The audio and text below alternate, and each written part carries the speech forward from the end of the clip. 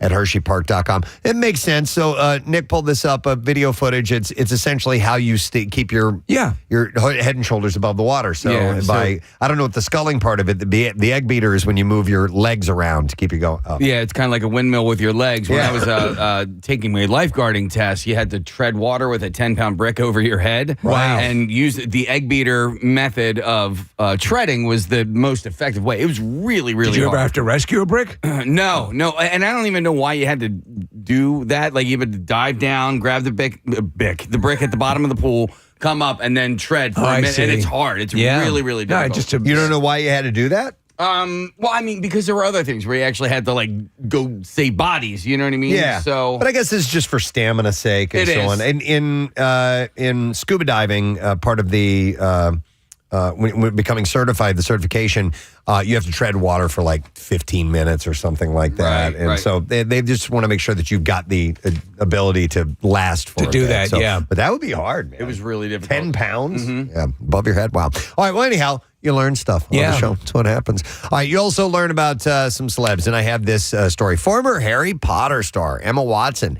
She's been banned from driving for 6 months after she was caught speeding. When I saw this story, it blew my mind because you're going to explain what the deal is. I'm like, wow, that's harsh. Yeah, so they've got some serious repercussions for traffic violations. The 35-year-old British actress and activist was clocked driving her Audi at 38 miles per hour in a 30-mile-per-hour zone. So she lost her ability to drive for 6 months over that. Not just that, though. So it was in Oxford, England on the evening of July 31st last year. She did not appear for the brief hearing in court on Wednesday, where she was fined $1,400 and disqualified from driving.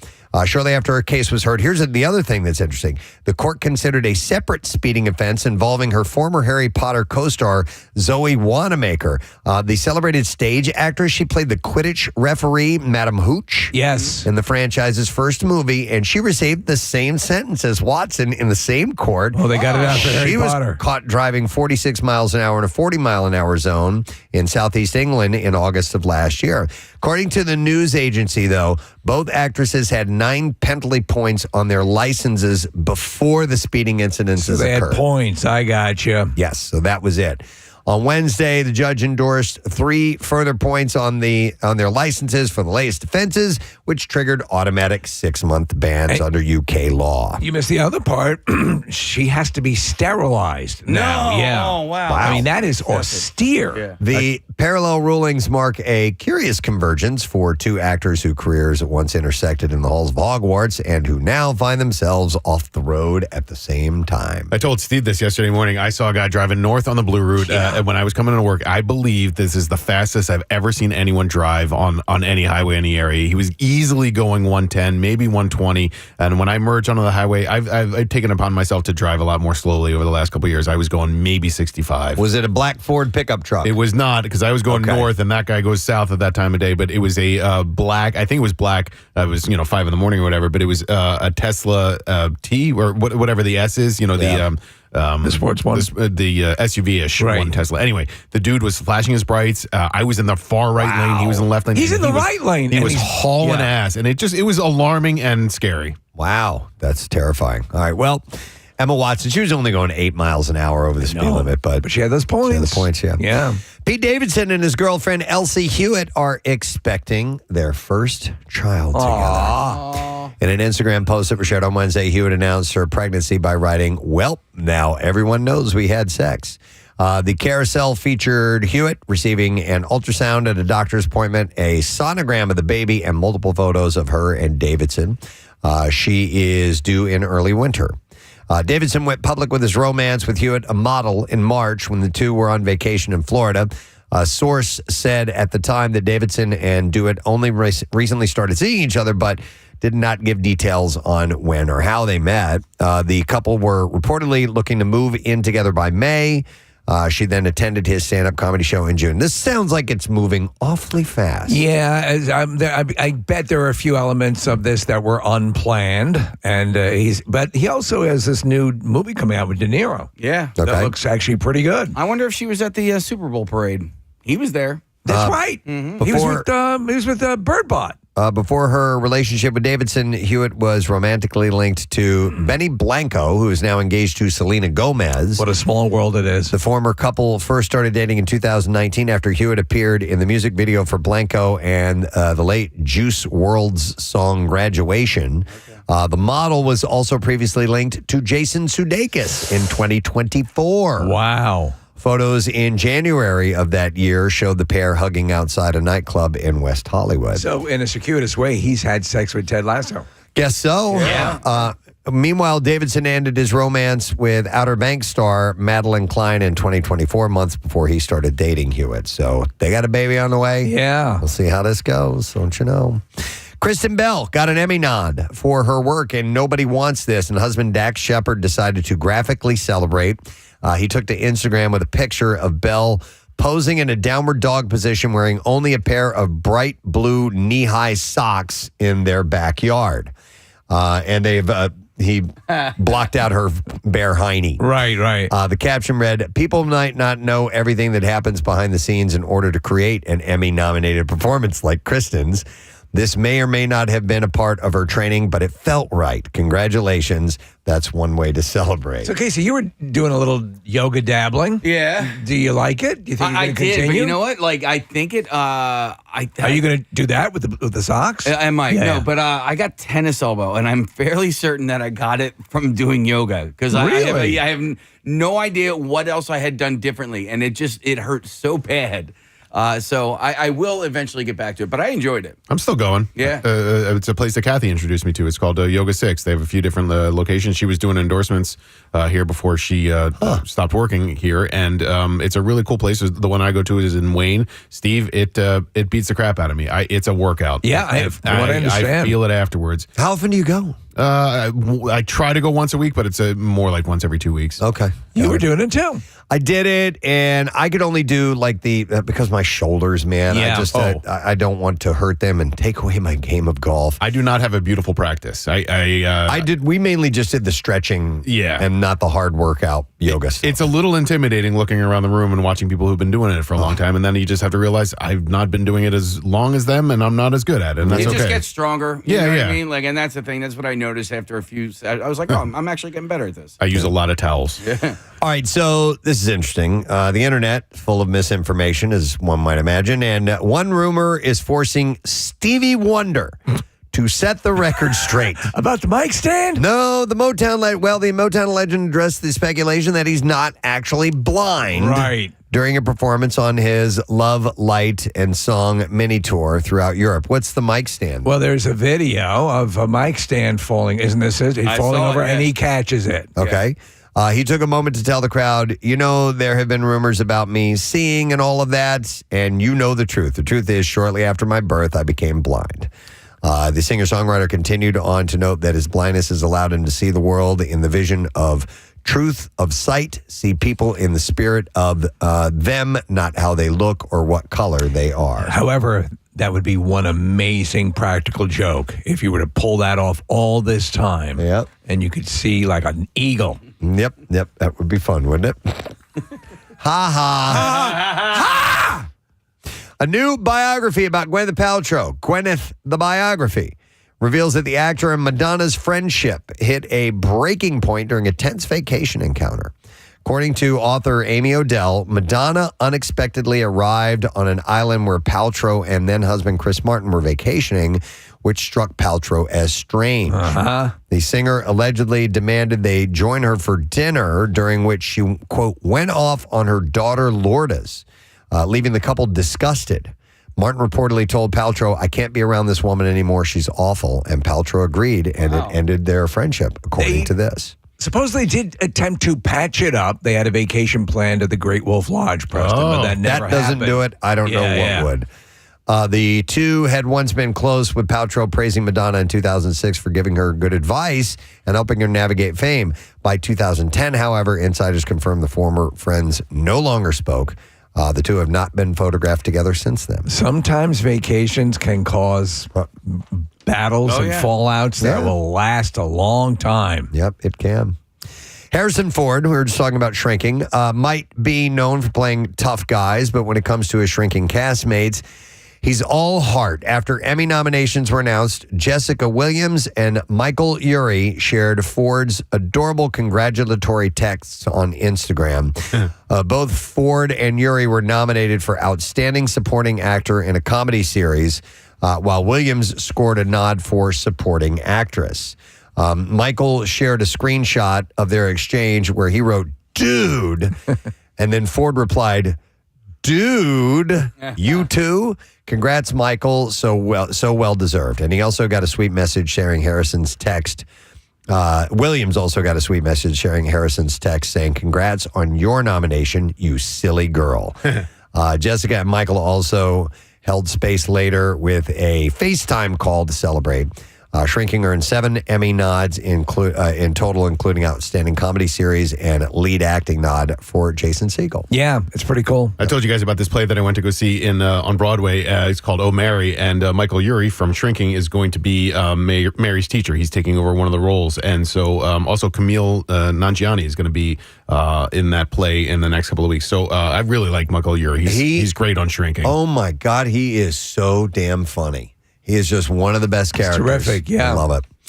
This is disturbing. This is our disturbing story of the day. All right. So brace yourself. But a suspect was taken into custody a day after an American Idol music supervisor and her husband were found shot to death in their Los Angeles home. Robin Kay and Thomas DeLuca, both 70 years old, were found about 2:30 p.m. Monday after officers were called to their Encino home for a welfare check and discovered blood at the front door. A suspect in the killings, Raymond Budarian, is in custody. So Kay was the music supervisor for American Idol. A spokesperson for the show said, "We're devastated to hear of Robin and her dear husband Tom's passing. Robin's been a cornerstone of the Idol family since 2009, was truly loved and respected by all who came in contact with her." So officers were called to the home on a report of a burglar, but officers saw no sign of any burglary. Investigators now believe the burglar entered the home on the date through an unlocked door, and the couple came home while the suspect was still there. And, he killed him. Killed him, yeah. So it was terrible news to hear about that. That is when people talk about, well, it's just a robbery. No, a home invasion can go south like that, like this just did. Yeah, if it's a robber and they're armed and they come in and nobody's there and they're surprised, they might freak out and do something horrible, and that's what happened here. The live-action Legend of Zelda movie from Nintendo and Sony has cast its Zelda and Link. In a post yesterday, Nintendo boss Shigeru Miyamoto shared that Bo Bragason will star as the titular character with Benjamin Evan Ainsworth playing Link. He attached photos of the pair seemingly in costume, and he then confirmed the film is set for release in theaters on May 7th of 2027. Look pretty good to me. Yeah, I hope they do this justice.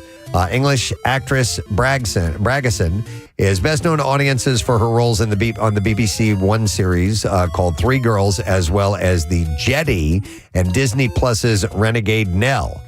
So there's a renegade Nell. Yeah. A renegade Nell, like a runaway. Yeah.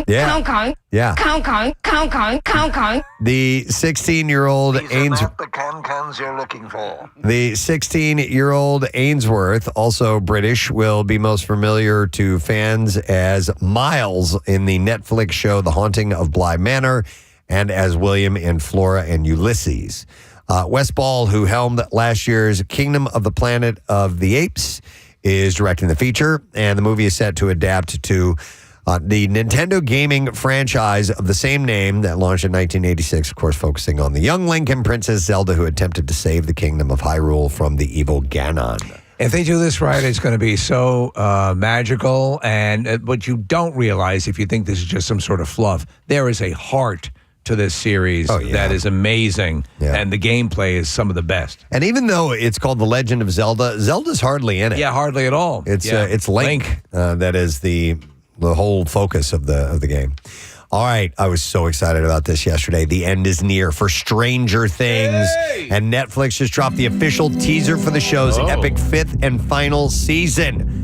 Picking up after Vecna leaves Max in a coma and the Upside Down starts spilling into Hawkins, things are darker and more intense than ever. According to the official synopsis, Hawkins is scarred by the opening of the rifts, and the crew is on a mission to find and kill Vecna. But with the town under military lockdown, forcing 11 back in hiding, it won't be easy. The season rolls out in 3 separate parts on November 26th, December 25th, and the finale on December 31st. So the trailer, as with the a lot of the seasons of Stranger Things, incredibly theatrical, incredibly cinematic looking, and I love that they do that. And they always sort of pick a genre or a style that they pay tribute to.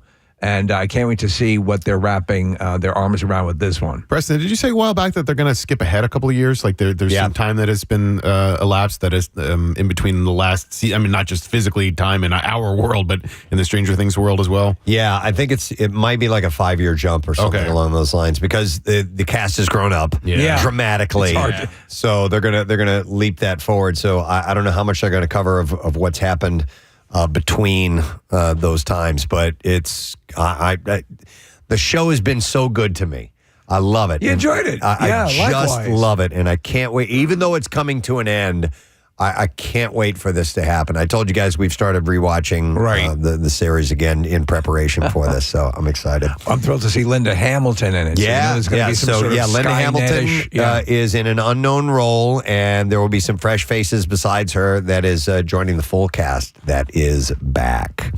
All right, we also had the first trailer for Necaxa, the Welcome to Wrexham adjacent series centering on Eva Longoria's purchase and handling of a Mexican football club. The series, produced by Wrexham stars Rob Mack, got to get used to saying that, and Ryan Reynolds, premieres on August 7th at 9 p.m. on FXX, with episodes available to stream the next day on Hulu. The trailer firmly establishes the connection between itself and Wrexham, as both Reynolds and Mack feature prominently alongside Longoria. The storyline for the series says once a powerhouse in Mexican football club, Necaxa has spent decades navigating instability, including relocations and near constant reinvention. However, a passionate core of diehard supporters continues to believe, clinging to the dream that their beloved Rayos will one day rise again. It looks pretty good. Yeah. I mean, they're building this.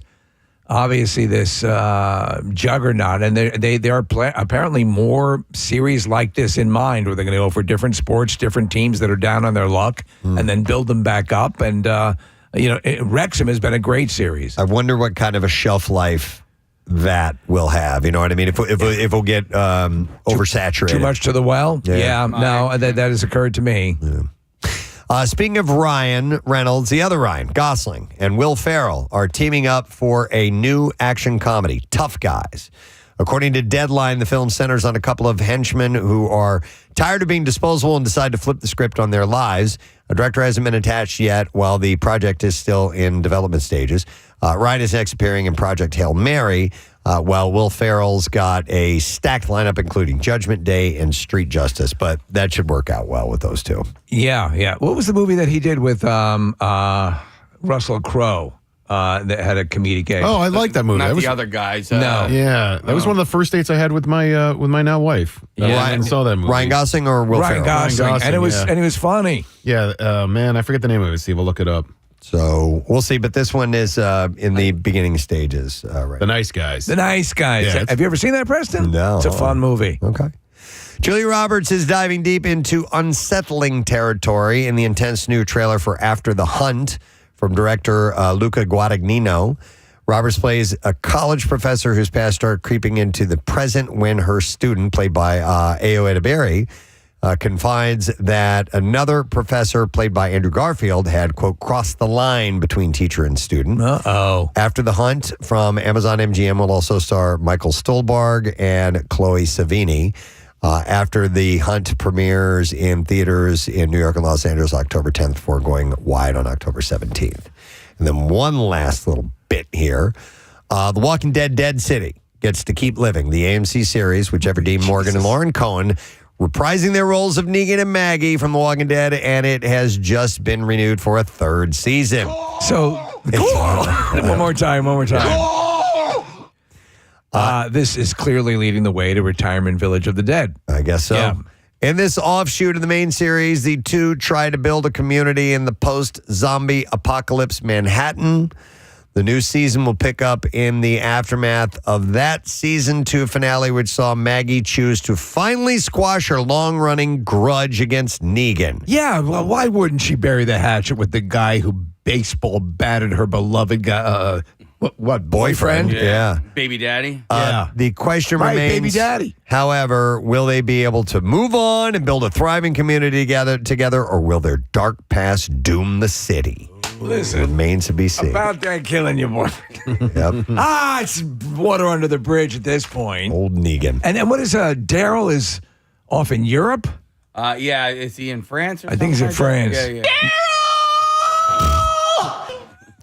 So you can now see yet the story continue. They're all over the globe. All right, we're ready for clips. I Know What You Did Last Summer is getting a remake with a fresh set of characters enlisting Julian Ray in order to survive from being killed by a suspicious stalker. And here, Madeline Klein shares what audiences can expect from her character, Danica. The thing about Danica is that she tamps everything down.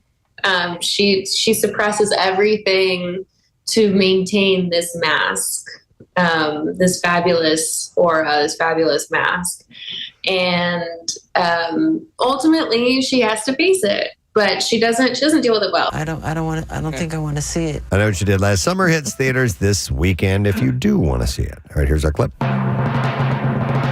So Joaquin Phoenix makes his return to the silver screen in Eddington, where a showdown takes place at a small western town that's living through the COVID-19 pandemic. And in this clip, he details what it was like collaborating with director Ari Aster again in this particular project. When he wanted me to be in another film, of course, I was like flattered. My first thought was like, okay, what if now that we're like kind of friends, he's going to go easy on me? And luckily that's not the case. It felt like there was a continuation of where we left off, but we were willing to kind of push each other even more, and that felt like really important. I don't think I want to see it. Eddington hits theaters this weekend. This looks really good. Does it? Yeah. Our friend Craig Lagans saw an advanced screen. You read that He text? disagrees, Nick. Oh, no kidding. Yeah. Oh, well, the trailer looks good. I haven't read any reviews.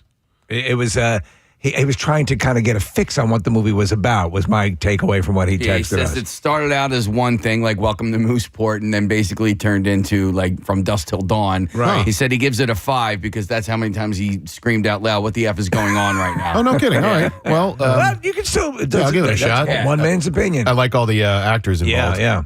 All right, well, that, friends, is your entertainment report for now. We're going to take a quick break, come back in a second. We've got a few guests that are on the program today. I'll give you the rundown in a little bit, and we'll bring you up to speed. Stay with us. We'll be back in a moment.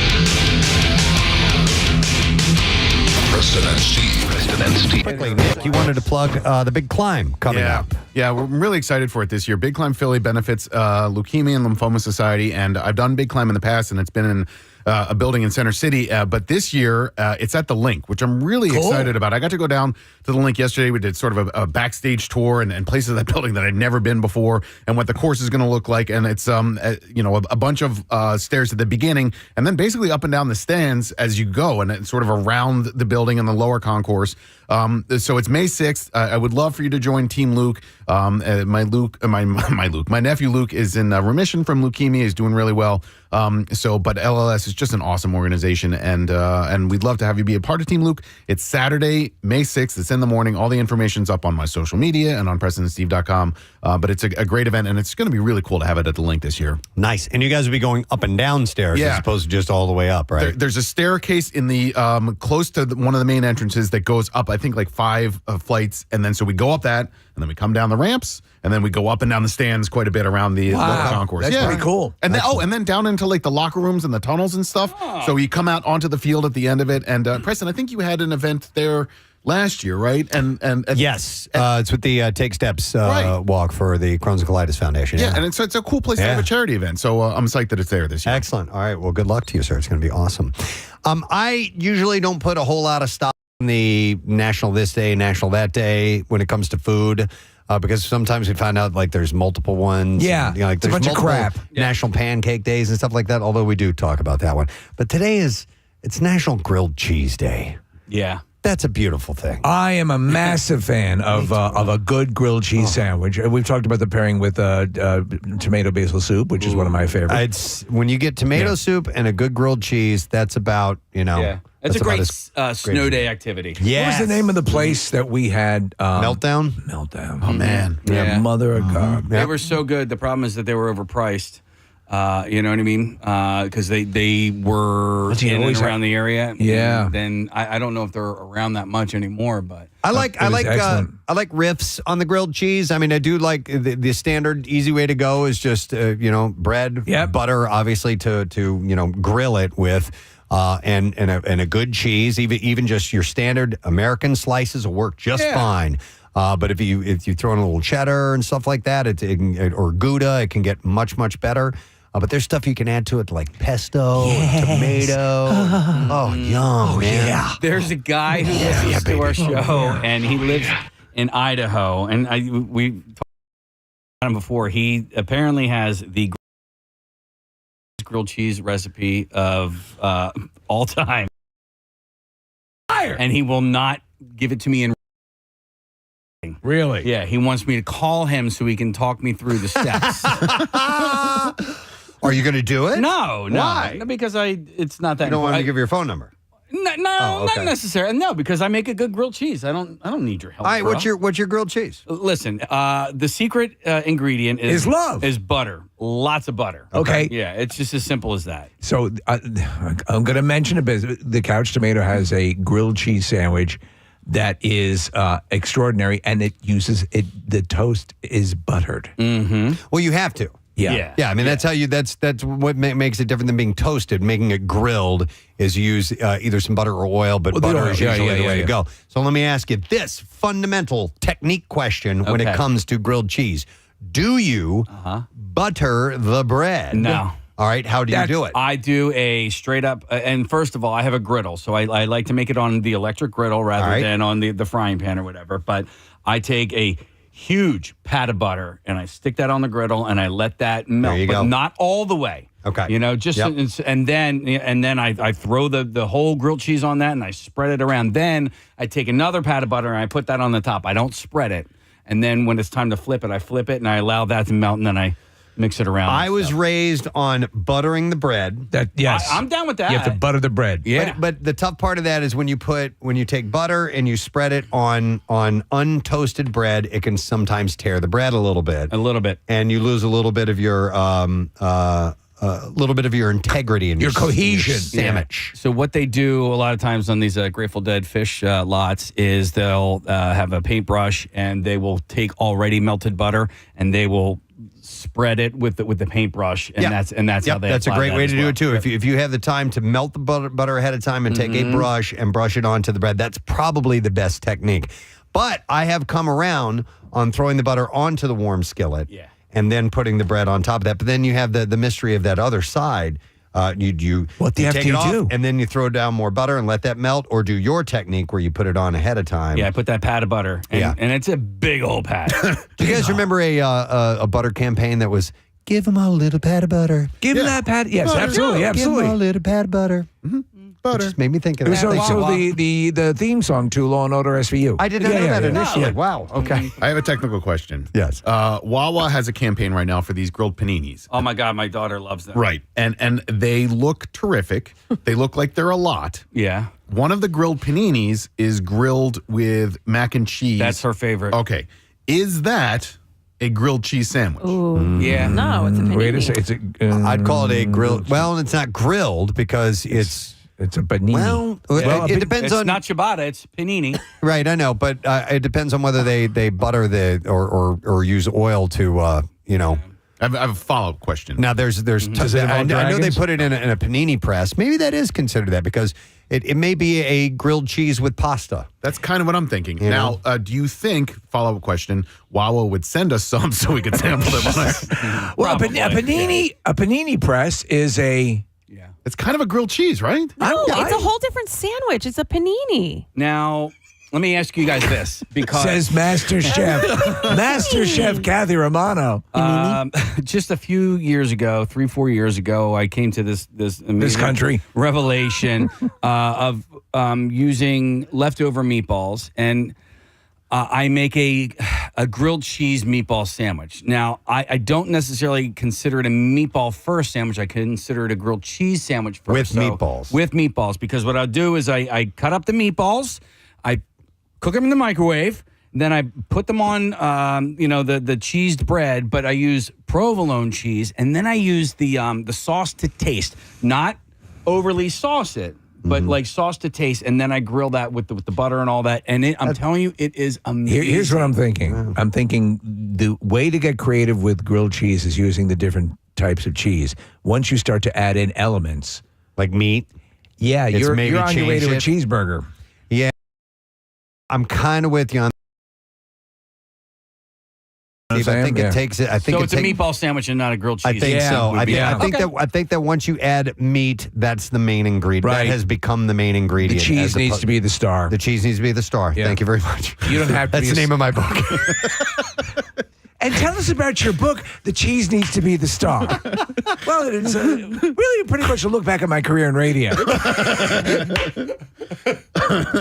Preston, have you seen the number of texts coming in saying that one should use mayo instead of butter? There's a guy on the line right now, or girl. Okay. Yeah, I've seen it. I have not dared to try rebuke you. No. I've not dared to try it, but that is a technique. So we have a few people. Let me go to Dave here. Hi, Dave. Good morning. Good morning. Hey, what's up, Dave? Not much. Yeah, mayo is it. It doesn't tear the bread like butter would, and it fries up crisp. Well, mayo is also, It's a wholly different flavor than butter, though. It would make. You know what I mean? I would have to try it, honestly. Yeah. I'll do it today. Yeah.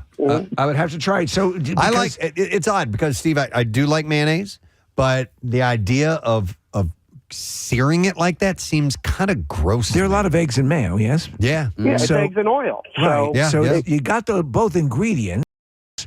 Yeah, you know what? But I would there's have no to eggs try and it. butter. Ooh. There's no eggs and And butter, you though. can't tune a fish. If you don't tune your butt. You know, I don't know. dated a girl for a hot minute who they made their French toast with Thanks, Dave. cheese. And so now I'm wondering if you were to make a grilled cheese and then kind of coat everything in the egg wash. Wait, the same way Well, you it's a would. Monte Cristo sandwich is made that way. All It's French toast, and then in between is cheese and turkey, and then apple slices. What would they do, Casey? She would make, and I never had it. We didn't date long enough for me to try her. Yeah. But they would do their Have you French tasted toast. my daughter's sandwich? They would do French toast with cheese. French toast with cheese. Yeah.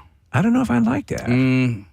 I don't. Well, not with syrup. I mean, but if it was a grilled cheese like French toast style, I'd do that. All right, hang on. I want to go to Jenna because she does the mayo technique as well. Hi, Jenna. Good morning. Good morning, guys. How are you doing? Wonderful. All right, Jenna, what is it that's so much better with mayonnaise instead of butter? It's just the flavor of it. I don't know. I grew up eating mayonnaise on every single sandwich, and my son likes just cheese sandwiches with mayonnaise, and it's easier just to throw it in the frying pan and say, hey, here's a grilled cheese, and he's not a big fan of butter, so that was the big difference there. Okay. But you can also use bacon grease. I don't know if Kathy remembers the Consciousnessner Cafe that was on Fan Street. I worked there all through college and everything, and we used to use bacon grease for our grilled cheeses, too. That's a great idea. We used to save our bacon grease when I was a kid growing up. And drink it in the morning. No, we would not drink it in the morning, but we could use it to as a base to cook things with, a la, shortening or It was a standard. lard we had, or whatever. We had those jars, mason jars. Of, yes. That's what we It was keep a it. standard. Or like an old Yeah. jelly jar or Yep. something like that. And my Yeah. mother used to hollow out a bagel and keep her birth control pills Oh in my it. God! Oh my God! That's Did so you ever unique. It's just a thing you used to do. Yeah. Okay. All right, thank you very much, Marissa. A little bit later on this morning, we're going to have on the show actors Ken Marino and David Wayne. They are part of a group called the Middle-Aged Dad Jam Band. They're performing Monday at the City Winery, and they do these great, awesome covers of songs. I check them out on Instagram. They've got like 150,000 followers or something like that. And It's just fun. They do fun songs, and they have celebrity friends that are guests and come perform with them. So we'll check in with those guys because they have the gig coming up. And then we're also going to have from UFC 318 in New Orleans, Paul Felder is joining us. Local guy, UFC fighter and now commentator, and he'll be actor checking in too. with us. He's on the series. Oh, that's right, on Hacks. He plays Caitlin Olsen's husband. Yeah. He also plays Paul Felder. In It's Always Sunny. It's Always Sunny. Yeah. Wow. So he will be checking in with us in the 9 o'clock hour. But for now, and we haven't done this in a few weeks, and I like to make sure that we get to this, but it's time for Survey Says. Yeah. Because surveys are important. Surveys, when you really comes down to it, you can't live without them. They help you know how to think. That's what they do. Well, they tell you what other people are thinking. Right. And then you can just copy them. All right. So this is, we actually touched on this briefly with, who are we talking to? Yesterday, actually, on Fox Good Day. This is a survey the survey of 5,000 adults. And it turns out that the average American experiences 252 good days a year. It's a survey about how many good days that you think you have a year. And it was evenly split across 50 states. So they split it up into which states feel certain ways. Does it sort of qualify what qualifies as a good day? I would assume that a good day is a day you feel good. Sometimes a day can be good, and it may not be a day that's good for you. Right. But, but I assume it's all, the main predicate is if you feel good. Yeah, Casey, it doesn't really quantify exactly how you define a good day. It's just an overall sense of feeling. Okay. About whether the day's good or not. All right, so let me pose this to you guys, because yesterday I was having kind of a rough day, and there's something happened in the middle of the day that you guys saw, and it was weighing on me, and randomly, and with zero connection to what had happened earlier in my day, two lifelong friends reached out to me. I don't know if they felt something or there was a sense in the universe or whatever, and my best friend just kind of randomly called me last night at like 9. And I hadn't talked to him in a while, and it made the end of my day fantastic. He was concerned about me, and he reached out, and it was wonderful to hear from him. What would you qualify that day as then? Well, that's what I was going to ask you guys. To me, it ended super strong. Okay. And it really, those guys checking in on me made the rest of the day tolerable, and so it ended up being a good day. Okay, so I was going to ask you, so we can't answer that for you. I mean, I can't.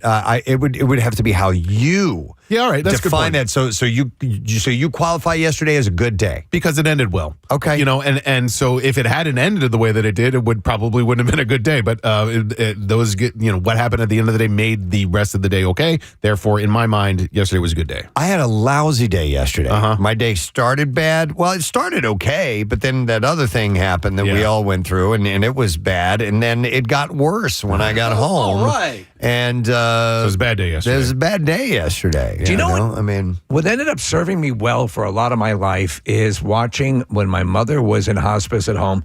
She had lung cancer and she had brain cancer. And when she was passing, her ability to compartmentalize and take, yes, I have this. Yes, I'm probably not long for the world. But right now, this cup of tea is great. Yeah. And it's a lesson that it's hard to master, but I'm pretty good at it now. So I can always find something for me to be optimistic about in a day. Well, that's an exercise that you can do. Is you run through your day and you find out at least one thing to be grateful for. I tried that last night. How did it work? Didn't work. It did not work. It did not work. And I'm not saying that technique is not a good thing. I think it's a great thing. Yeah. But I can't have the fact that I had a great cup of coffee yesterday as outweighing all the garbage that I went through. May I suggest another method? You ball it up and you push it down. Shove it down deep and bury it. No, Hard as listen. you can. You have to exercise your mindfulness, right? And it can be very, very difficult in the moment. But I mean, a lot of times, like therapists or whatever, they, for people who are going through it, they're like, at the end of the day, do a gratitude list. You know? And maybe that will help. That's what I'm talking about. Yeah, I don't. He tried always it. do that. It's not always going to work. No, but it's a good thing on balance case. Sure, I think it helps. Yeah, and then you can hit yourself back. So I had no resolution other than it was a bad day yesterday. Right, yeah. But then you can hit yourself back with, And that's okay. Yes. You know what I mean? And that is okay. It's part of living life. It's okay to not have a banger every day. Well, and I think that's really important, actually. Like anger, sadness, quote unquote negative emotions, they're also human emotions. And so if you're going to go through them, sometimes, and Steve, this sort of speaks to what you were talking about earlier, going through the negative stuff and embracing it and acknowledging it helps you appreciate the positive stuff a little bit more. That's where the healing power of pornography stands. I did knock one out before I went to bed. So there you go. You felt better, didn't you? So anyhow, the research finds that people can tell if they're going to have a good day or not by 8:30 a.m. on average. So this was something that I sort of disagree with, and that I think you're still in play until your eyes close in the evening, and even then you can if you have a good night's sleep. But I mean, yes, I know there's some people. In my younger years, I might let something that was bad run me the whole day, even though I was encountering good stuff. And I'm like, I could easily pick this moment to turn around and make it better. But I've always been inclined to be an optimist. So, but it's tough sometimes. Yeah, like I said yesterday when we were talking to Mike and Alex, whether or not it's I can't tell if it's going to be a good day or not by 8:30 a.m. The good day is an assessment at the end of the day for me. What if you wake How up was today? What if you wake up with a boner? I usually do. Yeah. Okay, so and a good day, right? Morning wood, yeah. Also, I don't know, like, for the optimists out there, like if somebody's wallowing in it, maybe just let them. You know what I mean? Yeah. Like, That's what I mean. You don't always have to try and Hey, sad clown. yeah. Turn that frown upside Let down. me just be a sad clown right now. Listen, one day you'll get out of that ditch in my basement. Thank you, Mr. Bill. All right, let's go to another survey. According to a new survey of 2,000 U.S. adults, the average Gen Zer and millennial feels overwhelmed 17 days a month. Here we are with bad days and good days again. I didn't mean to put these back to back. So this is according to the younger crew. Feel overwhelmed. Yeah, Gen Z and millennials feel overwhelmed 17 days out of the month, so more than half the month. What is causing all of this overwhelm? Yeah, well, what is? 88% say it's not work or finances. In fact, the biggest thing young Americans find overwhelming is actually their social life. I knew this was going to be the case. Mm-hmm. Yeah. 83% of that say digital life comes in a close second, followed by 81% saying their diet. What? How can you have 88% saying social life, 83% saying digital, and 81% saying that? Maybe this is just answer. first, second, third. You can only have 162% of anything, Preston. So social life, digital life, and then your diet. I wonder how much social life and digital life cross over, Yeah. What I was wondering how they separate the two. Yeah. In this day and age. I would think communication is done that way so often. I would think the meshing of both is probably a cause for a lot of this issue. The stress. Because of what you're. I've read more than one survey, which might be two, that says that people of this age group are not as inclined to be social the way we were, going out and in groups as much. You guys have various ages at home. Yeah. Would you subscribe to that notion, or is it? No, I think my kids are very social. Out and about? Casey's kids are social. Mine are not as social. Okay. All right. Yeah. I mean, they are, but they're not. They don't need to be going to the thing. Right. They don't need to be, a part of the event that's going on. Got you. I got shot down yesterday in favor of my son's friends, and I was hurt. It hurts. Really? Yeah. I'm lucky. He's lucky. He's got a really good group. Did you offer a cash incentive? Well, yes, in a way, I offered to pay for the Superman tickets. And he wanted to offer Superman. He wanted to go with his friends instead. I was like, Nick, I like the movies. I'm curious where if you'll be like me eventually, because sometimes like wanting to hang out with your kid and approaching them is like asking someone on a first date. Dude. Because you're like, would you like to go? I was just wondering if, There were caveats at the end of the mask. Like, if you want to, like, if you're up for it, like, it's if it's okay cool with if you you. don't, but yeah. Right. Like, if you have time, man, I don't know, like, if you want to do that with me or not, but I'd like to go with you. If you want to go with me. Yeah. And you got to think about it ahead of time. All right, how am I going to pitch this? Yeah, when am I going to pitch it? How? Right. And I still got shut down. Yep. Damn it. Who wants to relive that stress? See, with my son, if I want to do something with him, it's got to be whatever he wants to do. Yeah. It's not Talk to my people. Yeah. I mean, listen, if he comes into the back room where I'm watching TV, right, where I've already established I'm in the middle of watching this show or this movie, he's like, hey, can we watch Breaking Bad? I'm like, I just want to hang out with you. Here's the remote. We'll watch whatever you want. Oh, wow. That's pretty good. I'd be pissed off. No, I'm going to finish this. I know the kid. You have to? If you really want to do something else, and they want, if they come to you and approach you and say, hey, I'd like to do this, you're like, yes. Yeah. They're going to win. Oh, yeah. Wow. I didn't realize that dynamic. Comes down to the fact that I just want to hang out with you. So maybe I wouldn't be a good parent. Yeah.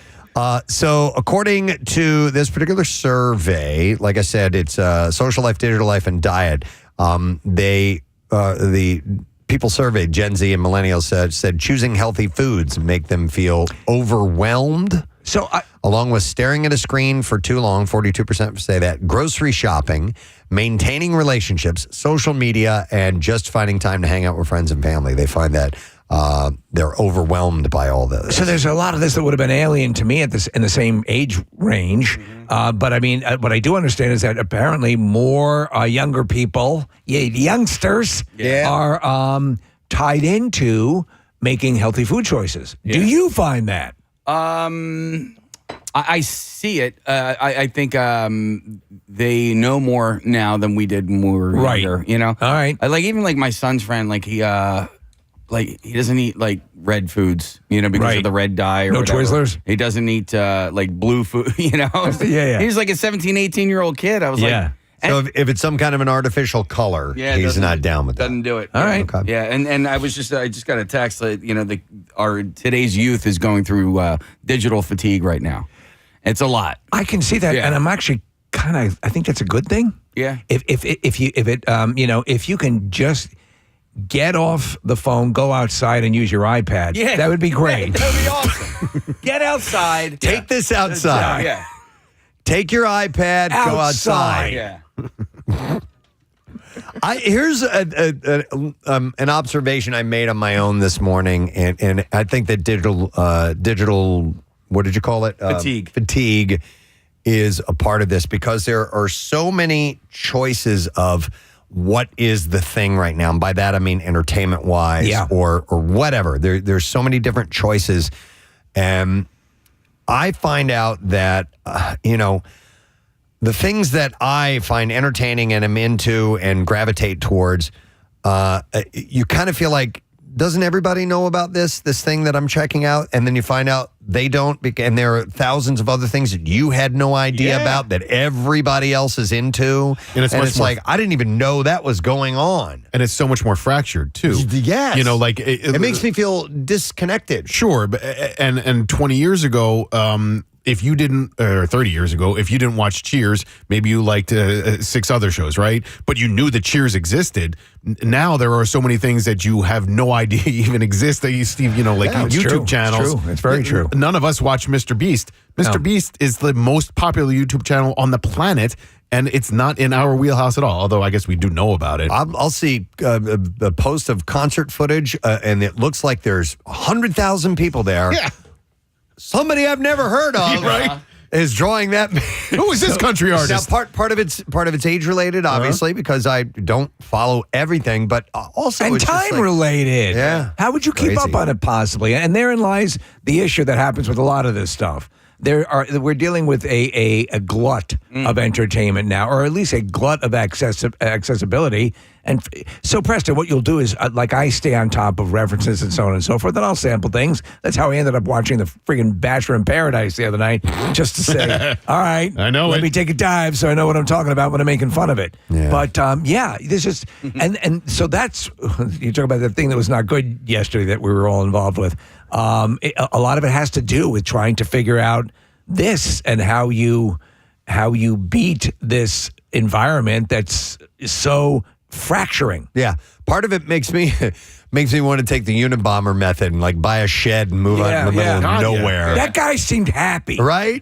I told you, I saw that job offer in St. John the other day in the U.S. Virgin Islands. And Steve, like the job is manual labor. It's cleaning toilets. It's clearing brush and stuff. And I shared the story on Instagram. And for a moment, I'm like, I could do that. I could go live in a cabin in St. John for however long and get paid that way. Yeah, like in paradise? Uh-huh. Yeah. I don't know. And then you'll find that they have a particular type of spider on that island. Right, yeah. Where did I move here? All right, I'm moving on to another survey. We've delved deep on that one.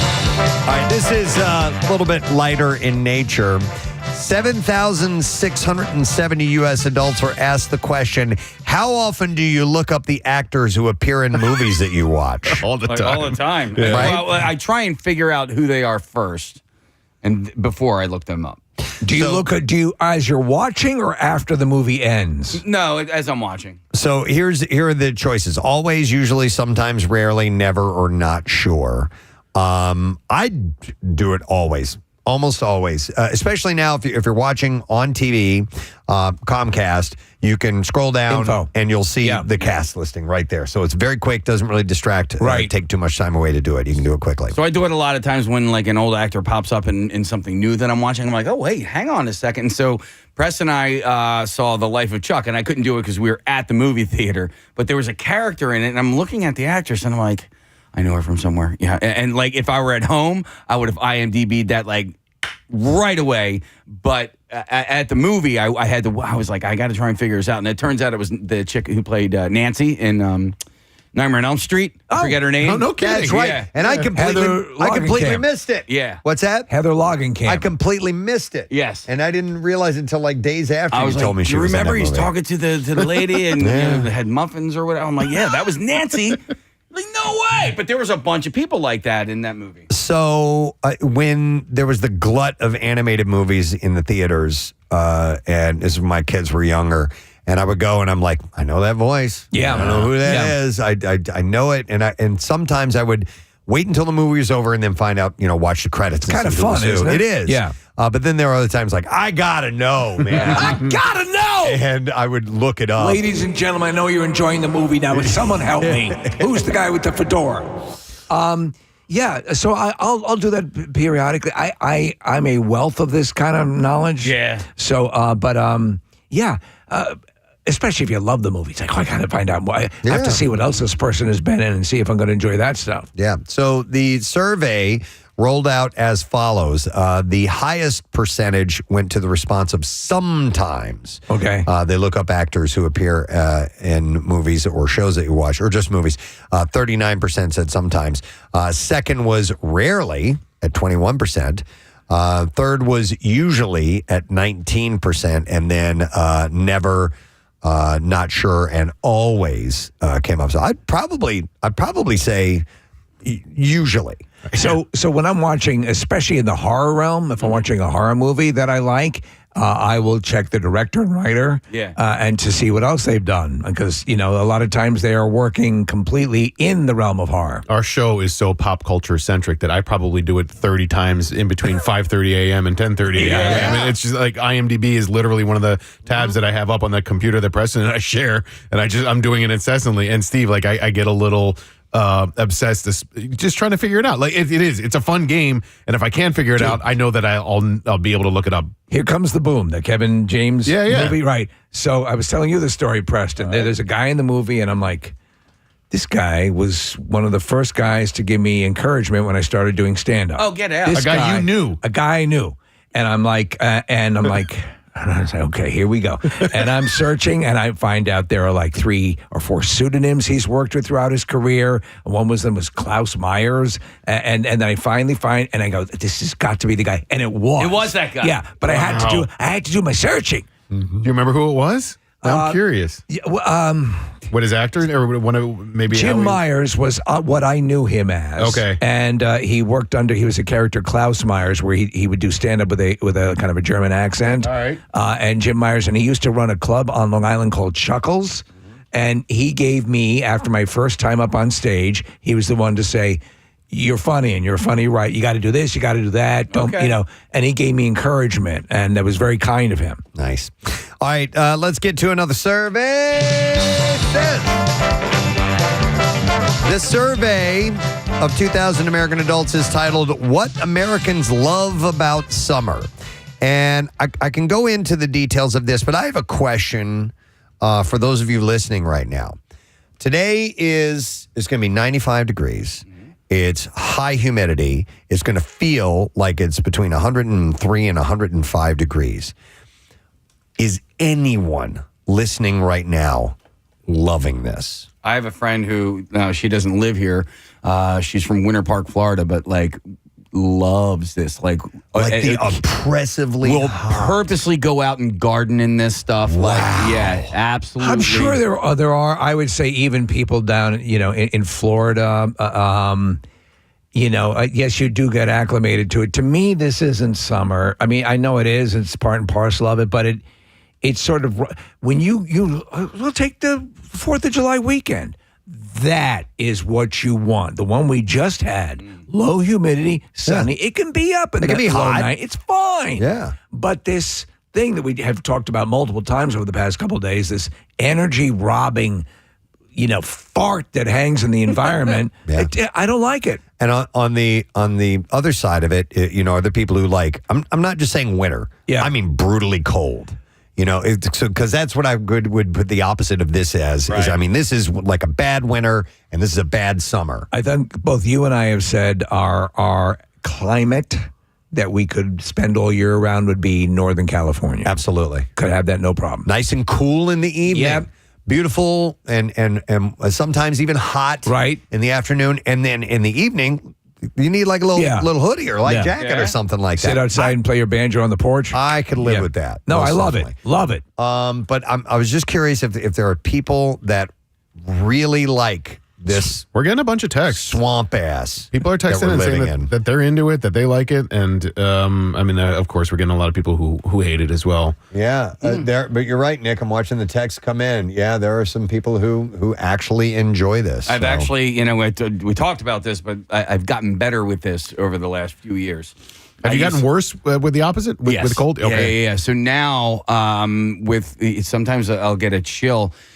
And I get these shivers that I feel like I'm going to die. I'm like, oh, it's like a deep, intense shiver. Yeah. That's scary. It is. You lost your blubber. I did. Yeah. I think that's what it boils down to. That may actually be a little part of it. My winter chops are good. Yeah. I'm good in the You're a winter shorts guy. I can do winter shorts. Yeah. And I'm good in it. I could be out today doing stuff and work outside, do it. I get it. There is a point, though, where you've taken a shower, you've put on fresh clothes, you go outside, and you are a slimy mess instantly. It's like, yeah, but listen, I'm going to mow the lawn today. And you're expecting. And I'm expected to sweat. And so that's another thing. Like if I'm going into something knowing full well that I am going to be a sweaty mess at the end of it, I'm fine with That's it. funny, Case, because I look at I'll watch the weather app and I'm like, all right, okay, Saturday. I can mow the lawn on Saturday because it's literally like 3 degrees cooler or whatever. Yep. But I'll plan my mowing schedule around a slight adjustment, a slight dip in the temperature. But it's gotten so bad, weather-wise, you guys know, golf is my thing. It's what I love to do. You're not playing. I'm not going to, I could play today. I've got the time, but it's, Mine comes from FOMO. I love summer so much and don't like the cold so much that I don't want to miss any time that I can spend outside. Okay. So you'll deal with it. Deal with it. I'll sit outside in this. I'll have dinner outside in this. Reminding yourself that these days are fleeting. Yes. And that I should take advantage of it. I am not tan enough right now because all of our summer weekends were so rainy that I didn't get to lay out. Right. We're missing out. It's mid-July, guys. Yeah. This has been a crappy summer. Yeah, it's been a bad one. All right. Well, back to this survey about summer, what Americans love about summer. 36% say summer is their favorite time of year, which is lower than I thought it would be. When it comes to the most iconic summer feelings, apparently smelling a grill tops the list. I love that and the bugs. 87% said they love that. 68% said the fact that it's a good time of year to be near water. Yes. I agree with love that. But I'm also a winter beach guy, a lake or anything. I love it in the winter as well. It's nice, but I find it better when the weather is warmer and you can, actually get a little bit closer to the water, maybe get in the water, Just to even have that option. Yeah. I write my best quatrains in the winter by the water. Cooking outside is another top joy of the season for 80%. And people have been looking forward to the best parts of summer for 4 months on average leading up to the summer. 67% say spending as much time as possible outside and hosting backyard parties and cookouts are the activities they have been anticipating most. I do that as well. Yeah, summer's probably my favorite, followed by fall. And what I love about the end of summer is that it's beginning of football season. And then also with that, there are certain smells that come at the end of the summer and the beginning of the fall that just bring me back to when I played Little League football. I love autumn and I love spring. Yeah. We rarely get a legit spring these days, but listen, summer's great. When it's a rockin' summer, we've had them. It's just also what I'm saying is we've had a lot of rain. Yeah, that kills stuff. Well, I'm glad about that only because of the reservoir guys. Yeah, Case was getting worried. Very concerned. Doesn't have to go to water war. So the most iconic summer sensations, according to this, are number 1, the smell of a grill. Number 2, spending time at the beach or lake. Number 3, swimming in a pool. Number 4, driving with the windows open or the top down on a car.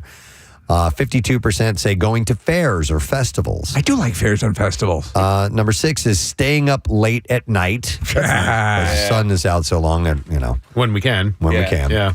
Number 7 is the smell of sunscreen.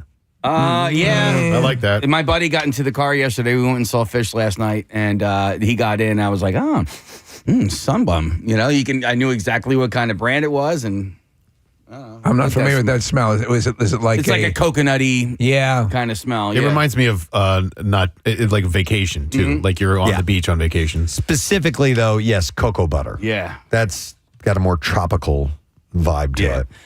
You know what I used to love to do as a kid, and I don't do it as an adult, but just lay in the grass and look at the sky. Oh, you know what I mean? Like you could I do it in the winter. Feel the everything's spinning and look at the clouds. Yeah, look at the clouds. No, I haven't done that in a long time. Right? Yeah. My fondest memories was when there was a massive traffic jam on the Blue Route, and I got out and laid on the street. Oh. Kathy Romano was with me on that trip. Yeah. All right, we'll do one more survey and we'll move on. Let me see here. How about this is an interesting survey. How many hours Americans use their phones on the toilet every year? I bet you that's increasing. So according to the research from QS Supplies, Americans spend an average 49 hours a year using their phone from the toilet. And that adds up to more than 2 full days of scrolling from the lavatory. For some reason, I thought it might have been more. The bathrooms. How many days? It is 49 hours a year, so over 2 days a year. Okay. The bathroom supplies company polled 500 adults about their bathroom phone habits and found more than we ever wanted to know. So what exactly are people doing on their phones all the time? 66% are scrolling social media. That's the biggest one. 40% are watching videos. 37% said they're responding to texts and DMs. 36% say they're reading the news. 36% are sending emails. 29% play games. 14% are shopping online. 9% are wrapping up work-related tasks. And 8% are talking on the phone while they're on the toilet. Did you see that there's an occasional, I'm trying to access it, but it is a breakdown of what your digital footprint looks like. So what are you, for me, like whether you're visiting productivity sites, entertainment sites, it breaks down what you're visiting on a bar graph. By the way, we have a text that says, I'm on the toilet using my phone right now. There you go. So you're texting. They would fall under that text. Yeah. So your breakdown, what did it find out? Productivity is leading so far today. So what would productivity mean? If I went to like a my apps, I didn't do any like searching. I wasn't using Safari or. What about like Google. email? Is that like something productive? That would be for productivity. Okay. Yeah. Okay. So even more shocking, though, 2% of people admit to answering video calls while they're on the toilet. How many? Only to be funny. Are you the kind of person who will demur from taking a call while you're taking a dump? Yeah. Yeah? Yeah, for sure. What about you? I love it. I just love it. Yeah. It's alone time. It's the only time I make phone calls is when I feel an extra connection to the person I'm talking to because they're sharing that with me. Yeah.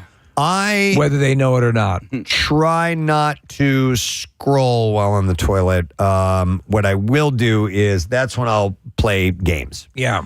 Meaning, so we do the New York Times games, Casey and I do. Connections. That's when I just spend that time. What was Paul Rudd's game that he would play on the toilet? Scrabble. Scrabble. Yeah. This is Scrabble 40. game, and this is 40. One generation seems to be the worst when it comes to this less than hygienic habit. And as you may have guessed, it's Gen Z. They appear to be the most time on the phone, on their toilet, an average of 54 hours a year. By the way, if you stay on the toilet an excessive amount while you're doing that, it's my understanding you can promote hemorrhoids. Correct. Oh, yeah. That is correct, yes. Over 61% of respondents admit to staying on the phone on the toilet longer just to finish something on their phone. And nearly half admit to locking themselves in the bathroom just to get a break from others. I've done that. Yeah. I've absolutely done that. My mom used to sit here for a while. My mom used to work with this guy. He would take his lunch break, which obviously you're allowed to do. Right. And the lunch breaks were like an hour. He would come back from his lunch break and then go sit in the bathroom for an hour. This guy every single day would go hide in the bathroom after getting back. Would he tape Bible pages up on the stall wall? Yeah, I don't really know what he was doing in there. Soon it's happening. I'm actually going to do one more survey. Because we've got our interview isn't until a little bit later in the 8 o'clock hour. So let me see. Which one do I want to mention here? I don't want to do that one. That's what couples fight about. I don't want to. Oh, that's a downer. But I am kind of interested now. No, but I think you'll find this even more interesting. This is a survey from Trusted House Sitter. They surveyed 5,000 pet parents across the country. And they reveal that 56% report they travel less since they got pets. Yeah. I know that's an issue. Yeah, this was, I'm not sure if these are people who don't have kids but have pets. That might be the case. But yeah, absolutely. You have to, when you get a pet, and it's a wonderful part of your life and they're a member of the family, but you must consider the fact that taking time away from home can be affected by that. Yeah, absolutely. Especially a dog. But I mean, and I don't board. We've never boarded a pet, so they're always at home with somebody sitting. And we have my brother-in-law will. My wife travels far more than I do, simply because of work. So, and I'm the one who's sitting with the house. Right. But we have a phenomenal pet sitter who's also our groomer named Marissa Knoll. I have the contact information if you want, and she is incredibly reliable. For specific cases, she'll do some pet sitting. But you have to have somebody you trust. It's part of the deal. You're giving access to your house. It's a critical thing. When you go away. We board ours. You board yours, yeah. Yep. Yeah. Absolutely. When we went to Italy, we had to board Reggie, and I hated it. Well, first of all, I had to separate the dogs because one dog had to stay with my mommy, and then so we had to board, and I felt terrible. Yeah, but you know what? Yeah. It might be like camp to him. It might be. There are some places that are run so well, and it's just a personal preference. And There's lots of good places that'll provide great boarding services. Yeah. For us, we'd rather have them at home. Yeah, and also the dogs love each other, and when they're separated, they get sad. Aww. Yeah, I know. Have you guys ever heard of these dog walking apps?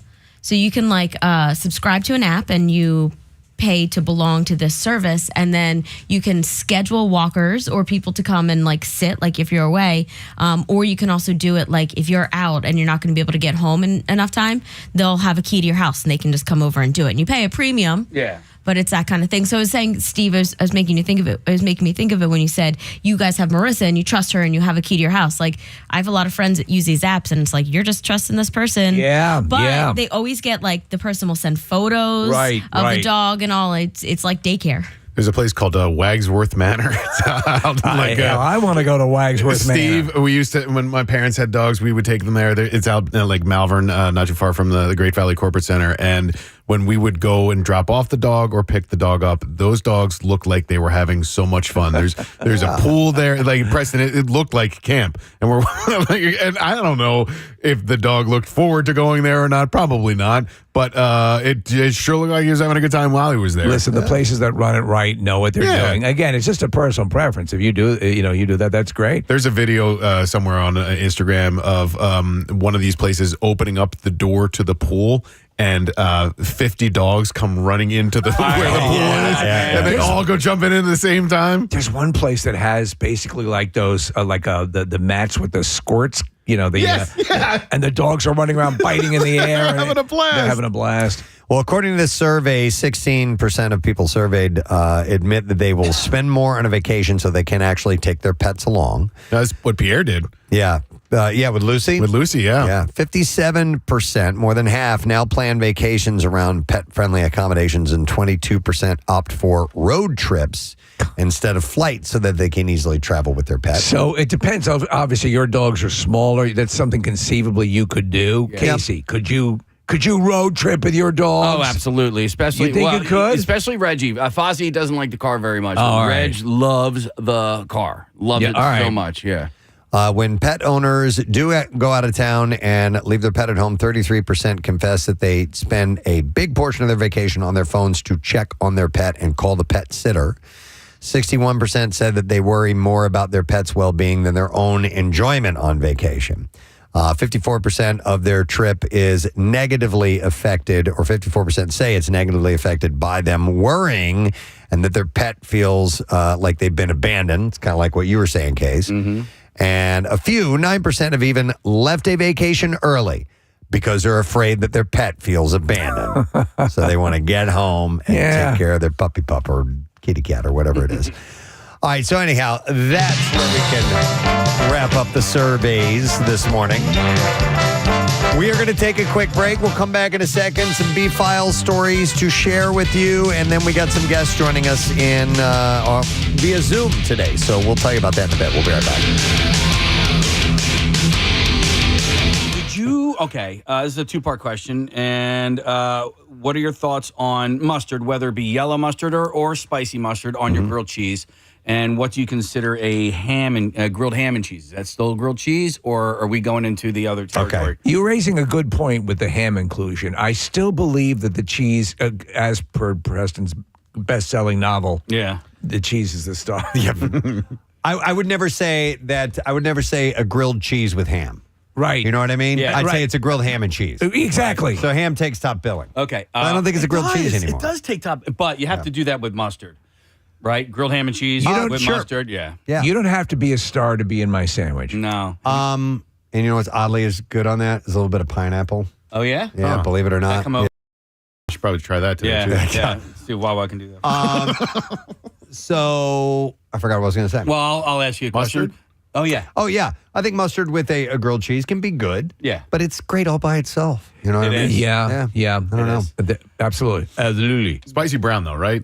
I could do either, but I prefer spicy brown. Especially if ham is involved. I'm going with Casey's take on that. Yeah. What are your thoughts on, I'm sorry to do this, grilled peanut butter and jelly? No. Because I know we're talking about grilled cheese. That's like a hot pocket. And I would say unequivocally, back to hell, demon. Go suck it. Yeah. No. Really? No, the idea of that. No, that's not a grilled cheese at all. It's not. There's no cheese. It's not certainly. You know what? It's not. It's not a full traditional turkey dinner. I find it disrespectful that on National Grilled Cheese Day that you would even raise that question. I'm begging for your forgiveness. Why don't you go into a synagogue and say, "What if Jesus was the son?"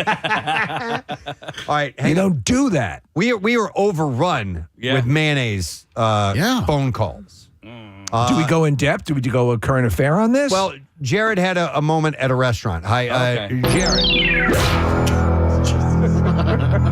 Hi, Jared. You're on the air. Good morning.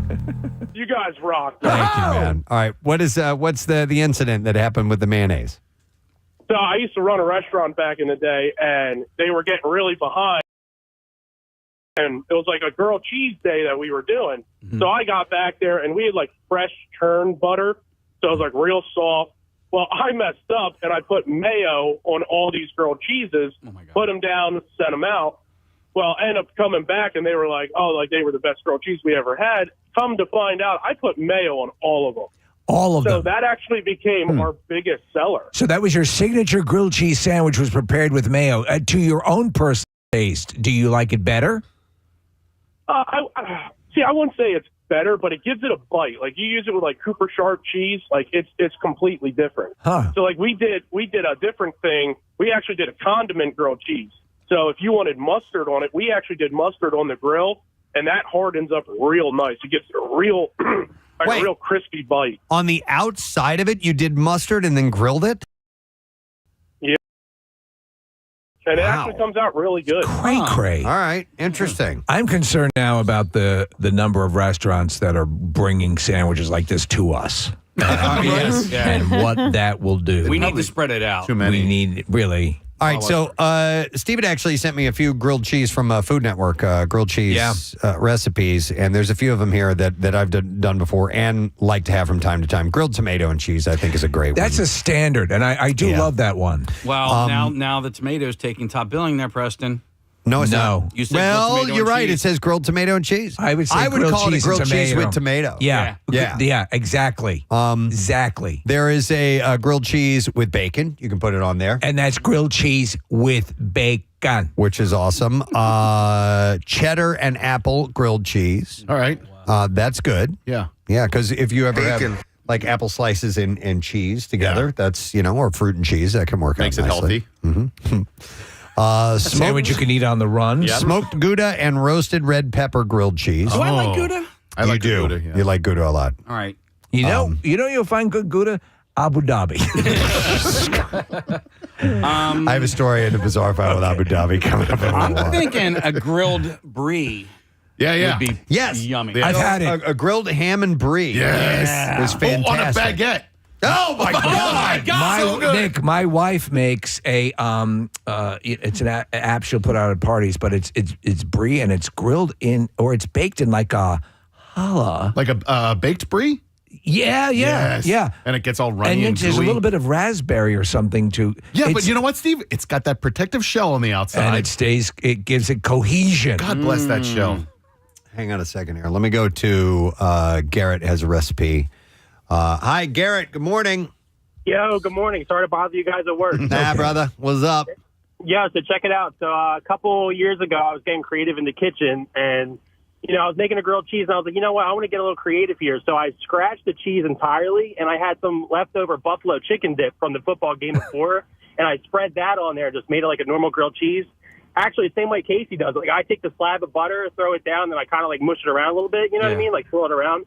But, dude, I'm telling you, that is a banging sandwich. So I love buffalo. I guess buffalo chicken dip has cream cheese in it, so that's technically in the cheese family. Well, we throw some cheddar cheese in our buffalo chicken dip, too, so kind of we get in there. Speaking as someone who has interesting. Thank now you, about 160 packets of Star-Kissed buffalo, I love that. Buffalo tuna? The buffalo tuna is great. The buffalo dip in buffalo dip. Every application, that buffalo flavor, whatever it is. You said it has cream cheese in it. I didn't know that. The dips usually do. Yeah. Delicious. I will say that Panera, they sometimes can hit or miss on some of their things, but consistently their tomato soup and their grilled cheese is good. So I agree. What's the new What's the new sandwich that they're to Panera? They mention a type of pepper. It's like a Freshy pepper. It's you know what I'm talking about. Have you seen the thing? Is it like it's like a new like a Mediterranean? You know what, Steve? They should probably send us samples. I'm intrigued. Yes, it's a thing that they're pushing. Wouldn't And be it's a got pepper, would it? no. Okay. I don't know. It is a red pepper. That apparently has this incredibly exotic, wonderful taste. Okay, wait, like a vegetable or like the crushed red pepper? A vegetable. No, like a vegetable pepper. Side note, stuffed peppers. Fantastic. Oh, yeah. Big fan. Yeah, Like, you well, put we should sausage have in a there? restaurant and call it Sergeant Pepper. Well, listen, it's sort of a fact that you bring it up on Grilled Cheese Day. I'm sorry. Yeah. You're right. I mean, I said side note. Stay in your lane, buddy. All right, roasted poblano and mushroom grilled cheese. No poblano. I like a poblano. I do like poblano. I like it the poblano. I like saying poblano. Fun syllables. I come from the what village of poblano. Do you know what a smoked poblano is? An ancho chili. Oh. If you ever see ancho chili. I don't know. Ancho cheese. Like that. Yeah. I believe so. And ancho cheese. Wait, so it's the same thing? It's the same thing, but it's smoked. It's prepared differently, if I remember correctly. Okay. Here, this one sounds interesting. Grilled cheese with everything bagel seasoning. Oh, yeah. Yeah. Wait, in or on? Don't know. I would have to click on the recipe, and it would take me off of this. Right. This is just the names of them. I think at Trader Joe's you can get the seasoning that's just called everything but the bagel. Yep. And it's terrific. Yeah. Yes, I agree. But one of the best, so there was maybe you've had it as well, Nick, over at Harvest. They would do like a cedar plank salmon, but it would be crusted with the everything bagel crust. I love a crust. Oh, yeah. Grilled cheese. Look at me bringing that up on Grilled Cheese Day. Yeah. Spicy grilled cheese. Okay. So you can use, like a jalapeno or pepper cheddar, jack or something. Pepper jack, yeah. No, but I'll do like a diced jalapeno. Okay. We actually, oh, God, never mind. Sorry. I was doing the Casey thing, and I'm doing it now. You were going to go somewhere else? Yeah. Okay. My refrigerator's Well, blue. now I'm intrigued. Okay. Well, good. Because this is, my wife made hash brown casserole last night for dinner. This is a recipe that we shared with Casey's family. And And it's loving it. amazing. And I was really digging it. And I thought, ooh, you know what would be really great in this? Diced jalapenos. Oh, yeah. Yeah. Did you? I agree. I did not, but I put some hot sauce in it. Is there cheese in there? Banditos. What's that? Is there cheese in that? Oh, yeah, All right, cheese so like and... it's a conversation by default. Here's another recipe. Brussels sprouts and bacon grilled cheese. Maybe. I don't know. You know what I do love though? I like Brussels sprouts. I love baked Brussels sprouts. And bacon or pancetta with Brussels sprouts is usually quite lovely. Oh, yeah, absolutely. And all of you will be farting in about a half hour. Hang on. Let me go to, let's see, where was it? Yeah, let me go to Doug because he's got a technique. It's National Grilled Cheese Day, by the way. We usually don't talk about the national food days, but I mean, it's grilled cheese. Hey, Doug, you're on the air. Good morning. Morning. What's up, bud? All right, so I started making this when I was working at a fresh restaurant. Because I couldn't get to the burner. So was it a fresh restaurant or a French restaurant? French restaurant. Okay, yeah, that's hard to say. The fresh restaurant of Bel Air. All right. But so I couldn't get to the cooktops, and I was in charge of the broiler. So you butter the bread. You stick it in, butter side up, and you grill it till it's golden brown. Okay. And you flip it over, you put your cheese on, and you heat it until it's bubbling and starting to turn brown. Okay. So he's saying that makes sense. Yeah. Okay. You know, then you put it together. But lately I've been, so as that's working in the oven, I'll cook a couple of slices of pancetta, and if I use Swiss extra sharp cheese, you put them together, so you have the sharpness of the cheese, and then you have the saltiness of the pancetta. It's awesome. I hate Swiss cheese so much. Okay. I hate it with a white hot passion. It's a nice crispy, you know. Your traffic on 93.3 WMMR. All right, let's get to this bizarre file thing. WMMR presents Preston and Steve's Bizarre File. Brought to you by Casey's team, the WMMR Rock and Rollers, and you can donate for the Bend to the Shore bike tour. It's coming up this Sunday, July 20th, benefiting the Families Behind the Badge Children's Foundation, and you can visit PrestonandSteve.com right now for more information. A 43-year-old woman in Pennsylvania says she suddenly began growing large breasts. Yes! After she had her baby despite not using hormones, and her chest size grew from a 34B to a 34 double D, causing back pain, tight neck muscles, shoulder strain, and frequent headaches, and eventually forced her to use a wheelchair. Well, that is not good. So, how often do these increases occur? I mean, I know you're naturally going to prepare for breastfeeding. The human body will do that, and that's what women experience. And then things revert back to what they were before. This is a rare condition. It's a rare condition, correct? A specialist diagnosed her with gigantomastia, where breasts grow painfully large, sometimes due to hormone shifts or unknown reasons. Well, if you need a wheelchair, it's gotten out of hand. So the growth happened so fast, she described it like watching mushrooms pop up overnight.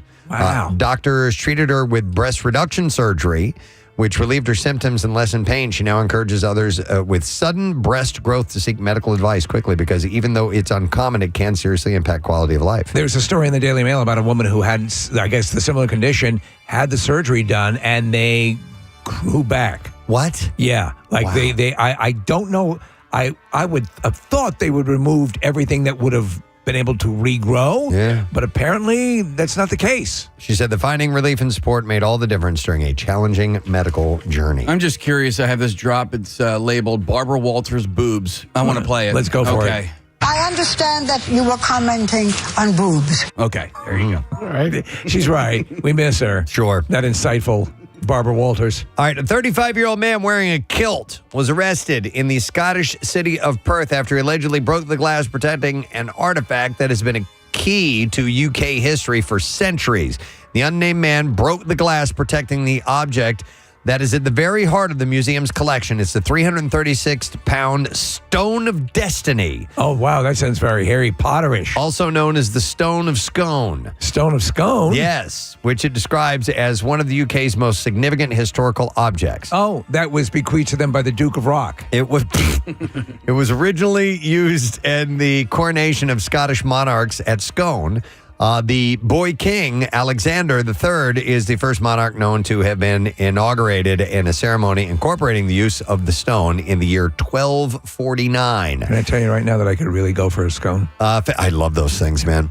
50 years later, King Edward I of England made off with the stone as a war loot after the Wars of Independence, transporting it to Westminster Abbey in London, where it stood as a symbol to the right of the throne. And I'm taking the stone. Of his right to the throne. After 7 centuries, the artifact went to the Perth Museum shortly before it opened. Most recently, it played a role in the inauguration of King Charles III in 2023. It's still used to this day for the inaugurations. I don't know where to put the goddamn stone. In 1996, the Queen agreed that it should return to Scotland, and for a time, it was on view at Edinburgh Castle. We would like our stone back.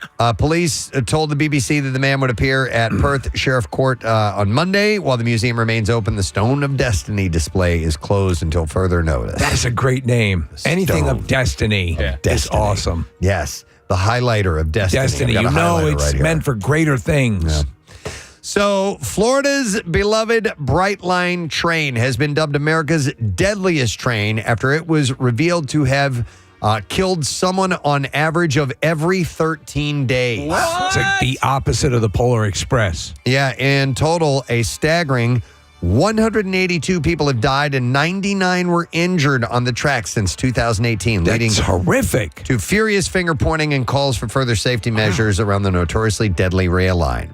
Another 101 collisions into vehicles mercifully ended without casualties. So let me say it again, 182 people died, 99 injured, and 101 cars have been hit by this train. Do they do that hot chocolate thing when they're in motion? Maybe that's distracting them.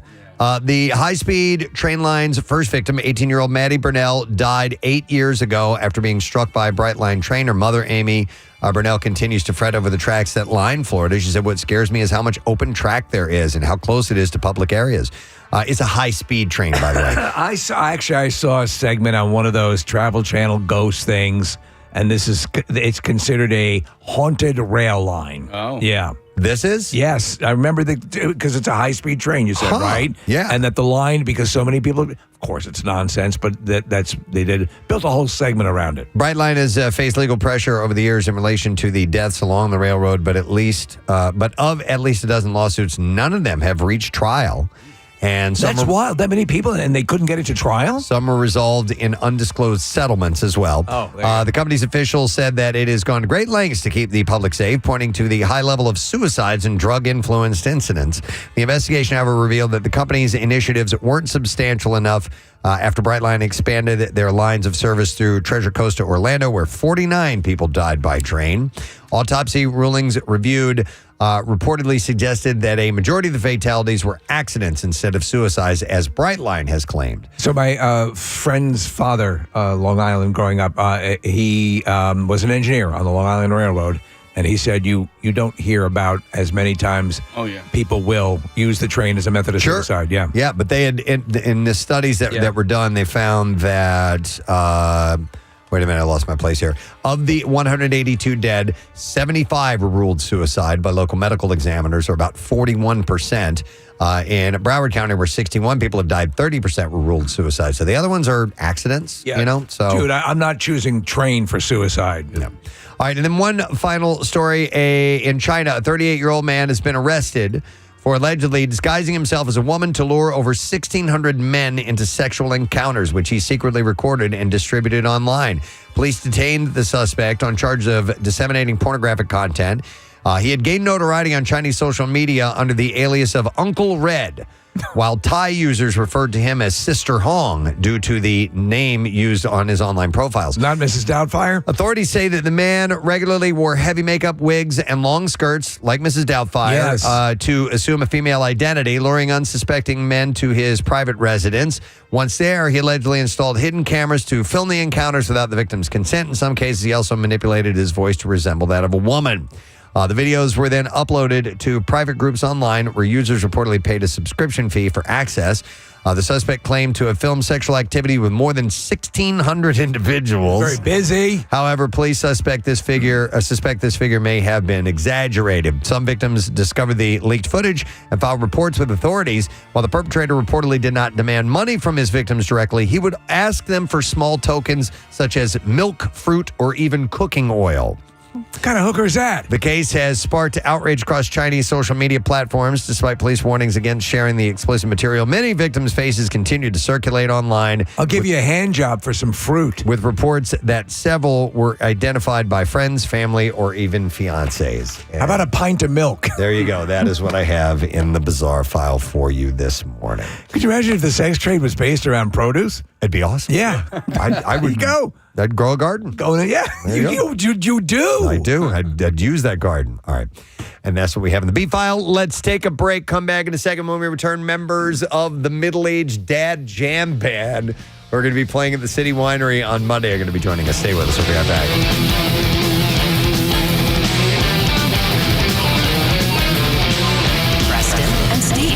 I like that, Doug. I'll try that technique, the oven technique. Thank you. So you hate Swiss cheese? I hate Swiss cheese almost as much as I hate sharks. I love Swiss cheese. In fact, I'll go to the finest fresh restaurant in town. I've had a grilled Swiss cheese sandwich. It ain't bad. Yeah, if you do Swiss and cheddar together, I think it's great. It's fine. I think a three cheese mix is pretty awesome. I didn't know that about you about Swiss cheese. Yeah, wow. just ham and Swiss is that's a standard. Really? Gross, yeah. Turkey and Swiss. I love a good Swiss. My Andrea hates it too. She can't stand Swiss cheese, and I get in trouble sometimes for bringing it home. I'm like, no, I love Swiss cheese. Sometimes I feel. Did you bring Swiss home again? Because she feels like because she's such a cheese lover. Yeah, which I find cheese interesting. Lover. Well, she loves all cheeses, except Swiss, and I'm like, sort of arbitrary. You're kind of missing out. Not everything in the fridge has to be for you. I get mad at my wife for putting White Claw in the fridge. I'm like, God damn it! One more quick call. We're gonna have to take a break because we have guests lining up. So I'm gonna go to Alicia. Hi, Alicia. Good morning. Good morning. Sorry to bother you guys at work. It's okay. We're happy to have you, Alicia. What's up? Thanks.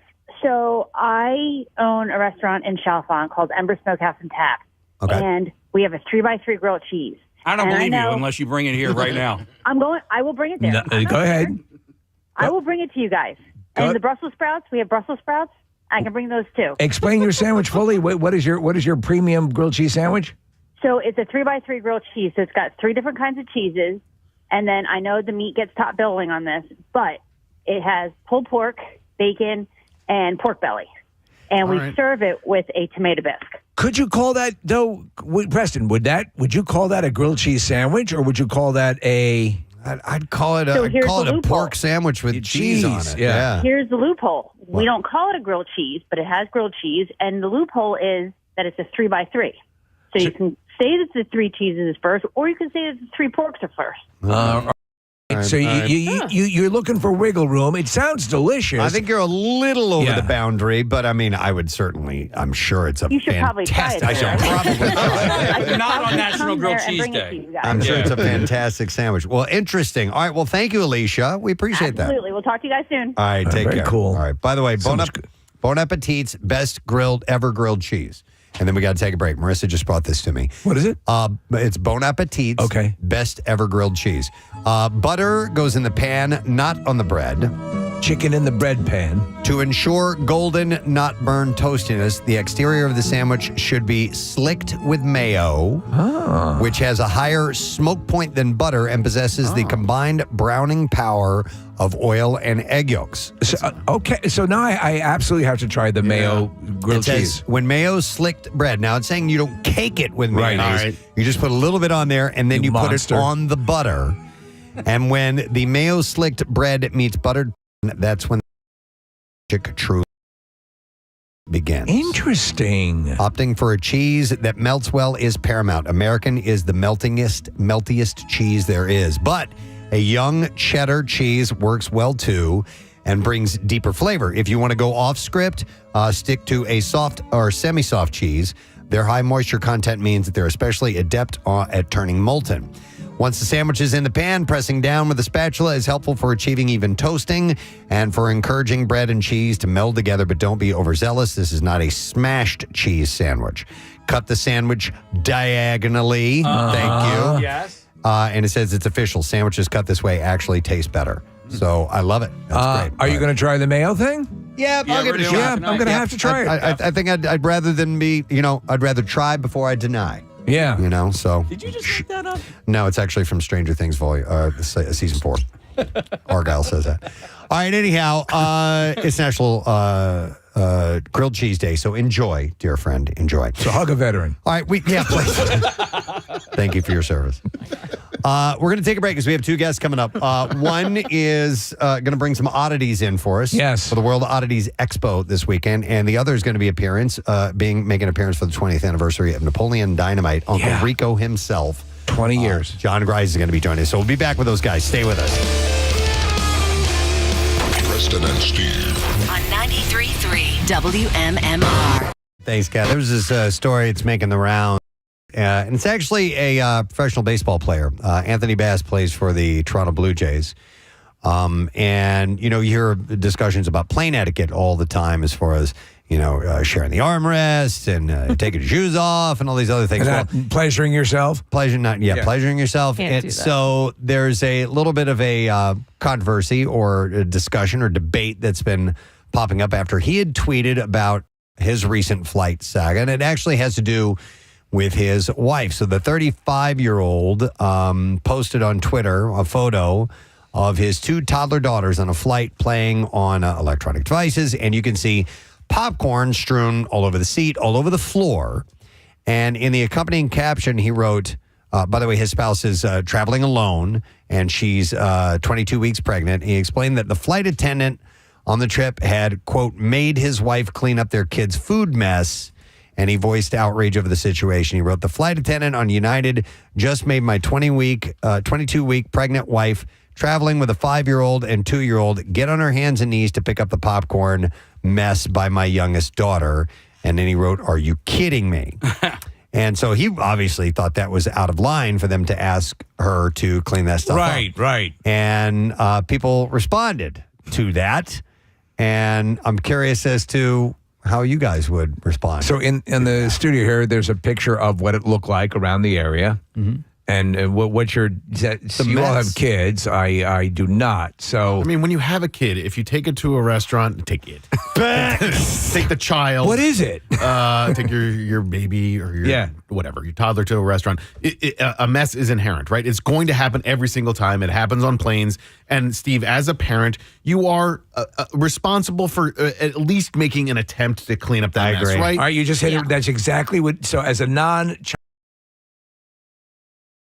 owner, right? You don't have it. But that would be, you make an effort at least. Yes. To clean up, to police the area a little bit. And I think somebody would say, here, let me help, or maybe the staff would assist. just that alone gets you across the finish line. And it's embarrassing, quite frankly, like especially at a restaurant, because you know that it's going to happen and you don't want it to happen. Yeah. But you are aware of the fact that if you have a toddler, it's going to happen. So just do the best you can to prevent it. And then when the mess inevitably does happen, clean it up as best you can. The children were eating ribs. Right, yeah. Yeah, it's going to happen. I mean, I wouldn't even try to prevent it because you can't. It's going to happen. Right. However, you do more than try to clean it up. You clean it up. All right. In your case, you're seeing this, and because this stuff is strewn obviously around and could be. It's not like, they're asking to resurface the chairs. And listen, I don't think she should get up every time something falls on the floor. But like at some point, yes, so sorry. Let me, pick this all up. Looking at the photo, I could see if the mom was sitting in the chair, she may see one kernel that we can see in this photo. And if they pointed it out to her, I think I would be like, oh my God, I'm so sorry. I didn't know that they just made a mess like that. I'll clean its mess up. No, but I agree. I think you clean it up. If you had a couple little errant, if you didn't get every single last one, right. that's acceptable. As long as you get in there and you just start doing some cleanup. And there were texters, for the most part, did side with the airline. The overwhelming amount did. But some did go the other way and think that, no, it's and somebody had posted like, what, if your kids make a mess at the movie theater, do you clean that up off the floor? Actually, yeah. Yes. So I get. So the point of some of the detractors are saying, well, after they get off the flight, people come in and clean the thing. But as you said, Nick, you don't just say, "Wow, they'll get it." Yeah, they'll get it. I'll make a total mess. You what have the to hell? you have to make an attempt. But there are, it's like there are two different people. There are the people that are like what we're saying is like, yes, you have to attempt to clean it up. You have to clean it up. And there are people that just don't think you have to, and that it's not your job. Like, yeah, you paid to eat at the restaurant, so now you're going to leave the mess for the server to clean up. Like, there are people that just that's how they see it. I know. It's weird. Yeah. And flight attendants obviously were commenting quite ferociously about this. I've seen people, and my heart goes out to them, like at restaurants where the kids making a mess or spilling over stuff, and then and literally getting down and cleaning up stuff and picking up stuff off the floor. And I've never seen it's you feel so bad because I think parents tend to feel 10 times worse than they probably need to be if the kids are making a mess. And I think most people understand, I got it. I understand it's hard to corral this. To me, it would seem they seem very embarrassed. Most people do. Yeah. Some don't. I know. Some do not care. But I also, listen, I was never embarrassed or anything. And this is like something that I tell my brothers who have new babies is like, don't shelter them because they're babies and don't take them to the restaurant. I think that's why I can go out and go to a restaurant is because I took Jace from the second he was able to go to a restaurant. Like I taught it how to behave. No, seriously though, honestly. And like I will say sometimes if he's like lounging I'm like, you're at a restaurant, and he sits up because he's used to going to restaurants and he knows how to act in a restaurant. Same with us. My parents would take us out. We went to restaurants, and this is how you behave. This is what you do. Yeah. Absolutely. Now, did we screw up? Yes, but we got that course right from the beginning. I'm sorry, did he get this flight attendant fired? Was there a follow-up? Okay, so there was a follow-up, and his response was he posted an update informing his followers that United Airlines is taking care of matters with the flight attendant internally. Oh, boy. Yeah, I know, right? So he's getting somebody's job. But that's also him saying that. Like, well, but if he's not saying that and it's actually the truth, and said flight attendant is now facing right, but I'm just saying you don't know if it is. Okay. There are aspects to this story that are unclear. Yeah, like people like that who are going to just throw that out there. Well, Kayla wants to comment on this real quick. Let me go to her. Hi, Kayla. Good morning. Hi, good morning. Hey, what's up, Kayla? So I just want to say I follow Sydney and her sister, Jessie James Decker. She's a music artist. She was married to football player Eric Decker. She still is, but he's no longer playing football. So she had posted about this yesterday before Anthony did. And I don't think it was that they wanted Sydney to clean up the popcorn. It was the way in which the flight attendant approached her. What I saw Sydney and Jessica originally posting yesterday was that the flight attendant came to her with a wipe. It was like, oh, the captain wants you to get every single drop of popcorn, which is kind of unrealistic when you're on a plane with two toddlers and 22 weeks pregnant. Like, obviously she was going to do her best, but to have her, like, it was just kind of more of an embarrassing situation, and the way the flight attendant went about it and what was said to her, like, you need to get every single drop. By the way, how would the captain know? How would the captain know? I'm sorry, sir. We have an issue in the... We have a filthy child that's dropped popcorn all over the floor. Someone needs to kill it. Yeah. Oh, I feel like they use that all the time. Like the captain said. Captain doesn't know what's going on. Captain doesn't know there's popcorn on the floor. Yeah, I'm sure the captain didn't. Your traffic on 93.3 WMMR. All right, thank you very much, Marissa. So our next guest is going to be playing at City Winery on Monday. And they fell into my Instagram algorithm. Yeah, mine too. And at first I was like, okay, I'll check this out for a minute. And I'm like, hey, I recognize some people here. And the other thing was like, this sounds really good. Yeah, I That's kind of the reaction that I got from it. The YouTube channel because of it. And they are the feel-good YouTube channel right now. Yep, I'm going to play a little bit for you. They're called the Middle-Aged Dad Jam Band. And they take on some very cool songs that they cover. And play just a little bit. I think back on all the crap I learned in high school.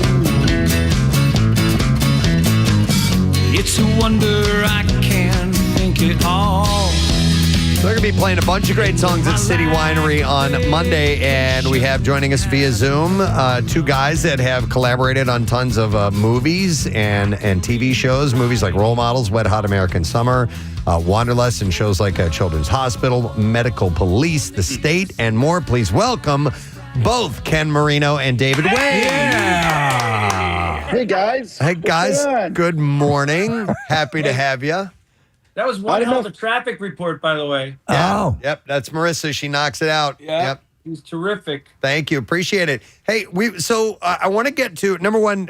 David, we've talked to you before. You've joined us. Steve, what was it? They're promoting the National Lampoon docudrama, Right. which is fantastic. And David, I think this is our first time meeting you. We've been a show for like 28 years, so we talked to tons of people throughout the years. But we're fans of you guys, and this collaboration, this musical collaboration, before the Middle-Aged Dad Jam Band came together, were you guys playing together alone and then formed this band slowly, or was this a project that was, all right, we're going to do this thing, you know? It definitely wasn't, we're going to do this thing at first. It was very sort of organically developed when we had extra time during the pandemic and then during the strike. And we were just dads who were like, what would be a fun thing to do to get together with friends? And we just started jamming in the garage, as dads do. And little by little, it just became so much fun. And so many friends got involved that we couldn't stay in the garage, and we started hitting the road. So David, you're a drummer, and Ken, you're the singer of the band. So at first, was it just drums and singer, which is a pretty interesting combination? No. We like Dave would invite a bunch of people over, and we were very lucky to have a bunch of very talented musician friends who came and made us sound better. And so it was like full band, and then a lot of people would show to sing songs, and I sort of stuck around from the moment David told us to get there until we left. So that's how I earned my we're my spot as bearing the front man. We're bearing the main lead here, which is that Preston is a hell of a drummer too. Yeah, that's very kind. Thanks, Dave. Yeah. I've been known to dabble. Listen, but I never could find like that group. I'm a decent musician, and I always played with kind of okay musicians. But when you find really good people to play with, man, does that make all the difference in the world, you know? There's certainly nothing like it. There's nothing like the feel of like communing on stage and with an audience playing rock and roll. It's pretty awesome. Yeah. Well, go ahead. No, we just have really incredible. Like John Spurney is our keyboardist, and Jordan Katz is our trumpet player, and they're seasoned veterans who like just make us sound significantly better than probably we are. Well, there's a certain joy to seeing music that you love, and by the songs that you curate, the songs you select, all awesome. And to see a live, competent band perform them. And I was watching the video for Baker Street, and I'm waiting for the sax. The sax comes in like nobody's business. I'm like, okay. So, that's got to be really cool. But a number of the people who join you for these sessions are your buddies who have had long careers from the state. Back in those days, did you ever have an impromptu jam because you were all musically capable?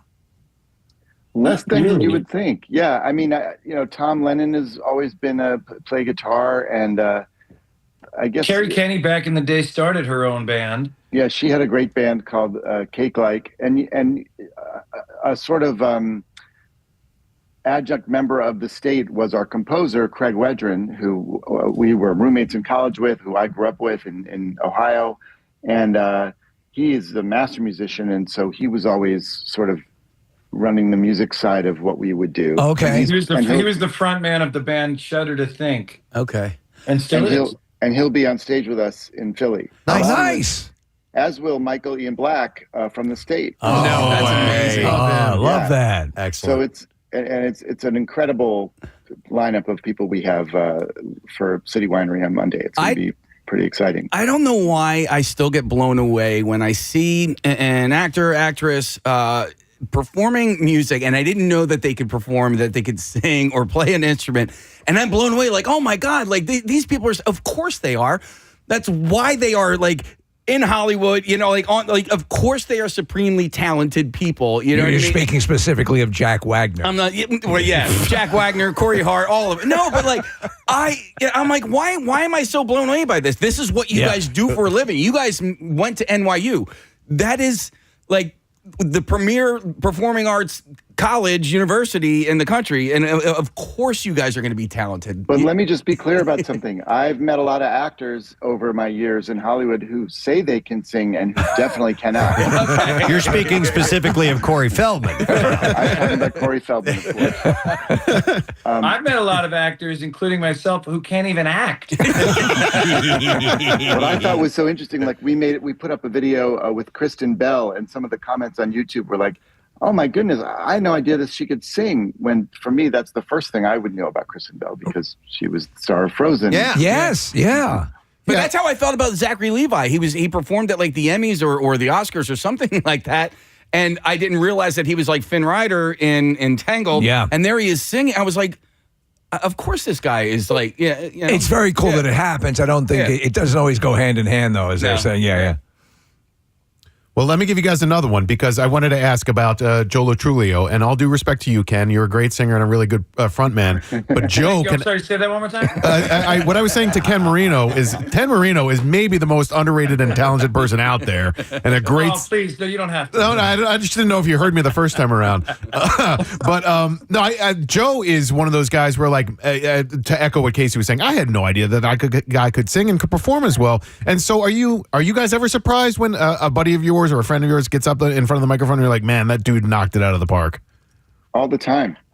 Well, I mean, that Joe was and I, a lot of us go sing karaoke together and have over the years. So we're pretty well versed in all our friends' voices, because we all let loose in private karaoke rooms, and so we know who to invite over to sing. But a lot of times when we're playing in the garage or on stage, I look around and I'm like, wow, this is our whole college dorm from 35 years ago. Yeah. Well, I wanted to ask about the set list and some of the videos that we've seen you guys in. Steven mentioned Baker Street. There's another great one, the video I saw of you, scenes from an Italian restaurant, and Weird Al Yankovic sits in and plays an accordion on that. We're talking about some production pieces there. I mean, those are not easy to replicate. Baker Street, come on, it's got a real signature sound to it. That saxophone is my son, actually. Wow. My teenage high school son. Well, it's one of the great sax solos of all time rock history. Yeah. But outside of it, it's got a production. It's got some synth. It's got some really interesting sounds. That takes a lot of work.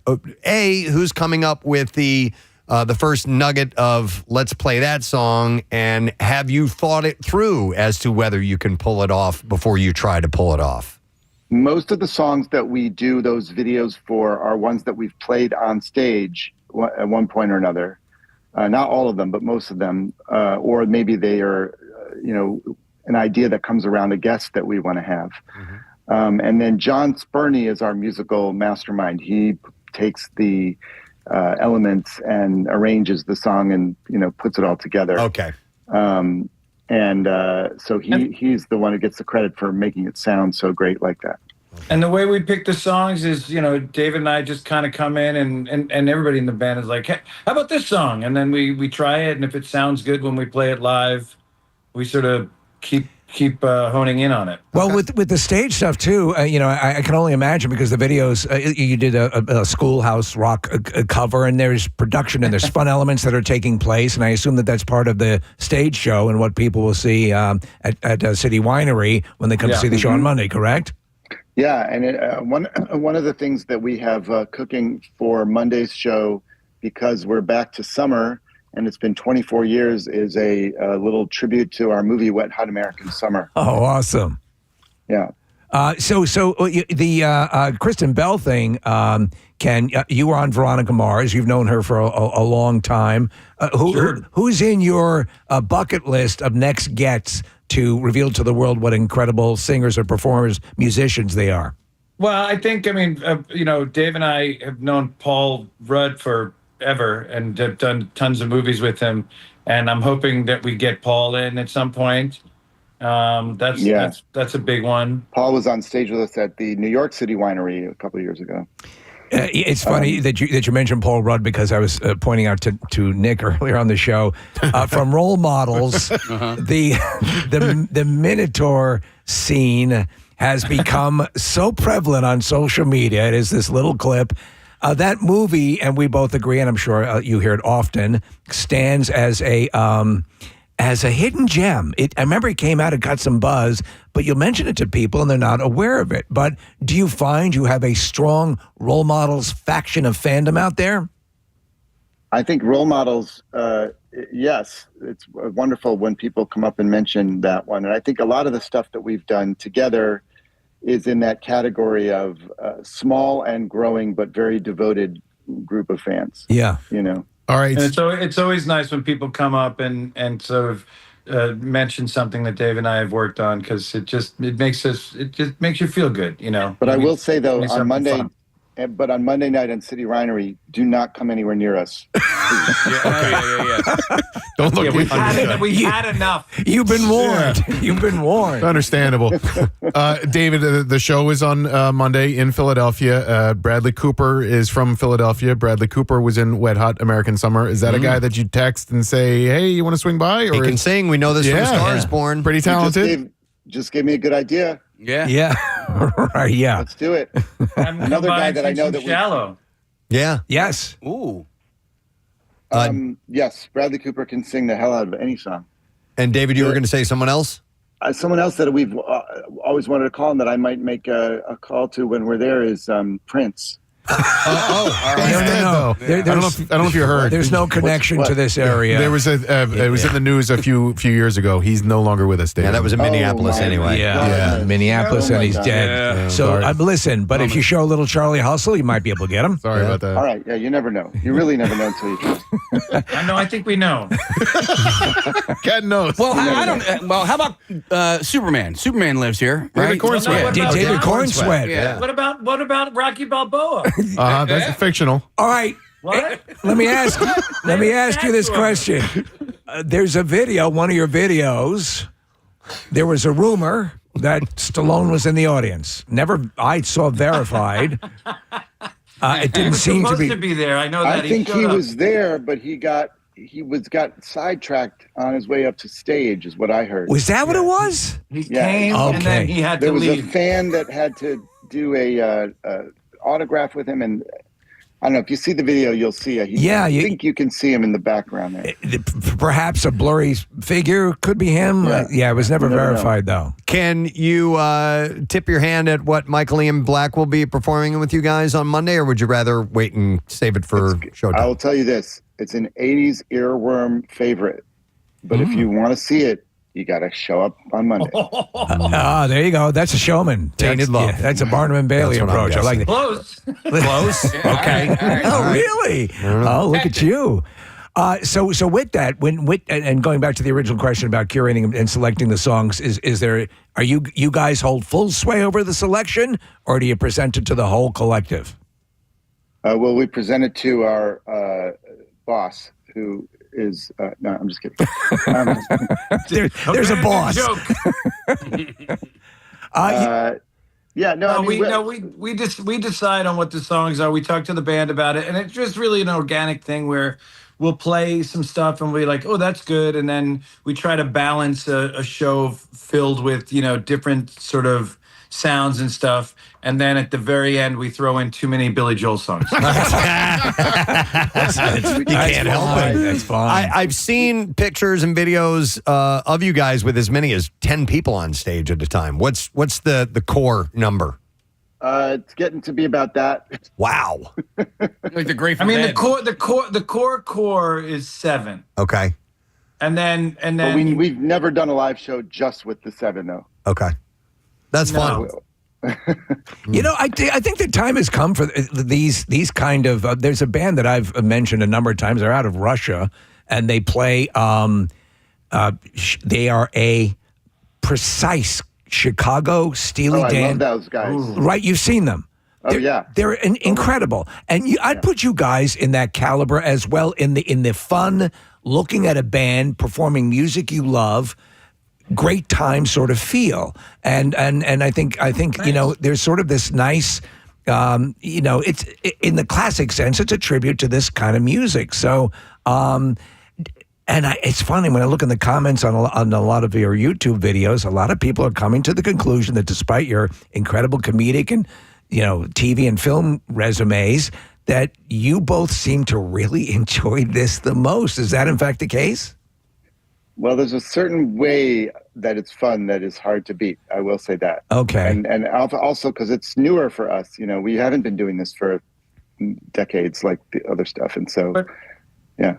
Yeah, and who doesn't fantasize about like being in a rock band and singing like to an audience? And I mean, all the songs that we grew up on, there's such a nostalgic feel, and like we love going back and visiting those songs and singing them and trying to honor them as much as we can because we love those songs and they meant so much to us. And it's so much fun when audiences get lit up when they hear these songs they love, and that's why people are like, "Are you going to do? When is you're going to do original music?" And we're like, "I don't know. Are we going to beat the best songs ever written?" Yeah, that's a good point. And we try to play. I was going to say we play a very wide range of different types of music as long as it's all old. Yeah, older-ish. We sing songs from all the decades, the 60s, the 70s, and the 80s. All of them. All 3 of them. Ken, while we have you on, I just wanted to thank you because during the pandemic, everybody, binged random shows, and my wife and I binged Party Down. And it was one of those shows where it just kind of lived under the radar for a long time, but it's really brilliant. And Jennifer Coolidge and J.K. Simmons and you and the entire cast was fantastic. It also looked like it was a really fun show to be a part of. Adam Scott obviously was one of the stars as well. What are your memories of being on that show, and what was it like for you? It was a dream show to be on. Like you never know when you get on a show, you don't know what the vibe is going to be like, and every once in a while you get lucky enough to be on a show where everybody just clicks and gets along on and off on and off screen. I've been lucky enough to have that a number of times. Once with the State, Party Down is another perfect example of that. Like when I see those people, they're my dear friends, and then I got to do like this really funny show with them. So it was. What was it like doing the 7th episode of the 2nd season? Was there a guest star? The 7th episode of the 2nd season was really, really special because an old friend from the State came in and directed it. David, that was you. Oh, that was Now I remember. Now that I'm remembering, that's why. Yeah, it took me a second to figure out what the hell you were talking about, and then I was like, "Oh no, it's about you're bringing yourself into this sort of answer." Well, I'm one of the subjects of this interview. I'm going to support your decision, David. I love this friendship. You guys literally became friends on your first day at college. Yep. Yes. At Brittany Hall, NYU, 1987. Wow. Who said hi to who first? David and Craig were roommates. David and Craig were friends since they've been 3 years old. Craig Wedren. Yeah. And I walked down to their room because a guy I went to high school with was their 3rd roommate. And then from that first day on, I just started hanging out with David and Craig. And my friend from high school, I sort of stopped hanging out with because we just we went separate ways. Yeah. But it was the beginning of a beautiful friendship. You guys should do Separate Ways by Journey. There you go. Oh yeah. Think about that. We just had the Steve Smith on, the drummer from Journey. The most classic drum line from Don't Stop Believing with your hands on the other side. And I've studied yes, Steve. you know that. You played open-handed, left-hand hi-hat, correct? And David, to your earlier point, he was very complimentary to Preston on he sent him a cover of that song. Was it that song? No, I did a cover of Escape. Oh, I did a drum cover, and he was very impressed with it. So it's a good song. Yeah. Have you guys had, speaking of that, have you had response from any of the people that you've covered who have seen these versions and said, good job, or that was fun, or I really enjoyed it? You guys did it justice. I think we got a nice comment from the band, doo-doo-doo-doo-doo. The Breeders? Cannonball, the Breeders. Oh, I'm 55 years old. I'm like, huh?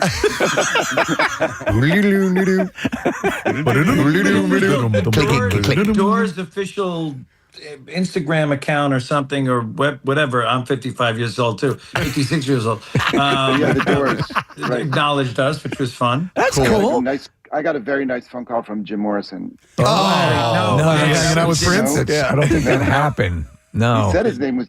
Oh no! I'm sorry. It was Jim Cashman, my plumber. Oh, your plumber. Got it. Did he call me about anything like an emergency? Do you have to run? No, he said he really liked our something? cover of the Doors. He's that plumber that is always. No, he just said he was at the door.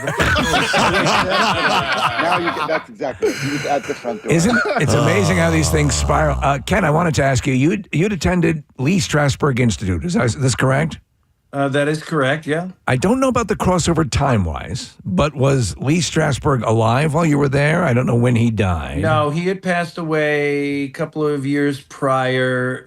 His wife was teaching, and then they just had, it was filled with a lot of his people that he taught. And, I never met him directly. I thought it'd be kind of cool to pass Hyman Roth in the hallway, Oh, that would have been nice, right? Yeah, but no, that's cool. Although don't trust that guy. Don't. No, he's a backstabber.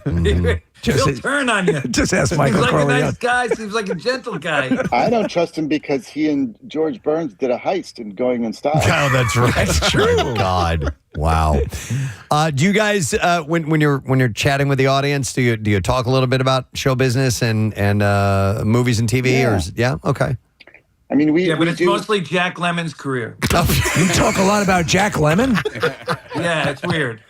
He's one of the greats. What do you focus in? What film do you focus in on the most? Like Paper Tiger or China Syndrome? China Syndrome. Wow. It's mostly China Syndrome trivia.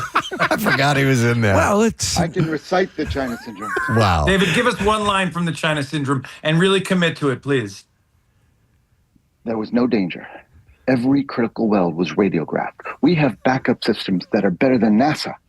Jesus, you weren't kidding. Yeah. Bravo. Not kidding. And there he goes. This is coming from the director of the 7th episode of the 2nd season of Party Down. Wow. Well, if you can't see, behind David is a whole bunch of China Syndrome collectibles. Everything man ever done is an element of risk, right? I mean, just Wow. Amazing. Well, listen, gentlemen, we've got to wrap it up, but we are excited that you're bringing this group to Philadelphia and City Winery. It's a show on Monday night. Michael Ian Black is going to be one of the guest stars, and you never know. Bradley Cooper might swing by. Prince might swing by. We'll have to see. If you're a fan. But they're called the Middle-Aged Dad Jam Band, and you can get tickets at citywinery.com. If you can't make the show, at least find them on Instagram, YouTube, watch their videos. Very cool, very good music, very try to make the show. But absolutely try to make the show. We've been telling people this because this is true that Beyonce will be playing somewhere. Yes. In the country, probably. There's no one who can argue against that. No. Exactly. Listen, it is feel-good music. The performance, you guys are really solid musicians, and the whole vibe is great. A little bit of shtick in between. Like there you go. It's a whole night of entertainment. I love it. And the venue itself is terrific. So, it's going to be a blast. Have a good time, guys. Thanks for joining us. David Wayne and Ken Marino. Appreciate it, guys. Thanks, guys. Take care. We will see you soon. All right. Oh, this is them doing Touch Me. Come on now, touch me, babe. Can't you see that I am not afraid? And keep in mind that David Splummer loved this version of that song. So he was at the front door. What stamp of approval do you need? On Monday night. All right, let's take a quick break. We'll come back in a moment. More guests on the way. We're going to talk to Paul Felder of the UFC when we return.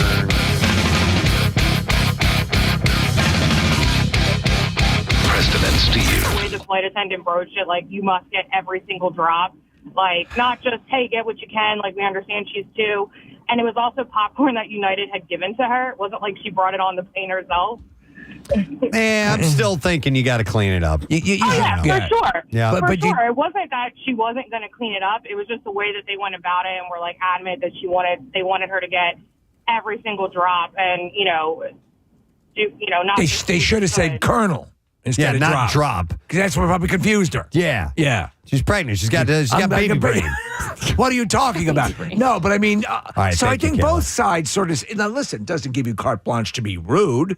Right. You know? Yeah, I don't know. He didn't, in this particular post, he didn't anything about them being rude.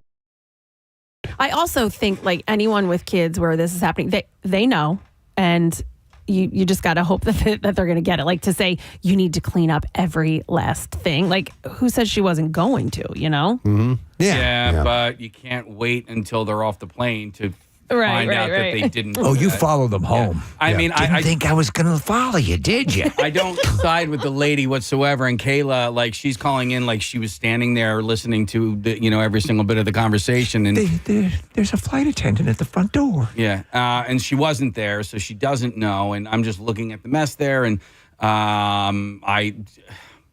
you just clean up after your kids. I'm sorry that you're pregnant and that you have 2 kids with you, but right. I agree. You almost sounded like Joker a little bit on the first one. You want to know why there's popcorn on the floor? Because it hasn't been trained properly. Let me go. And he carved a smile in my face. Let me go to Jeff. Hey, Jeff, good morning. Good morning, Ed. How are you guys? Good morning, Ed, buddy. What's going on? All right, so I have 4 of those little things that tend to follow me around everywhere. Yeah, right. Damn things. So by like kid 2 or 3, you kind of, like Nick said, Yeah. It's not like you want this to happen, but this is going to happen. Yes. There's no avoiding it. So we always just kind of plan ahead. When we sit at a restaurant, I'll get a couple napkins, unfold them, and put them on the sides of the high chair. And we have, like, for when we fly and everything, we have travel, like, little map. Oh, we're losing you. Travel. On there, you just bundle it up, little and mats. dump it out in the trash can, and move along. So yeah, you should be prepared for the mess. Yeah, I flew, Jeff. I flew. In fact, it was it flying back from Florida? Florida. There was a mother and a kid next. This kid was like, mother. Like oh yeah, like a more traveled. I was sitting in front of you, right? Yes. This kid. You heard me. I kept saying, "What is this? A dwarf? It was this kid is better traveling than adults." If you're traveling with a child or a toddler, inherently, my heart goes out to you because it's a chore, right? And there's also that part of me that, like, when I'm on the plane and I hear the baby crying, it's annoying. Like, if I want to go to sleep, I get the fact that, like, it's going to get under people's skins, but as a parent, there's very little you can do to control that. Your heart has to go out to the parents. Shell was a pro at traveling with our kids when they were babies. She was such a pro. She had a sister. She would help out other parents on the plane. Your wife would come on the plane with treats for other kids. She didn't want me to fly with them because I would mess up the system. Yes. Yeah, I kid you not. She It's preferred stressful. it when we I don't flew want you separately. there. Yeah. You don't know how to treat them.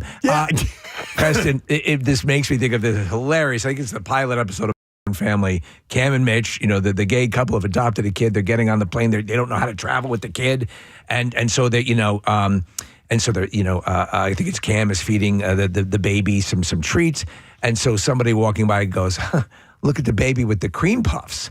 And so I forget which one is Cam and which one is Matt, but the one is the lawyer. Gets like, a gay couple with cream puffs, and he's feeding him cream puffs. And then, I think Cam gets up and goes, "We'd like to pay for beverages for everyone." All right, so here's a different side of this conversation. that somebody texted in about. So this says, my husband gets peanuts at the Phillies games and drops all the shells on the ground under his seat. It bothers me so much, but he acts like it's no big deal. You know what? So here's the deal. I'm a you hypocrite. actually raised a That's good what question. you do there. Yeah. Like, you remember the ground rounds? Of course. That was part of their thing? That was their thing. You could throw peanuts on the ground, the shells. It was no big deal. It's expected. I went to a urologist who had the same policy. Wow. That was the same policy, you know. A medical waste. No, but so that at a ball game, Peanuts, do you collect up your peanut shells? and sunflower seeds. People spit them out. How do they know. clean up the seeds? Because I've never Isn't actually it the- stuck around to see how all that stuff is done. A leaf blower, right? Is it a leaf blower? Don't they come through and Yeah. like literally blow down the sections? Yeah. Would you hold on to the shells and put it in a cup or whatever? No, or no. Right on the floor. I do the ground thing. Okay, Yeah, all right. because it's Total it's what hypocrite. everybody Wait, does. so you just like when talked about this woman, she has to clean up. Well, Now that's you're the- tossing peanut shells at your feet. but I it's wouldn't at do a it on a ball- plane. It's at a ballpark. Yeah. Where it's kind of still. Now, I also now I would put it in listen, a cup, Kathy. Hang on, I wouldn't leave my empty beer cups and other Right, right, trash. Stool. But and I'm Peanut I'm facing my hypocrisy here. But peanut shells, they go right on the ground. Oh my God. Absolutely, They're biodegradable. They're biodegradable. Yes. You're outside. It's good for the environment. We're making compost over here. Yeah. I do keep it in my area. Like I will try not to do it to the row in front of me. I'll tell you the delineation. If you're eating peanuts or popcorn in a theater, you're not going to. No. You're not going to do that. Yep. Because that's indoors. This is an outdoor park. I can understand the gray area there. I probably would still, put the shells in a cup or something, or on the person in front of me's head. Yeah, so I was a busboy, I was a waiter, and I also cleaned the cafeteria at college, right? So after lunch and dinner, I would clean the cafeteria, and that one pissed me off because when you go get your food, you get it on a tray, and when you're done with your meal, you take the tray and you put it right. There were racks for you to put your trays, and nobody would ever do that. So this is not me bitching about that, but it gave me more of an appreciation. So I tend to clean up after myself. Like if I go out to eat with, whether I'm with the children or not, I will, when I'm done, kind of like stack and put everything it on the together tray. and put it on the tray and bring the tray back up. That's what you do. We try to make it as efficient for the server or busboy as we possibly can. It's just something we've always done. I mean, Rochelle was a server. I worked in a restaurant. I was in the kitchen. So you're pre-bussing. We kind of pre-bus the table. I don't fully do the wipe down or anything like that. No, but you'll refinish but it. I collect everything. Yeah, we'll put a little lacquer on it. I sand it We'll down. stain. You got to sand it down first. Yes. Right. Then you got to clean up. Yeah. Hang on, I want to go to Steph, who is a server. Hi, Stephanie. Good morning. Morning. Sorry to bother you at work. Nah, what's up, Steph? So I'm a server. One, I want to agree with Casey. That girl has no idea what went on that flight. She was not there. All right. Okay. Second, I watch people all the time come home with kids. 1, 2, 3 kids. Sometimes it's just 1 and 2 parents, but the kid will outnumber them no matter what. Mess everywhere. I see them start to clean up. I'll usually stop them because they made the attempt. Just making the attempt made me happy. Okay. In fact, I like when they just wipe right on the floor. It's so much easier just to sweep it up. I'm okay with that. But at least try. At least try. So what we said earlier, and I think that's it. Just that effort alone for you, and you deal with this all the time, makes all the difference in the world. That's right. Never All right. be presumptuous. Thank you. All right. There we Thank go. you. See, from Appreciate it, a Steph. professional. Hang on here. Pat has a comment. Hi, Pat. Good morning. Good morning, Ed. Hey, good morning, man. What's up, Pat? Patrick. I just wanted to say, on the other end of it, when a flight's over, I mean, they do clean the planes, right? In that situation, I see a pregnant woman, there's a mess on the floor, and I'm an employee there, I'm probably going to talk crap about them behind their back, but I'm probably just going to grab a vacuum and clean it up before I go tell a pregnant woman to get on the floor and clean it up. So Pat, you're the passenger who's supposed to get onto the next plane, right? And your flight's at 1:30, and you got to wait for the flight attendants to clean up after all the kids that are on the plane. You can't board the plane until the flight attendants clean everything up. So what you're saying here now is all right, well, there's 150 people on the plane. Everybody can make a mess, and the flight attendant's got to clean it up. I mean, I could probably, with a little dustbuster, clean out my popcorn in about 10 seconds. No, so what? They come in, they're ready to go, and they can clean it up. However, just would it be too much to make an effort?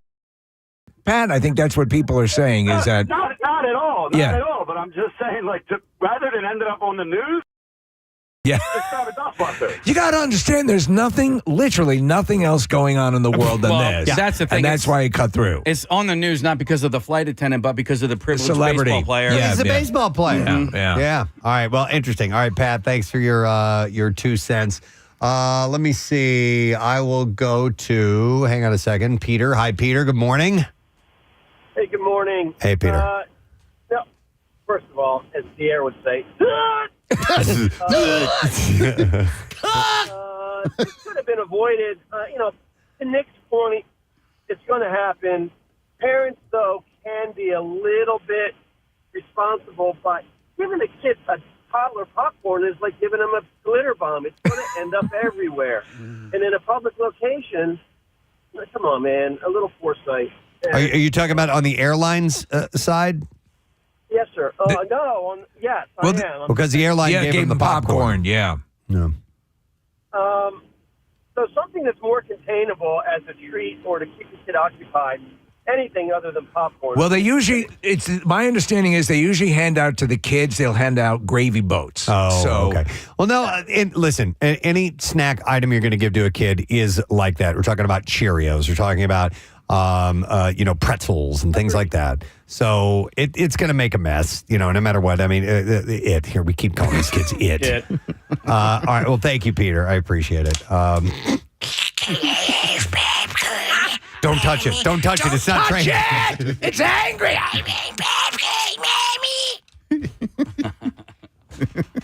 That sounded horrible. Oh my God.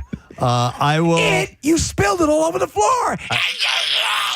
I have Mike. Hey, Mike. Good morning. Hey, bitches. Hey, what? What's up, Mike? How you doing? Good. What's up, buddy? A bunch of years ago, when my son was a lot younger, we were shopping at Acme, and he accidentally knocked over a display and knocked over a bunch of stuff. So he looked at me, I looked at him, and I said, what you need to do right now, right? He said, clean it up. I said, that's my boy. There you go. He started cleaning it up. No muss, no fuss. Next thing I know, a woman comes around the corner, sees what's going on, and chastises me because my son's cleaning up his own mess. And she started to clean it up for him. Wait, was this was a customer, a fellow customer? Yeah, just some random person. Was it a woman? Does a woman just butted into your thing? What's that? A woman just started criticizing you out of the blue? Was that who came around the corner? I think we lost it. Yeah, it was a fellow customer. Yeah. Who said that? I'd mind your own goddamn business. I'd punch her right in the face. Yeah, that's basically what I said. I was furious. I looked at her. I said, he's my son. Nobody's upset. I'm not yelling. He's simply cleaning up his mess as if he was home. No, that's your business. You told him to do the right thing. If somebody knocks over a display, you're supposed to at least again make the effort and try to do that. Yeah. You were right. Exactly. She was wrong. And I looked at my son. I was like, thank you for being more mature than that person was. Yeah, no kidding. Mike, I hope you follow Thank you, Mike. Oh, my God. Yeah, get your nose out of this guy's business. Listen, Preston, I've seen adults knock stuff over and walk away. Not even kids. Yeah. So the other day, so I'm in Acme, and if anyone Acme has wonderful chocolate chip cookies, and then they have these smaller versions now that are perfect to have with tea. So there's in one of those plastic containers, where all four parts of the corners the little dimples have to lock for it to hold. So I'm walking around, and of course I have a little bit too much traffic on 93.3 WMMR. All right, thank you very much, Marissa. Our next guest has a lot of great things to mention about him at the top. Number one, professional mixed martial artist. He's doing commentary for the UFC 318 in New Orleans coming up on Saturday. But the most important thing about him, besides his awesome name, the Irish Dragon, is that he's born in Philadelphia. Yeah!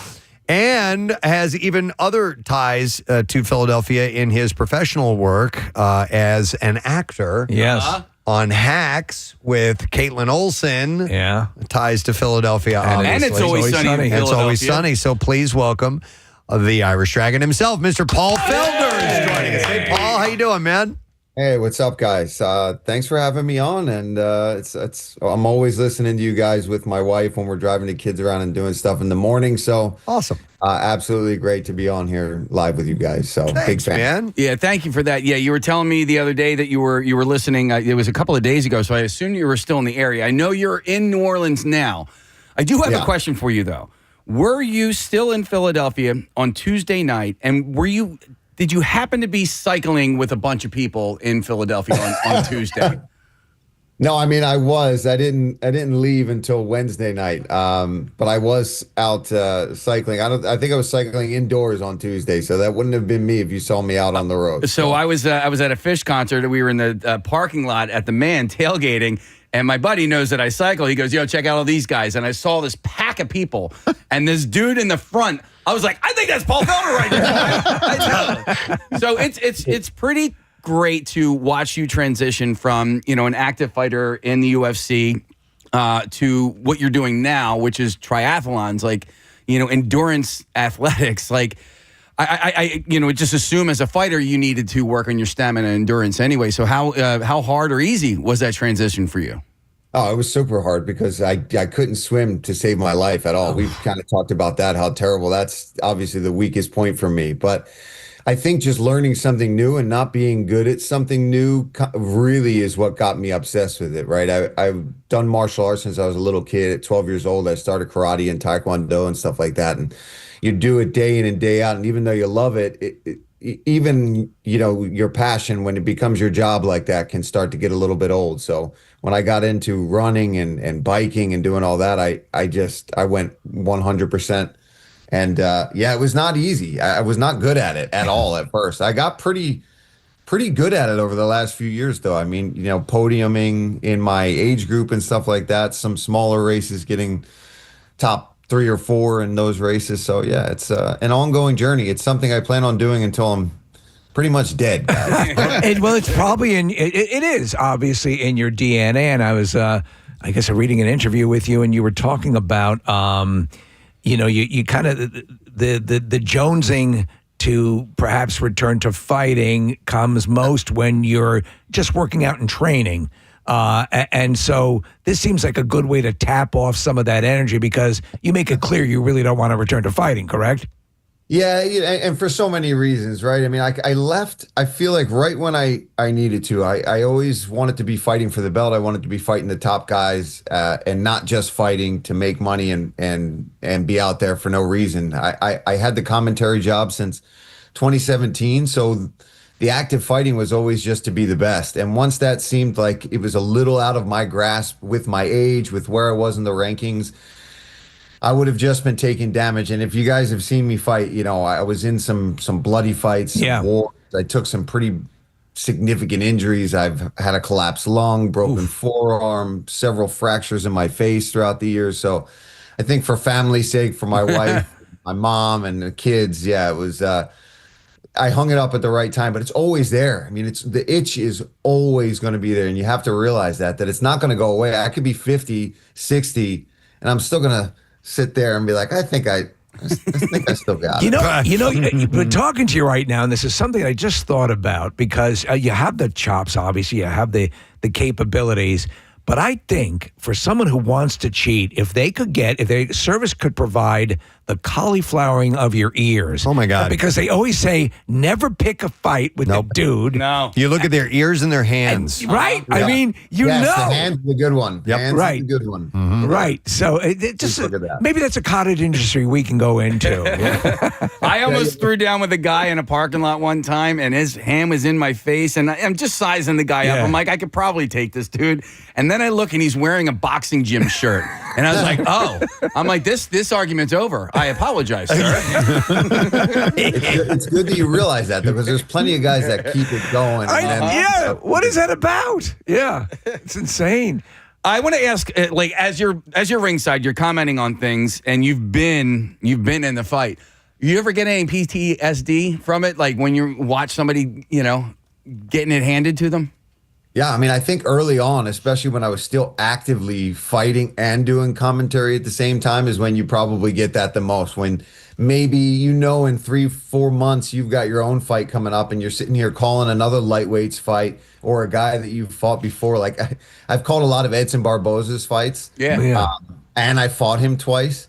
And I've been kicked in the liver by that guy so many times. I've urinated blood because of that guy. Wow. I've had to have plastic surgery on a cut on my forehead because of that guy. So when I see him in there kicking dudes to the body, you'll hear me audibly react on air calling the fights live because I can't help it. Yep. Let me ask you a question because you brought that up and you fought lightweight. And so karate, taekwondo, Muay Thai, I guess, as well, a little bit. Yes. Yeah. So, but we always hear that the stew that really makes the best is jiu-jitsu and wrestling. But so you had a different set of skills. Do those skills work better for a lightweight? In other words, is there something where you cross the line weight wise, where the jiu-jitsu and groundwork becomes more important? No. I think in MMA, and I think just even the sport is always just evolving even today. Like if you went in with the skills I had early in my UFC career to debut now in the UFC, I'd have gotten my butt absolutely handed every which way from Sunday. Just the game is moving on. These guys nowadays, right? They're not going in from a karate background, a boxing background, or I did some high school wrestling background. These kids are training MMA from the time that they're 5 years old. When I was doing this stuff, I mean, it was still, soccer kicks to the face of a sumo wrestler guy and one guy wearing a boxing glove. That's the UFC that I was watching when I first got into the sport. Right. I was like, I remember early on, I was like, I don't want to do that. So I never really got into wrestling or anything like that. It just happened to be my journey of martial arts and how I got into it. But a lot of guys early on came from wrestling backgrounds. Jiu-jitsu just wasn't as popular when I was a kid. I had to kind of learn all that stuff as I got into it. And I went to school for acting. So I had to really double down and try to learn it all really fast because I was in my mid-20s when I started training mixed martial arts and then went from being at University of the Arts studying theater to taking amateur fights to a few years later, fast forward, I'm fighting in the premier organization in the world for mixed martial arts. It was pretty much a whirlwind on how it all kind of went down. So I never had the chance to really learn that stuff early, but I got pretty good at it defensively mostly as I was fighting. It's wild, because I didn't know that you went to the University of the Arts until just a few days ago when I was looking at your. I was like, it's gone. Yeah. But I want to ask about like when you are in that octagon, right? And there's 20,000 people just screaming and chanting, and you're going through all that. I don't know if you can block that stuff out. But I'm wondering, listen, I loved boxing when I was growing up, like Mike Tyson, that was the heyday. And then now it's like UFC, and I watch that. And now my son is into UFC, so I watch it with him. And I still, to this day, when I see a guy get knocked out, and then the dude comes up with the hammer fist, I'm like, no, don't hit him. I'm like, he's already out. He's already out. You don't. And then, the ref doesn't get in there in time. Do you love watching that, or do you cringe the same way I do? No. I think just as a human, you cringe, right? Yeah. Anybody and especially having been in there or having friends that have gone through that, obviously I've been in this game a while and I've seen a lot of really close friends of mine and teammates have that happen to them. I've done it to guys and it's. What are you thinking in that moment? When you do that, you're not thinking, right? Bro, all I can describe it is fighting is almost, you're there, but you're not. It's almost an outer body experience all at the same time. And when you see your opponent get hurt for a split second, all you are thinking, at least for me, was I want this done for sure. Okay. Right now. Yeah. I'm about to get all my money. I'm about to get my hand raised. There's no decision that's about to be made. He's hurt. You see guys hit the floor, they wake back up. And I know in the moment, it doesn't look like that. From the audience, you're thinking, how did you not know that guy was unconscious? How could you hit him again? Yeah. I think there's some cases where it's a little bit blatant that maybe it wasn't necessary. But I'm telling you, Gregory Rodriguez just had one recently where Jack Hermanson was out. Yeah. And he walked slowly over and lifted his arm and then hammer fisted it and smashed him one more time. It didn't need to happen. Right. But I do feel for the guy. He just wanted that fight done. Complete. Well, and then also, not for nothing, and I don't know if you remember this, but years ago, Kelly Pavlik, he's a boxer out of Youngstown, Ohio. I watched this guy get absolutely pummeled in the ring in the second round. And I was like, this fight's over. The guy didn't close the door, right? And Kelly Pavlik came back and ended up winning that fight. And you've seen it happen in UFC as well. So I guess, if you don't close that door, then some bad things can happen to you in your return. Yeah, exactly. You just want it to be, and that's the thing. People have come back from the dead, so to speak, in mixed martial arts, particularly because there's so many ways to get yourself back into the fight. Even if you're knocked down, you're hurt badly. If you're a really good grappler and you go over too slow or you hesitate to land that final shot, now the guy's on your leg. Now he's creeping up to a single leg. Now ends up, holy crap, he's on top of you now. And there's still 3.5 minutes left. Now he's clearing the cobwebs and he's elbowing you in the face. And you're thinking, I really should have thrown that shot. Let me ask you, as you walk, I should have given him 2 more shots. and back to Carr over him too. This Saturday, commentating and when you're, doing this aspect of the job, do you walk in with about 80% of everything you need, or are you doing a lot of prep prior to that? Yeah. I'll be doing a lot of prep this week. We have fighter meetings in about 45 minutes or so, and we'll speak with about half the card, right? So that's kind of the first really big order of business when you get to fight week. And the card shifts and cards change quite a bit in mixed martial arts with weight cuts, with illness, with injuries and things. So it's almost not worth it to do a big deep dive, 3 weeks out from a fight card. Sometimes the fight card's not even complete yet. It's not even all the fights that you're going to get. And right now we've got 14 fights on this pay-per-view.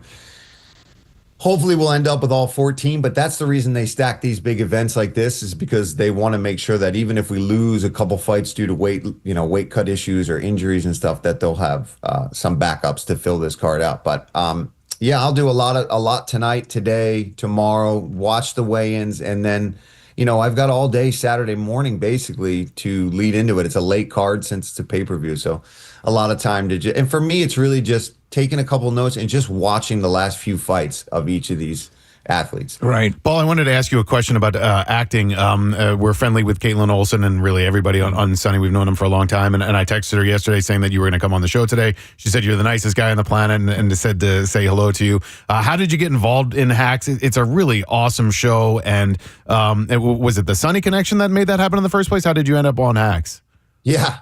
It was the Sunny connection. So I'm hanging out at home in Delco, just hanging out with the family, and I get a text from my manager, my MMA manager, Brian Butler, and he's like, hey, somebody reached out about an audition they need a fighter for this TV show. He's like, some girl says she knows you. He doesn't tell me it's Caitlin Olsen. That's the one that's saying, hey. He doesn't put it together. He knows who she is as an actress, but I think just the name didn't click in his brain.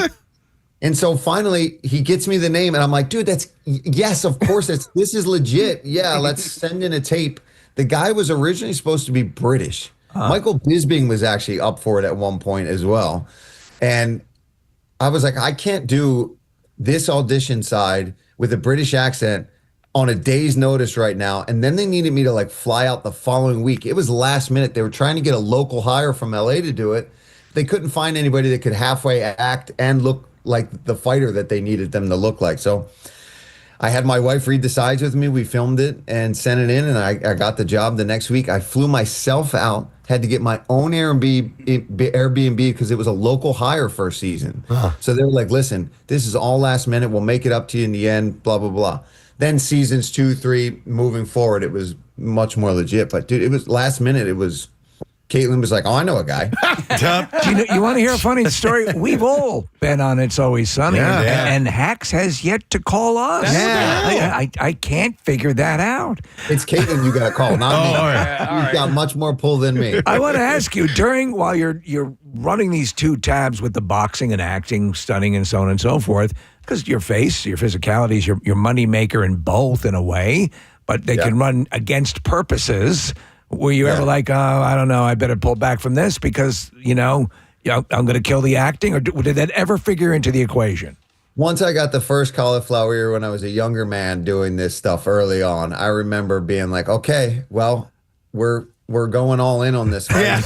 On this fighting thing. Early on, I had to make a decision because I was going back and forth. I would legit do a fight, And then I would do a production in Philadelphia at one of the local professional theaters, a lot of the small ones, but I've worked at Walnut Street. I worked at Philadelphia Theater Company and some of the smaller ones that were, paying a little bit more. And then I would do a fight, and then I would do a play, and then I would do a fight. And eventually my coaches at the time were like, hey, man, like you're winning these fights by knockout. If we just sit down and decide to do this, you could probably go pretty far. I never thought I'd be in the UFC. So I eventually hung it up. And then in my 5th pro fight ever, I shattered my nose. Oh, boy. Broke both orbitals, caved in my nose, needed complete reconstruction, plastic surgery. So that's when I was like, well, okay. Yeah. How do you get all that to happen with reconstructive surgery and still look way better than any of us? Yeah. How does that happen? I'm genetics. Pieced back together. Hey, Paul, you went to Ridley High School. And so I'm just trying to figure out if you're the same guy that I thought you were from like way, way, way back when you first started going pro.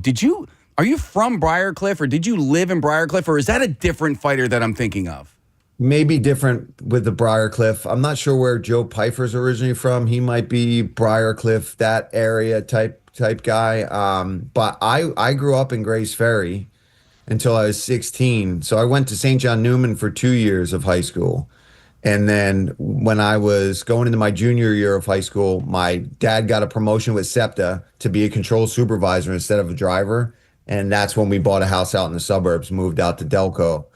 And then from there, that's when I went to Ridley High School. Then did community college at Delco, at the community college out there. Community college, yeah. PC Cubed. And went down to University of Arts once I got accepted there. But yeah, I'm originally from South Philly, and then out to Delaware County. Okay. That's very cool. Delco claims you. Delco, yes. Yeah. Hey, are there any local fighters that you haven't fought that you would like Eddie Alvarez, for instance? Would you have ever loved? I don't even know weight class wise where you guys are. Yeah, we were same weight class. Were you? And we might as well have fought already many, many times because we trained together a bunch of different times over the years, and we were good sparring partners. And Eddie will tell some funny stories about sparring with me where he would just purposely try to get me mad, and they'd be like, there he is. He's a great guy. He's such a great guy. I mean, he's a funny guy too, and we've had him in the studio many times. I wanted to ask you, because I saw this clip pop up and doing a little research on you, and I don't know the context of it, but it has to do with you finding ASMR comfort in watching people pour soda over ice. Oh, I believe that. Absolutely. Yeah. Is that true? That is 100% true. Wow. My last fight that I took, so I fought Dan Hooker in New Zealand, main event. I really thought that was going to be the fight that was going to either make or break me, right? And it's exactly kind of ultimately what happened. I didn't want to fight for a while after that, so nothing was exciting me. I was getting into the triathlon stuff. I wasn't taking fights. And then the opponent for Rafael Dos Anjos got hurt. It was Islam Makhachev was supposed to be fighting him in a main event. And it was the week of the fight, basically. And I was really light because of all the running and stuff I was doing. And I decided to take that fight because I just thought it was ballsy. I thought it was the craziest thing. It got me excited to be able to step in against a former champ on literally 5 days' notice and see what happens. I rolled the dice, but the weight cut was brutal. I mean, I had to make 155 in 4 days, basically. Jeez. And where were you at? I was like close to 180. Wow. So during the weight cut, my team's all there. Guy Eric Nixick, Duke Rufus, all the guys that my chef Larios, who now is Jelly Rolls chef, was my weight cut nutritionist at the time. And I'm like, call Christine, and I had her pour ice cold soda at 2 a.m. back east in Philadelphia to drink it in front of me because I was so thirsty. Then when I got back to the hotel the entire night, I slept 0 hours. I found ASMR videos of people drinking ice cold soda with like the microphone right here on their throat. So when they were chugging it, you could hear the ice. You hear them gulping. Wow. Yep. I was so dehydrated that it just kind of got me through the whole night. I was a mess. That's wild. Do you have any other ASMR triggers? Is that something that? No, ASMR is definitely never, other than that evening. Okay. With that particular situation has never been my thing. I was a big Food Network guy. If I had a full camp, like leading into it when I was dieting, I would watch Beat Bobby Flay or Chop or Iron Chef. All of it was the only thing I watched. Then I actually found another YouTube guy, this guy down in Florida. He does CrossFit and stuff now, but he does cheat meal days during his training. Yeah. He would eat like 10,000 calorie days. I would obsess over watching it. Now, he ended up doing a video for me where I got to pick the chef that he ate. Meanwhile, I'm cutting it. That's crazy. That's like OnlyFans. OnlyFans food stuff. You're porn. ordering this. But they have to hit. So I forget, Nick. You know the name of it. The videos where women eat. Oh, yeah. Sure. The Korean.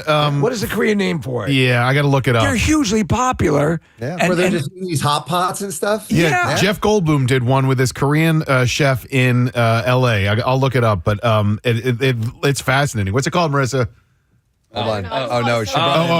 She brought in soda. Oh, gotcha. For Paul that we could pour. I don't have ice to pour it over. Paul's but not fighting on Is that a Saturday. Coke too? Because that was the one I wanted. Coke had to be it, huh? And to this day still, that's if you're an endurance guy, Coca-Cola has become your friend if you're a real endurance athlete. Here, let's hear if this brings back any memories. Everybody again. quiet. Hang on. Got ice in there? No, there's no ice, but we It's- can't get any. But hang on a second.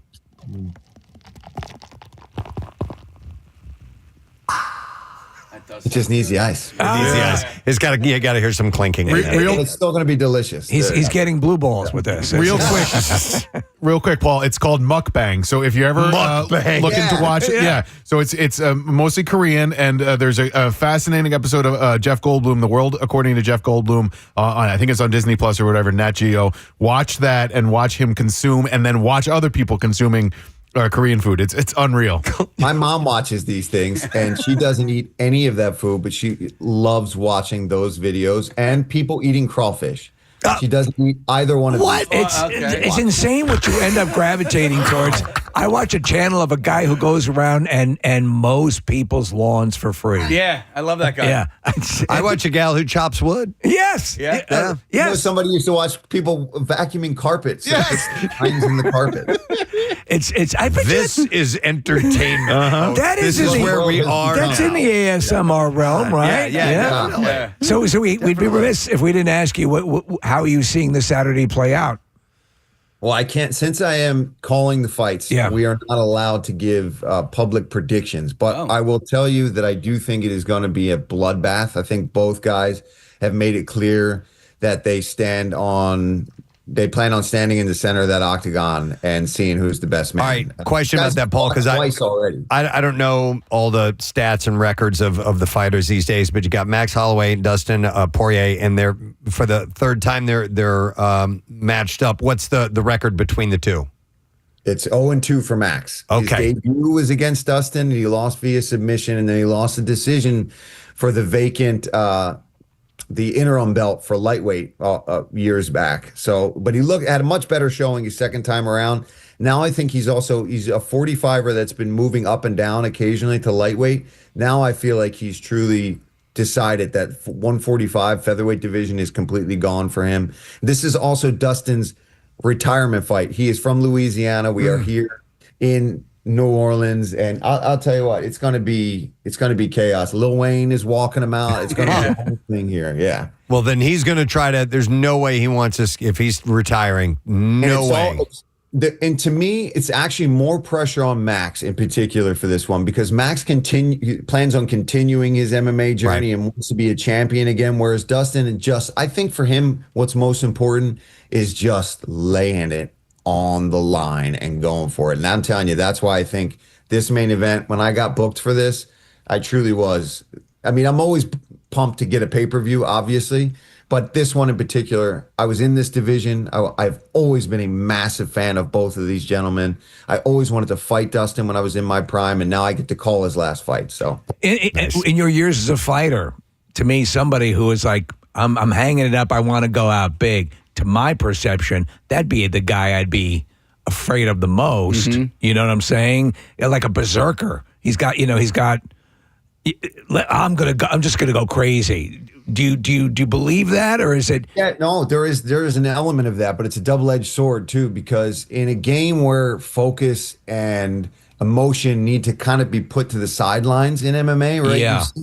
You see guys a little less fight. They don't fight as angry anymore. They're more tacticians out there. These guys are real athletes at this point in the game. So you want to try to have that there simmering, but not overuse it, not let that be your only task. So it's a dangerous situation for Poirier because he does want to lay it all out on the line, but that means you could get laid out early too if you overexert yourself, if you go out there and swing too big and Max slips out of the way. So I don't think he'll fight stupidly, but I do think he will fight extremely aggressively. So what's wild about the UFC is you have these champions, and the champions will hang there for a little bit, but they don't hang there for very, very. It's not like in the old boxing days, like a Floyd Mayweather who like nobody could touch that guy. Like you have people like GSP or like Anderson Silva or any of these guys who were like, okay, this is the best pound for pound fighter right now.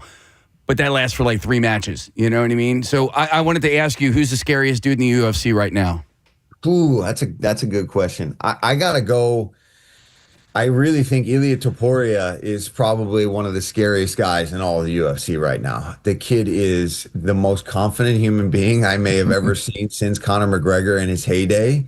Not selfie Conor McGregor, but Conor McGregor. And he's so powerful in such a compact frame, and we haven't even seen him really showcase his wrestling, his jiu-jitsu. He had almost all submission wins coming into the UFC. Since then, it's been almost all knockouts. Wow. He's now the lightweight champ. He was the featherweight champ. He beat Alexander Volkanovski, arguably one of the greatest featherweights to ever do it. He beat Max Holloway by knockout. Both of these guys, by the way, by knockout. Possibly one of the other greatest featherweights to ever do it. And then moved up to lightweight and knocked out Charles Oliveira cold in the first round. Jeez. So, yeah. That does sound scary, yeah. All right, well, listen, Paul, we got to wrap things up, but we'll remind everyone UFC 318 in New Orleans is on Saturday. It's pay-per-view, and you can get tickets at UFC.com. So hope it's a great fight, great night for you guys, and you have a good time while you're in New Orleans. You're going to be able to take in the town a little bit while you're there? Yeah, of course. So you just got in late last night. Flight was super delayed, so got a little bit of sleep last night. But yeah, today after fighter meetings, probably hang out and go get dinner with the boys. Awesome. Excellent. Well, enjoy, man. We'll stay in touch. All right, brother? Hey, thanks, guys. I appreciate it. You got to take care. Paul Felder, guys. Very cool. Nice. I'm glad he's segued over into the booth. Yeah. And he's doing a great job there. Sound Super like nice a smart guy. call, right? Yep, absolutely.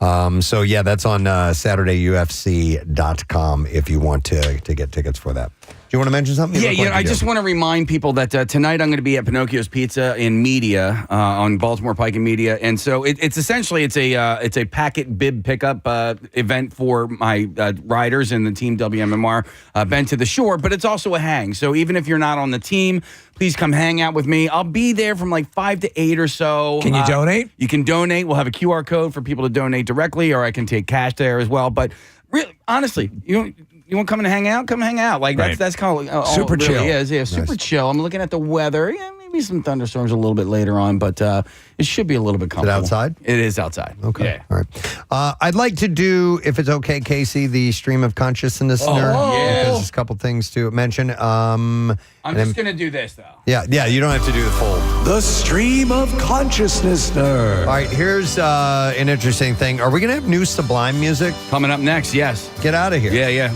Okay. And this is with Bradley Noel's son as the lead singer now. Marissa, actually, you saw them, right? Yeah, they played the X Games Saturday night, and guys, he was incredible. Besides just being like super kind and sweet and had so many supportive words, he talked about suicide and substance abuse and all these things that he lived through, not really knowing his father. He's just super supportive, brought his friends out.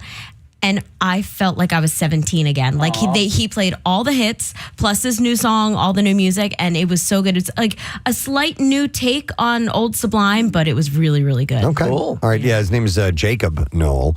So we'll have that for you in a little bit. That's a little stream of consciousness thing, but I had something else here. Sort of a stream of consciousness thing. This is also sort of one. Nick got an email and he sent this to me, and I thought this was kind of interesting about our program. He said, this is from Andrew. He said, hey, Nick, I was listening to today's show. This was yesterday, or actually on Tuesday, and said, and the segment about Mount Rainier's earthquakes came up. So if you missed it, Mount Rainier has been having several quakes, and it's got them concerned about the volcano waking up. It's not an indicator that anything in the immediate future is going to happen, but it's just a reminder that this is a volcano. It's a volcano. And this is seismic activity. Well, he says, I was actually staring at Rainier hiking, I was starting is what he said here, starting at Rainier hiking at the base of it. And he said, I hadn't heard about the recent activities and found it funny that I was getting my local news from a radio show in Philadelphia. He said, anyway, just wanted to say, love the show. I've been a loyal listener here in Seattle for about a decade and have never even been to Philadelphia. Oh, that's amazing. So that's from Andrew Greer in Seattle. And I've never been to Seattle. Damn it, I want to go. I really do. It's so far away, and if I'm heading West Coast, usually the choice is like Los Angeles or something along that lines, and for whatever reason, that's what we've done. But I want to go to the Pacific Northwest. I've been to Vancouver, but we were going to Whistler, so I didn't really spend time in the Pacific Northwest in the metropolitan areas, and I would like to go to Seattle sometime. Yeah, Steve, you mentioned earlier how much affection you have for Northern California, and I do too. But if I were ever to live anywhere else in this country, it would be in and around Seattle, the Pacific Northwest. I freaking love it there. I love Rainier so much. And Preston, you would absolutely dig it. There's so much like musical history there, which is really cool. All the way back to Hendrix, and obviously everything that happened in the 90s with the Pearl Jams and Soundgardens and Nirvanas and stuff. But there's great food. Yeah. It's a really cool place to visit. And for my own personal taste, there's 3 national parks that are relatively close: Rainier, North Cascades, and Olympic National Park. For my personal taste, Harry and the Hendersons was filmed there. Right. So. It was. Yeah. And you saw at the end, it turns out there was more than just one of them. Yeah. So, No, never know. Seattle is wonderful. And, it's becoming kind of cool, too, is Spokane. Yeah, Spokane, really? Spokane used to not be much. Okay. But I've been seeing stuff that, and they've really done it seems like a glow up on Spokane, which is, Have you ever been to Portland, Oregon? Yeah. Yes. Yeah. I went there last year before our wedding. Where was that? Back home in Oregon? Yeah, back home to Oregon. I'd like to go there, too. Yeah, it's a cool city. I want to go with Jimmy. Yeah. Does he know it? No.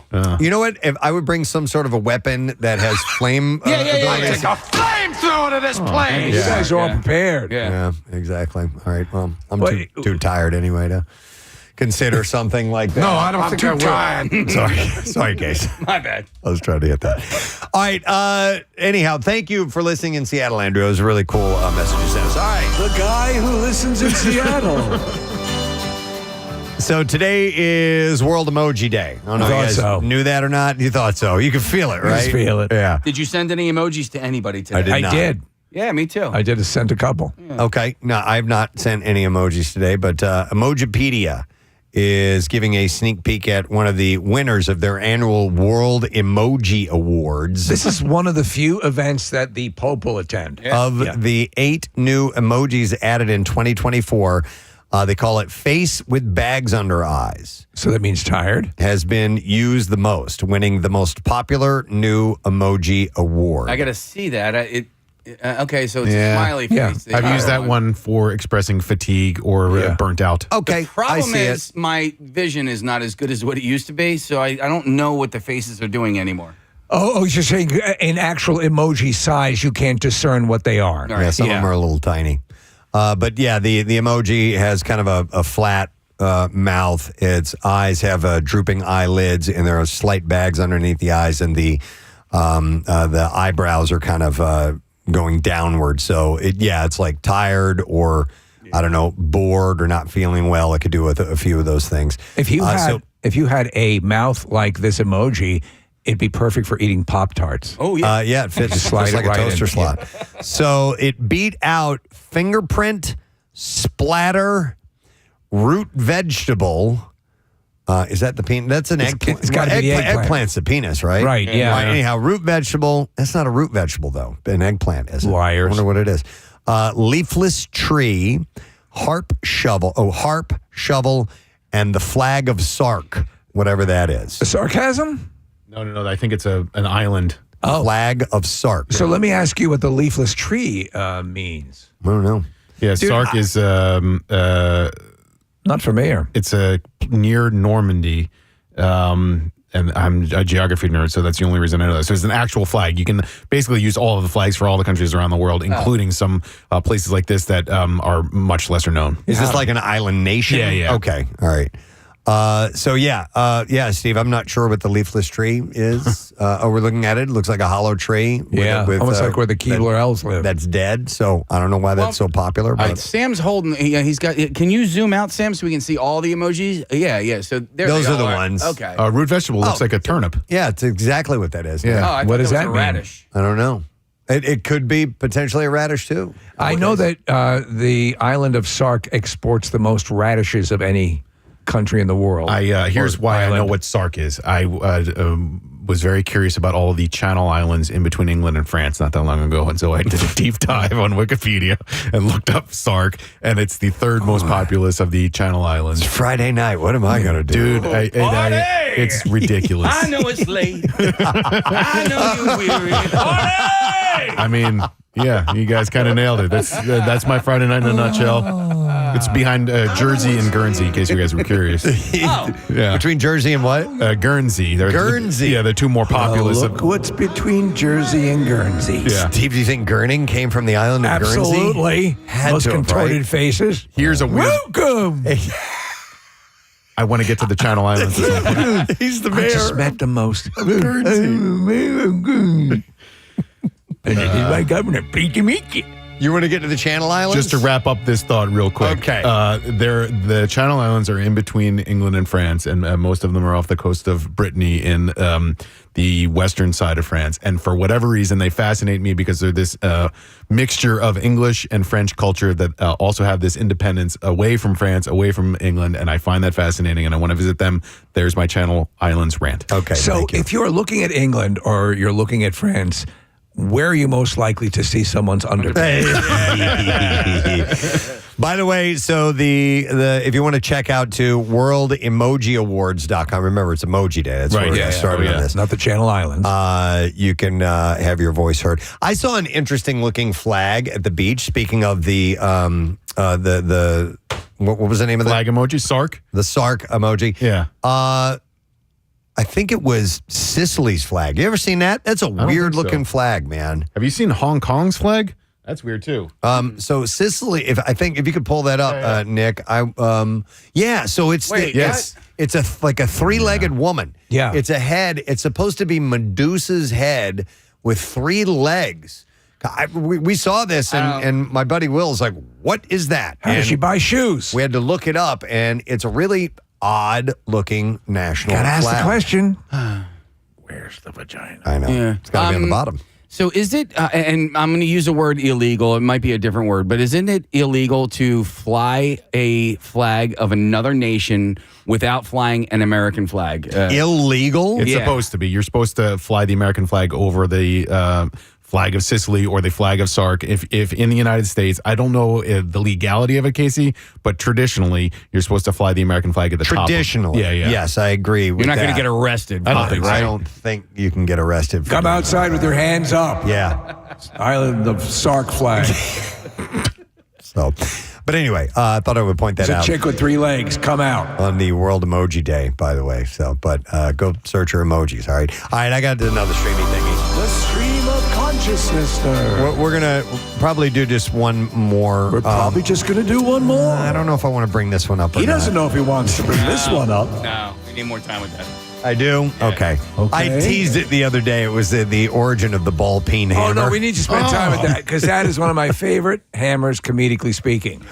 Ball peen. Yes. When I joke about beating someone to death with a ball peen hammer. Does it look like too much material, Casey? Or I think I don't know. Maybe we'll get to it tomorrow. All right. What's your favorite peen, by the way? Is it a doodle peen or a ball peen? Doodle peen is pretty good. Doodle peen is great. Yeah, let me do another thing real quick here. Another peen. And we'll come back to I Promise You Someday. Is that a new segment? I promise you someday. We'll get to the ball peen hammer. Nick sent me this story. So the ski industry is snow-based, has been dominated by acquisitions and the slow but steady march of conglomerates like big ones like Vail Resorts and Alterra Mountain Company. So you would think that the next big purchase would be by a big mega pass portfolio or something like that. But no, there's a town in Colorado. It's called Nederland. 1,500 people, and they are actually buying Eldora Mountain from Powder, which is a big. Is this the town that has prohibited pledge pins? No, that's Niedermeyer. Niedermeyer. There is a frozen dead guy in Nederland that you can visit. He's been there for a long time. No kidding. Yeah, it's a tourist attraction. But this reminded me, Casey, of the Green Bay Packers, essentially. Like the town is buying the mountain and they're making it their own. Yeah, that's what they're doing. They're purchasing the beloved local hill from one of the biggest players in the U.S. ski game. Eldora will soon be owned and operated by the people who call the mountain home, and it will also be the first Colorado ski area sold from a conglomerate to an independent entity since the mid-'90s. So Powder has owned Eldora since 2016. They're going to stick around to support operations for the next 2 seasons while the town transitions into ownership with help from 303 Ski, which is a team of seasoned Colorado ski industry veterans. The purchase won't cost taxpayers a dime. Nederland is financing the deal through municipal revenue bonds backed solely by the resort's own earnings, and revenue bonds tied to Eldora's earnings like lift tickets, food, rentals, stuff like that are going to cover the cost. That's pretty cool. I do like that, especially these towns that are mountain towns that they live and die there, and they're as invested as can be, so they should be monetarily as well. So does that mean that Philadelphia could purchase WMMR? Wow, are we? Yes. And Make we that would happen. be owned by the people? That'd be cool. I wonder. I don't know if something like that has ever had. There's no way something like that. Crowdfund that. I got $1. Yeah, I'll you're gonna get start it. started? I'm going to start it, yeah. Next, going to the fire truck. So the purchase price is confidential, so I have no idea what it costs to buy a mountain. And by the way, if you buy a mountain, you're not allowed to move it. That land. Yeah, I mean, that's right. a lot of I mean, land to mow. You don't think of like when you buy a plot of land, that's easy to wrap your mind around. Yeah. But to buy a mountain, that's pretty wild. I wonder what the legalities are and what all comes with that. But yeah, I thought that was just kind of interesting. Like I do like that. The little guy, they got together and we're the going to town, buy a mountain. The town is all about it, and they want to, they want to do with it the way they want to do with it. I'm surprised the big conglomerate agreed. Yeah, no kidding. So thought that was interesting. We'll get to the ball peen hammer another time. Time to stop with the streaming of consciousness. No more stream of Consciousnessner. Let's take a break and come back and get some bizarre file stories. How about we do that thing? Stay with us. And brand new Sublime, playing it when we return. Stay put.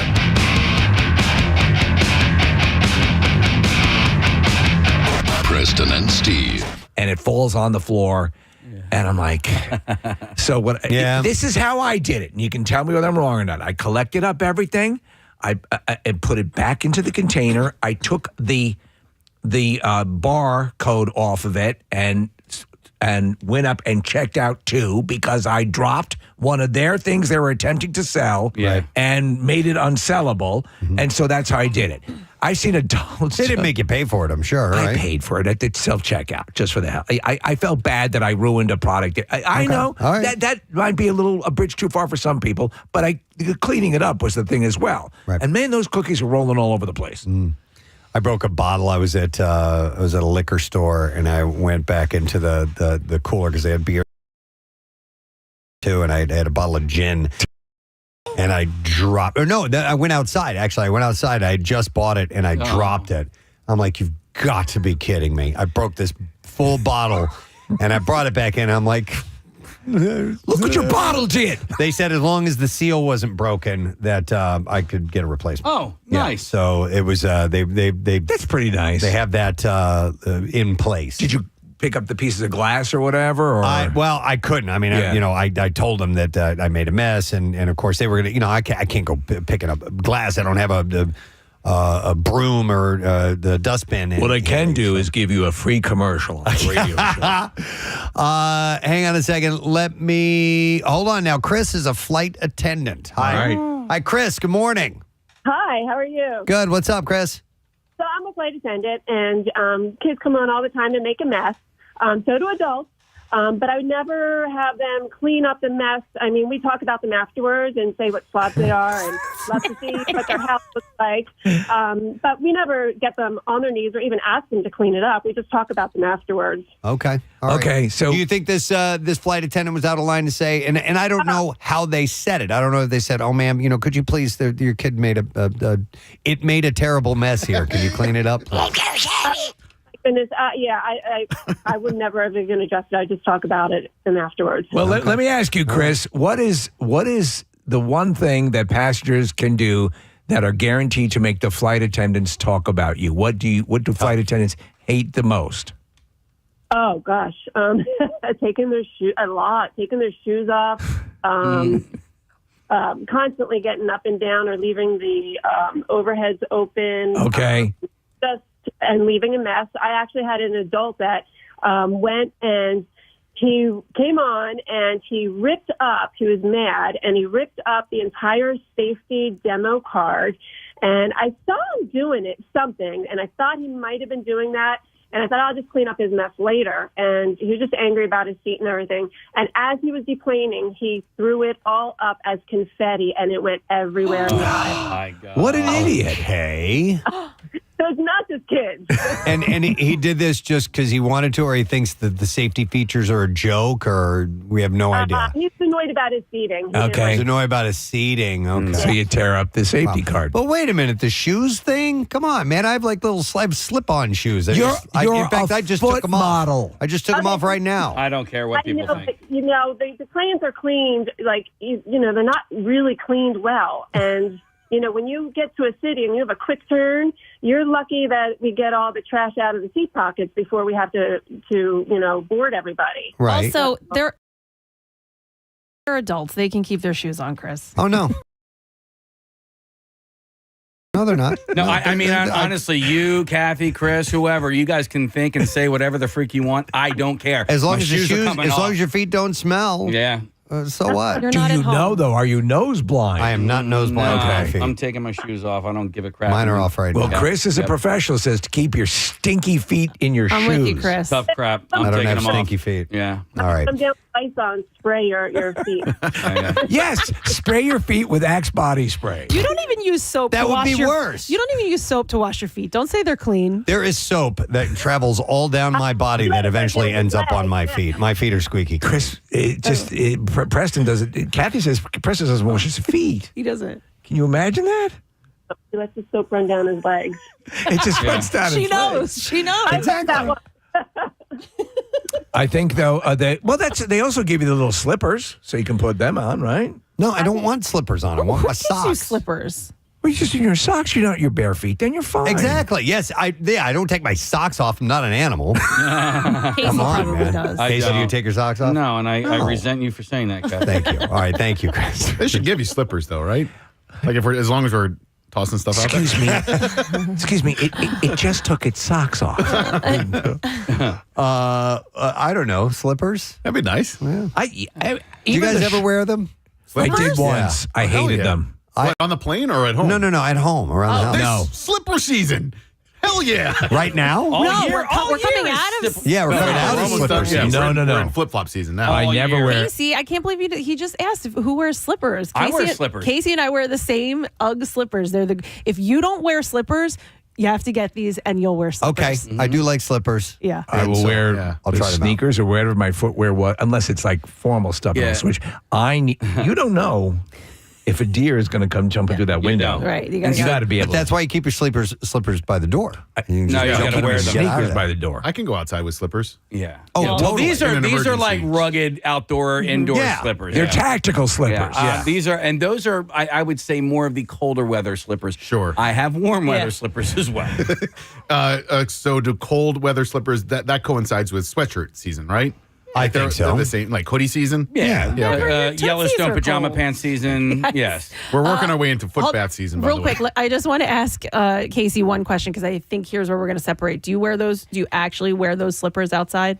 I do. Okay, yeah. Not like now we're on different pages. Well, like to take the trash out or something like that. Take the If it's trash chilly, out, you got to run or- outside real quick, go get the mail, Stomp down the mulch. Or Yes. if I'm like I got to go pick somebody up from class, not class, but like practice or something. Oh, like she that. If I'm just gonna be got in the car. side-eyed by Kathy on I'm that. like, you drive. Yeah, but that's what Dude, you're doing. I want to get a group of people to go to Wawa in pajama pants because it's very freeing. Talk I is love cheap. it. Let's Yeah. do it. Let's rent a bus of people. We'll rent a bus. We'll get everyone in their pajama and socks, no shoes. I would love to do that. All right, hang on. I want to go to Todd, who worked in a store that kids would frequently mess up. Hey, Todd, good morning. Good morning. How's everybody doing today? Good, buddy. What's going on? So I actually have an interesting story. One of our beloved Philadelphia Flyers, I'm just going to keep his name private. Okay. He came in with his wife and his two little crotch goblins, and the kids were running all over the place. They were throwing pillows all over the floor. They had like cookies or. This is a mattress store that you work at, right? Yes. Okay. So, and look, it's expected. You know, I've had it a million times where people come in and they throw pillows around. Right. It happens. You know, I get it. But the idea is, like, at the bare minimum, tell your kids, pick the stuff up. Yeah. Or make an attempt to just, before you leave, follow them around and pick stuff up. Sure. That's all you ask. When they left the like I said, our beloved Philadelphia Flyer, and his wife did nothing to pick anything up. They walked out. Now they bought a lot. I was happy with them because they bought a lot. I got a good commission from it. But were they still, French like, Canadian by chance? They were not. Okay. That narrows it down. Traffic on 93.3 WMMR. WMMR presents Preston and Steve's Bizarre File. Brought to you by Horizon Services. Suffering from leaks, clogs, or corrosion in your plumbing system? Well, the expert technicians at Horizon Services have seen it all. That means they can fix it all and same-day service. Book today with Horizon Services and help is on the way. A balding man was shocked when his head, quote, blew up like a balloon after a hair transplant in Turkey because he flouted a no-sex rule. Oh. Ruben, does that make any sense to you? Yeah, you can't have head. Ruben Owens' swollen face looked like he'd been stung by 100 bees, he said, and took a week to return back to normal after he ignored surgeons' advice to avoid sex for a fortnight after the procedure. See, this I don't know specifically about, but I know that Joe Buck had like a hair transplant surgery that caused medical reactions and depression and this weird sort of set of symptoms I never heard of. See, I would have an issue because I don't know how long a fortnight is. 14 days. Okay. So he first thought that he might have an STD, but quickly realized that the puff was due to the hair transplant after being warned that increased heart rate and blood pressure can reopen healing incisions, and sweating can irritate the transplant area and increase the risk of infection. Did you guys know that the phrase "going to Turkey" is now synonymous with getting a hair transplant? We talked about how many people go there for hair transplants if they're more inexpensive there. You can actually see it in like airport lobbies with dudes going to Turkey and then coming here. Yeah, and then Steve afterwards, the hair transplants, the plugs, the bandages wrapped around their heads. That is wild. Ruben said, "I wake up, my head's blown up like a balloon, face puffed, scalp tight, and I thought I'd caught something. The left-hand side," he said, "was bigger than anything to the point it didn't even look like I had been punched. It generally looked like my face was going to explode." We were looking at a picture of it, and it looks bizarre. Ruben was offered a hair transplant to rejuvenate his lost locks in return for a modeling session for the clinic. What? The total spent was about $1,200 for the flights to and from Turkey and return to Wales the day after the procedure was done. Hair transplant surgeons generally recommend abstaining from sexual activity for at least 7 days post-procedure and avoid other intense activities such as exercise or sunbathing. But Ruben decided not to listen to his surgeons. Why would you listen to them? He said he learned his lesson the hard way, but the tale still gets a laugh, he said, from his buddies. He said it's one of those stories that gets brought up to me, and it's too good not to share. Frustrated Minnesota residents are seeking urgent solutions to pollution in a local lake, which sees around 14,500 pounds of bird poop fall into it per year. 14,500 pounds of bird crap. That's a lot of crap. Lake Augusta, located in the city of Mendota Heights, becomes a haven for migrating cormorants each fall, due to the dead trees that line the shore. Though the birds are a native species protected by the Federal Migratory Bird Treaty Act, a recent report found them to be estimated largest contributor of phosphorus in the lake. Seabird droppings, referred to as guano, are a well-known source of phosphorus, and the report outlined possible ways to address this specific issue with population. The solutions include hazing or harassing the birds with loud noises, strobe lights, fireworks, or other methods. And it's also been suggested that portions of the population be culled. However, goddamn birds pooping in the lake. However, experts and they're taking a dump. Say the birds would Shut up, you old bitch. adapt quickly to such deterrents, and that interfering with them could provide problematic should the colony migrate towards a nearby airport and collide with airplanes. Yeah. So they've talked about this, and they actually have they're basically black floating balls that they will float out on like a reservoir or a small body of water to keep the bird crap mitigated. Interesting. Yeah. Another suggestion is the removal of the trees surrounding Lake Augusta. So who knows what they're going to do. Neumann. A sushi promotion in Taiwan led hundreds of people to legally change their names to salmon, only to discover some people can't change their name back. A Japanese sushi chain called Sushiro offered free meals to anyone whose name contained the Chinese characters for salmon. The promotion sparked what Taiwanese media dubbed salmon chaos, when at least 332 people rushed to government offices to modify their legal names to include salmon. I like salmon, but I don't think I do that. Now, the situation revealed an unexpected consequence of Taiwan's 2015 Name Act, which allows citizens 3 lifetime name changes. Oh, boy. And one university student used his final name change to become Zhang Salmon Dream and didn't realize that he would be unable to change it again. Sorry, man. So now he's stuck with it. Government officials criticized the trend, calling it a waste of time for them, and the public reaction was also largely negative, with particular criticism directed at images showing participants wasting rice by eating only the fish from their sushi. Wow. And then one last story, and we'll wrap this up. In Japan, a new service lets people pay about $23 per hour to rent a grandmother. These hired elders offer things like advice, childcare, cooking lessons, or simply being a caring listener. The idea began around worries that modern life leaves people feeling alone and missing the gentle support grandparents often provide. There was a lot of love in the family. Background checked rented grandmas come from local groups and usually visit homes, though they can also go out like to parks or stores. We were pretty much allowed to go.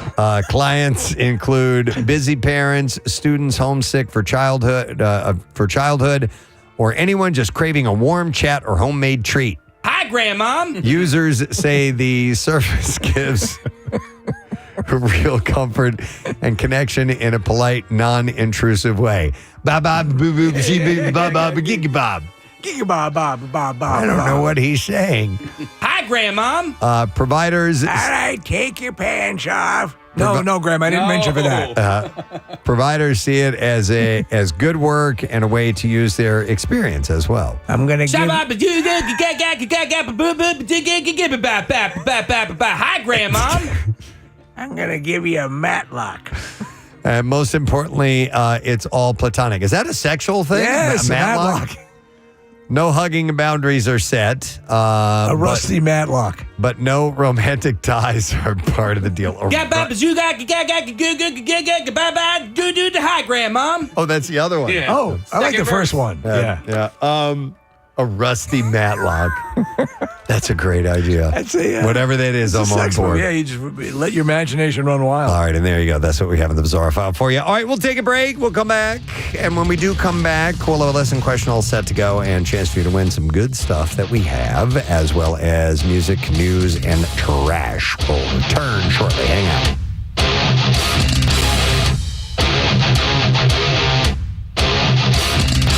Yeah. So you they left and you had a bad taste in your mouth because it was just disrespectful. Exactly. All right. Yeah, I think It's a courtesy. you're obliged, I even agree. if you're a Philadelphia Flyer. Yeah. Your kids, if your kids go in and do something, you need to correct what they've done. If it's knocking down a display, if it's sullying the reputation of the NHL, it's what you do. Let me see here. It's Eric that we're going to go to next. Hey, Eric. Morning. Hey, good morning, it. Hey, good morning, it buddy. What's happening? Hey, congrats to Marissa for getting married. Pass along your love. So I used to work in customer service, retail. I work in construction now. Shout out to Glazers 252. But I was raging to Nick through the text earlier. This Anthony Bass guy. What gets me the most is the entitlement, like the basic human decency of just pick up after yourself. Teach your child to pick up after yourself. It's your job as a parent. And Nick, you can check the stats on me. He can't even do his own job as a closer in baseball. He can't do his job as a parent. He blew up online. This dude's failing. He's a trifecta of failure. All right. So if he were an effective closer, he'd get a pass. And now he's going to, hopefully, if anybody working at United is listening, I hope this person doesn't get fired because of this dude's fucking. He's fired up, Eric. Fargan. Oh my God, I'm so sorry. No problem. So, Eric, let me ask you: would if the flight attendant was rude, would that change your perspective of this? Okay, so I understand there's probably three sides to the story. What the flight attendant says, what Anthony Bass says, and what actually happened. I'm sure what really happened is somewhere in the middle. Yeah, but how he came across in posting, like what he did on Twitter, it just ruined anything that could have gone in his favor. And to top it all off, if you go back and check his Twitter, he posted a picture of his kid holding a bag of popcorn, like, oh, look at my cute little kid, like as a deflection. Like, come on, dude. Well, no, I agree about the nature, the tone of his original post seemed a little pompous. Yeah. And by the way, you're right, Eric. His ERA is like 7.36 or something like that. So it's terrible. And he doubled down on it, saying, "Oh, I got, they're going to take care of it internally." United, whoever's listening, please don't let somebody lose their job because this guy can't teach his kids how to clean up after themselves. Okay. No, I agree. Thank you, At least a Eric. 4-year-old, right? A 2-year-old. 5-year-old can clean up after 5-year-old can clean up after Yeah, themselves. right, yeah. Yep, most definitely. All right, I want to go to one more call. We're going to take a break here in a moment, but Don wants to comment. Hi, Don. Good morning. Morning, guys. What's the word? Yo. Nope. Not going Too late. All right, so you are you're a rideshare driver. Yeah, I'm an engineer, but in my off time I do rideshare, and people get in and they treat these cars like their personal trash pit with their kids. I'm sure. They get in, they want to eat food, they want to have chips, and when something happens, they don't say anything, or they're just like, they'll get out of the car. Even the adults do the same thing, and it's just they don't teach themselves. They're not parents to their kids. They think it's somebody else's problem to clean up. Yeah, and it's the wrong way. I remember years ago, Preston. You remember the Good Charlotte we had on years ago, and one of the guys, Benji or Joel, or maybe it was their mother who had worked in a hotel and would clean rooms, and There were some girls who went up and hung out with them in their hotel room, and they were girls were getting a little bit rowdy. And they were making a mess, and one of the guys, Benji or Joel, goes, "Hey, somebody works here, and they have to clean that stuff up, right?" And I think they said, "Yeah, our mom was worked as a hotel, maid or staff or whatever." And they were like, don't do that. Gives you a different perspective. Yeah, I was like, I thought it was pretty cool of them to. That's why we eventually married those guys. Be observant of that. No, they got married to Lionel Richie's daughter. Wait, Nicole Richie and Cameron Diaz. So I always consider us them. I know, me too. Yeah. All right, I lied. I have time for one more call. All right. I want to go to Kendra. Hi, Kendra. Good morning. Hi, good morning. Kendra, are you weighing in on this whole mess thing, or what are you calling about? I just won $1,000. It's our concert cash winner, Kendra.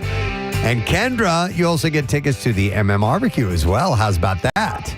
That is so great. Yeah, congratulations. $1,000 going to buy a lot of popcorn. Yeah. Yes, definitely. And my birthday's Friday, so I can buy myself a nice present. Oh, that's awesome. Huge. We are so happy. Where are you from, Kendra? I'm from Cherry Hill, New Jersey. All right. Thank you, Jersey girl. We appreciate you listening and especially calling in and winning. And we will see you at the barbecue, and we'll give you $1,000 for listening to MMR. All right, Kendra? All right. Thank you so much, guys. Happy birthday. Let's hear it for Kendra. All right. Next chance coming up about 1 hour from now exactly, because it is 9 o'clock. So hang in there. All right, Casey wants me. We're going to, do it when we return. Yes, sir. We have a concert announcement when we return. So we'll take a quick break. I know it's a lot to take in. We'll come back in just a moment, and we'll get to all that. Stay with us. And Sarah Silverman is going to be joining us as well. Stay put. Preston and Steve. Preston and Steve. On 93.3 WMMR. Thank you very much, Kathy. As we have stated a couple times, today is April 20th, which is 420. And that is, of course, the international celebration. I assume it's international. I know it's definitely national. Of marijuana and all things pot. As you're saying all this, I realize, what is the derivation of Ford? I'm glad you asked that, sir. Because I've got the history of it. Right. And I know we've mentioned it before, but it's easy to kind of forget because it's this weird little thing that happened. The most credible story traces to Marin County, California in 1971. That's it. There were 5 students at San Rafael High School, and they would meet at 4:20 in the afternoon by the campus statue of Louis Pasteur. Right. And they would get high. And they chose that specific time because extracurricular activities had usually ended by then. And the group of guys, Steve Capper, Dave Reddix, Jeffrey Knoll, and Larry Schwartz, and also Mark Gravich, became known as the Waldos because they met at a wall. There was a wall there, and they called them the Waldos. As simple as that. So they would say 420 to each other just as a code. Yeah. So, if they were in the hallways at school, they'd say, 420, and it was just for them to know. Now, the interesting thing is how it got out into national. Yeah. And to become part of pop culture. So, and I want to find out if it has extended to other countries as well. That is a good question. Yeah. I'll bet you it has. So Reddix, one of the guys, told Time Magazine in 2017, he said, we got tired of the Friday night football scene with all the jocks. We were the guys sitting under the stand smoking a doobie, wondering what we're doing there. And it continued long after 4:20 p.m. as well. The group challenged each other to find ever more interesting things to do under the influence, calling their adventures safaris. Yeah. Heck, go on safari. So here's started to on. So later on, Reddix's brother helped him get work with the Grateful Dead bassist Phil Lesh. Oh, boy. As a roadie. That's like the dream job if you're a pothead. So the band is said to have helped popularize the term 420. And on December 28th, 1990, a group of deadheads in Oakland handed out flyers that invited people to smoke, quote-unquote, 420 on April 20th at 4:20 p.m. And one ended up with this guy named Steve Bloom. And Steve was a former reporter for High Times magazine. Is that even around anymore? Yeah, I believe it is. I would imagine, God, if it had gone away before all of this, it'd be a crime. So the magazine printed the flyer in 1991 and continued to reference the number and became known worldwide, it says here, Steve, worldwide as code for marijuana. You know what High Times should have done? And if they haven't done it yet, maybe they can, because it's such a good idea, Steve. One of their pages should be smokable. I think I know the case. I think years ago when it was really a controversial magazine and be on the shelf, didn't they include what they call a roach clip in one of their issues? No, but like it's they a paper, did something like that. Yeah, it's a paper magazine, like maybe page 4 or page 20. Right. You know, and it's smokable. Rolling papers or actual marijuana? No. Like but something like a you can rolling roll paper, up like in. a blunt wrap, or something that you could roll it into. I get and Acid smoke that, magazine and their tabs of acid on it. No, it's. I remember how controversial that. Look, I don't. Is this on? Yeah. All right. 93.3 WMMR. I started to speak and I'm like, I don't hear myself. But there we are with Running Down a Dream from Tom Petty. And 14 minutes after 10 o'clock. Today is Thursday. We'll give away our Word of the Week prize tomorrow. Very excited to do that for you. So we'll get the details on what it is and your letter and all that good stuff. And just checking the weather forecast. It's 82 degrees right now, but you add in the humidity and it feels like it's 101 degrees. Oh, boy. From what I am reading on my little weather app here right now. And by the time we get to, I don't know, like 4 or 5 o'clock, it's going to feel like 102, 103 degrees. So you're outside, Casey. I'm doing something with Pierre over at Sequoia Outback. Yep. It's a thing that's close to the public, but it's a thing that we do. And we're going to be in the parking lot. Oh, and by the way, it's this Deck Builders Bash. This thing Yes. that John Keller does for the contractors that go to Sequoia Outback for business. And they always have a band that plays there, the Buzzer Band. They're great. And John had texted me and told me that it's the drummer, Vinny Sticks' birthday today. And Vinny's a great guy. He's let me sit in with the band a whole bunch of times. And they're a really, really awesome group. And they always put on a great performance at the Deck Builders Bash. So Vinny Sticks, a very happy birthday to you, sir, and we hope you have a great time tonight. You won't be there, but I might jump behind the cello. Hey! Yeah. Okay. It's very rare. Yeah. And we see Steve grab a guest spot on the cello. So you have to see if you can get video or something. I have to learn how to play it between now and then. You can do that. Yeah. All right, lesson question time. We're going to give away a pair of tickets as MMR rocks Summer of Loud featuring Beartooth, I Prevail, Parkway Drive, Kill Switch Engage, and more. It's going to be Wednesday, July 23rd at Freedom Mortgage Pavilion, so next Wednesday. And the question, I very rarely do this, but this is from like 10 minutes ago. Oh. What sex position is your grandma's favorite? We just said it. All right? And you got to add the details to it. All right? So what sex position is your grandma's favorite?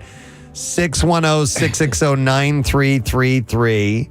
If you know the answer to that, call right now. You'll get those tickets to the Summer of Loud event next week. So call now, and while you're doing that, we'll do the trash. The trash business is a gold mine. 93.3 WMMR with Preston and Steve's Hollywood Trash. Brought to you by Rita's Rocket Pop Ice. Just landed at Rita's. You can top it with firecracker glitter for the perfect gelati. Rocket Pop Ice is here for a limited time only. You can try it before it's gone. What's going on this morning, Steve? Well, Preston, notorious Casey Anthony has a new boyfriend, businessman Ben Bokeman. Bokeman says he has no concerns dating Anthony because she's only been accused of killing a kid. He seems comfortable with that. Yeah. Dan Rivera, a paranormal investigator who worked on the Annabelle Haunted Doll tour, reportedly said he wasn't feeling well just hours before his untimely death. Said another tour guide, quote, "Yet another life has been taken by the wife of Santa Claus." Annabelle. There she is. There she is. And finally, Dave Navarro officially suing Perry Farrell for assault and battery that occurred on stage during a Jane's Addiction concert last year. Navarro says he sincerely hopes Farrell gets some help collecting the money he will owe him after the trial. All right, we go to the phones and see if we can get an answer to today's question. What sex position is your grandma's favorite? 610-660-9333. First caller in was Tom, so we are going to go to him. Hey, Tom, good morning. Hey, Gadzooks, guys. Gadzooks to you, Tom. So, what is your grandma's favorite sex position? Grandpop used to say it all the time. It was the rusty matlock. Yes. The rusty matlock. Hang on, Tom. Just got yourself a pair of tickets as MMR rocks Summer of Loud featuring Beartooth, I Prevail, Parkway Drive, Kill Switch, Engage, and more. And it's next Wednesday at Freedom Mortgage Pavilion. Tickets are on sale now via Ticketmaster.com. Now, Preston and Steve's Music News on 93.3 WMMR. All right, brought to you this morning by Neumann University. The Preston and Steve Show YouTube live stream is powered by Neumann. And Neumann University has their next preview day on August 8th. You can learn about Neumann's academic program offerings, campus life, and professional internships. Register at newman.edu.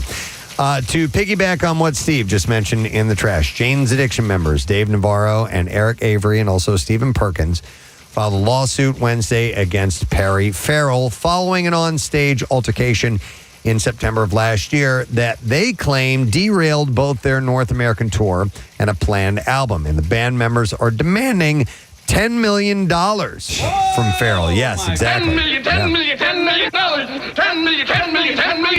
Navarro is also suing Farrell for assault and battery after the altercation during a Boston concert when Farrell appeared to throw a punch at Navarro. Farrell was then restrained by crew members and escorted off stage. This is caught on close-up footage. I mean, I don't know how you argue your way out of this. And also, he admitted to it freely. So after the onstage incident, the band canceled the remaining dates of their reunion tour. He said in a statement, Farrell said in a statement at the time, "This weekend has been incredibly difficult, and after having the time and space to reflect, it is only right that I apologize to my bandmates, especially Dave Navarro, fans, family, and friends for my actions during Friday's show. Unfortunately, my breaking point resulted in inexcusable behavior, and I take full accountability for how I chose to handle the situation." So he's, he could definitely have to pay up to some extent. No apology though to Chrysagon. No, none at all, or the Skull Seal. Yeah. Tobias Forge says Ghost rule to keep phones away during their tour has made things much better. Fans lock their phones in yonder pouches before each show. I'd never heard that term, yonder pouches, like but that's Yeti? a brand name, I guess. And Forge says that this phone-free setup has helped the band and crowd feel more connected. He opened up during a Q&A in Birmingham on July 4th and said that walking off stage the first night felt like a life changer. Even though managers were nervous about the idea at first, Forge insists it's worth it. He says, no phones, help everyone enjoy the moment, get more energy from fans, and make concerts feel alive again. A couple of people made the point to how many concerts you go to, and if you take video, how many times do you look at that video? I watch other people's videos though, so like Casey, I don't know if this is the case with Fish, but like in the Dave Matthews Band Instagram community, when people will share videos because it's a different show every night, I like seeing that. So you're. I don't watch back my own videos that often. Right. Occasionally I do. So you're kind of split on it, or more? I'm absolutely split on it because I know that when I put my phone away, I enjoy the concert more. I feel like I'm much more in the moment. But I do like recording stuff from time to time. But I totally get the point that Tobias is making because you're disconnected when you're watching the show through your phone. I understand it more like a stand-up comedy show because you don't want the act getting out and people sharing that stuff. Like music is different, and so I wouldn't want to. Listen, I went to 2 Fish concerts. I think I took 3 pictures in both shows combined, and it was just basically like, oh, I probably should mark that I was here. Yeah. Do you remember when the iPad came out? Oh God, and people were bringing iPads to venues. Yeah. Do people take video at Fish shows and share it on Instagram and stuff? Absolutely, okay. That's what I figured. There's a bunch of like Fish, sites that I follow, or not sites, but handles on Instagram or whatever. Right. And so I like seeing that footage as well, especially for concerts that I haven't been to. Exactly. Right? Yeah. Speaking of the band Ghost, they're playing Saturday at Wells Fargo Center, and our buddy Brent Porsche is going to have your chance to win pit tickets. The pit's sold out. So one more day today. Listen for a Ghost song to play during a show, and then you enter the song title on the contest page at WMMR.com, and that is your shot to win tickets. There are some tickets that remain to the show, but like I said, the pit is sold out, and you can go to Ticketmaster.com to get those. And then finally, I thought this was kind of interesting. A new album of home recordings by folk icon Woody Guthrie. Wow. Is set to be released on August 14th, decades after his death. Woody at Home, Volume 1 and 2, includes 20 tracks and 2 spoken word pieces recorded all the way back in 1951 using a home tape recorder gifted by his publisher. For Jason Moore, it's encore. I had no idea. Yeah, wow. It was going way back. The collection features 13 songs never heard before, along with a fresh version of This Land Is Your Land, and the only known recording of Deportee. These tapes, which became Guthrie's final recordings due to his battle with Huntington's disease, were long considered unreleasable due to poor audio quality. On a tangent here, Marissa did a video. She pops up videos, snippets from the show, and it was that song for Tasting More and its encore, our discovery of it. And at the end of it, Case, you remember we were adding the... no! Yeah, so that was our thing. For Tasting More, it's encore. Why were we doing that day? Just randomly, and then you said you determined that actually what that was the guy eating the encore and enjoying it very much. It started because we were trying to figure out the guy from Happy Days.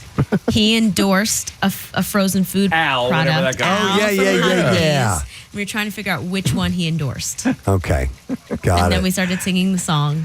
You had the jingle over Can you there. find the jingle? Yeah. Case? It should be in the box, bro, because I would love to relive that with the again. The guys. Subscribe to the Preston Steve YouTube channel to get all these little moments. Yes, please do. How do you spell encore? ENCORE. Nope. I mean, that's how you spell it. That's not. Maybe it it's was- encore. Look under Al's Diner. Have we spelled it incorrectly? No, Yeah. the food is ONCOR. Yeah, we spelled it correctly. They spelled it wrong. Okay. ONCOR. Okay, you ready? Yep. Okay. For Tasting More, it's encore. Let me turn down the teletype. Hang on. Do it one more time if you could, please, Case. Sorry. For Tasting More, it's encore. We still got it. And so a good that's Happy Days reference there, Steve. Yeah. And that's connected to Woody Guthrie somehow?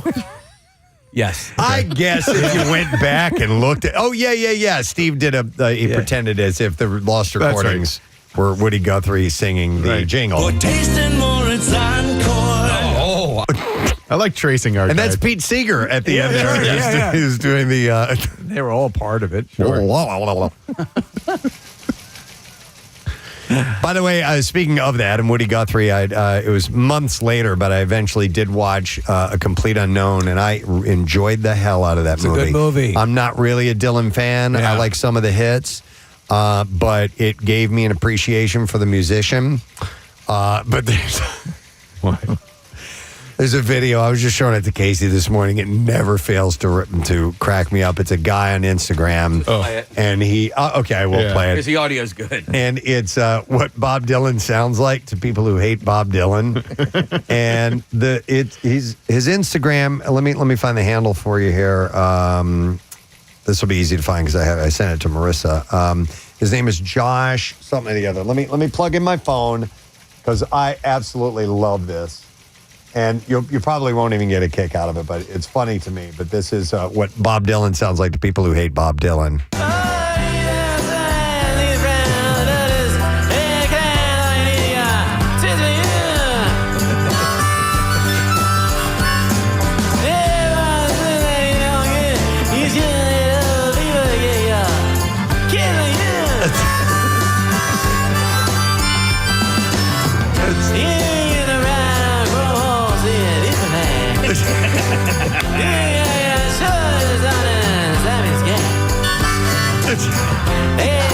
He's got a handful of harmonicas. Yeah, by the way, when he does the harmonicas, he's got like 5 harmonicas in his hand. He just randomly blows into them.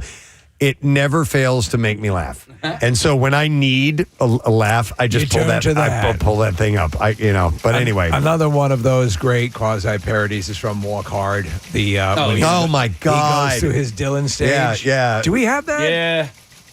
Rib job dreams, and the rat that ate New York. Can you see that? Yeah. Well, you're looking for that, Casey. The guy's name is Joshua Wu. Oh yeah, and he did Pearl Jam. He's done Oasis, David Bowie. It's really funny, and his whole channel's terrific. Yeah, I just started following him, Nick. So you'll like the Pearl Jam one. I saw it this morning. Okay. I loved it. It was excellent. And I was watching. There was one of the Smiths. Okay, that's really good Morrissey, too. yeah. And so they don't have it. No. Oh man, it's all good. We'll get it another time. Well, at least we have Encore. So anyhow, I really liked A Complete Unknown. I'm very happy I watched it, and I will watch it again very soon. So producer Steve Rosenthal explained that new technology has helped bring Woody Guthrie's voice forward in these. These had kind of bad quality, and it's kind of like the Beatles did with Now and Then in 2023. So that will be coming on August 14th. All right, that's it in music news. We're going to take a quick break, come back in a second, and wrap up the program. Letter of the day, word of the week, prize, and more. Stay there.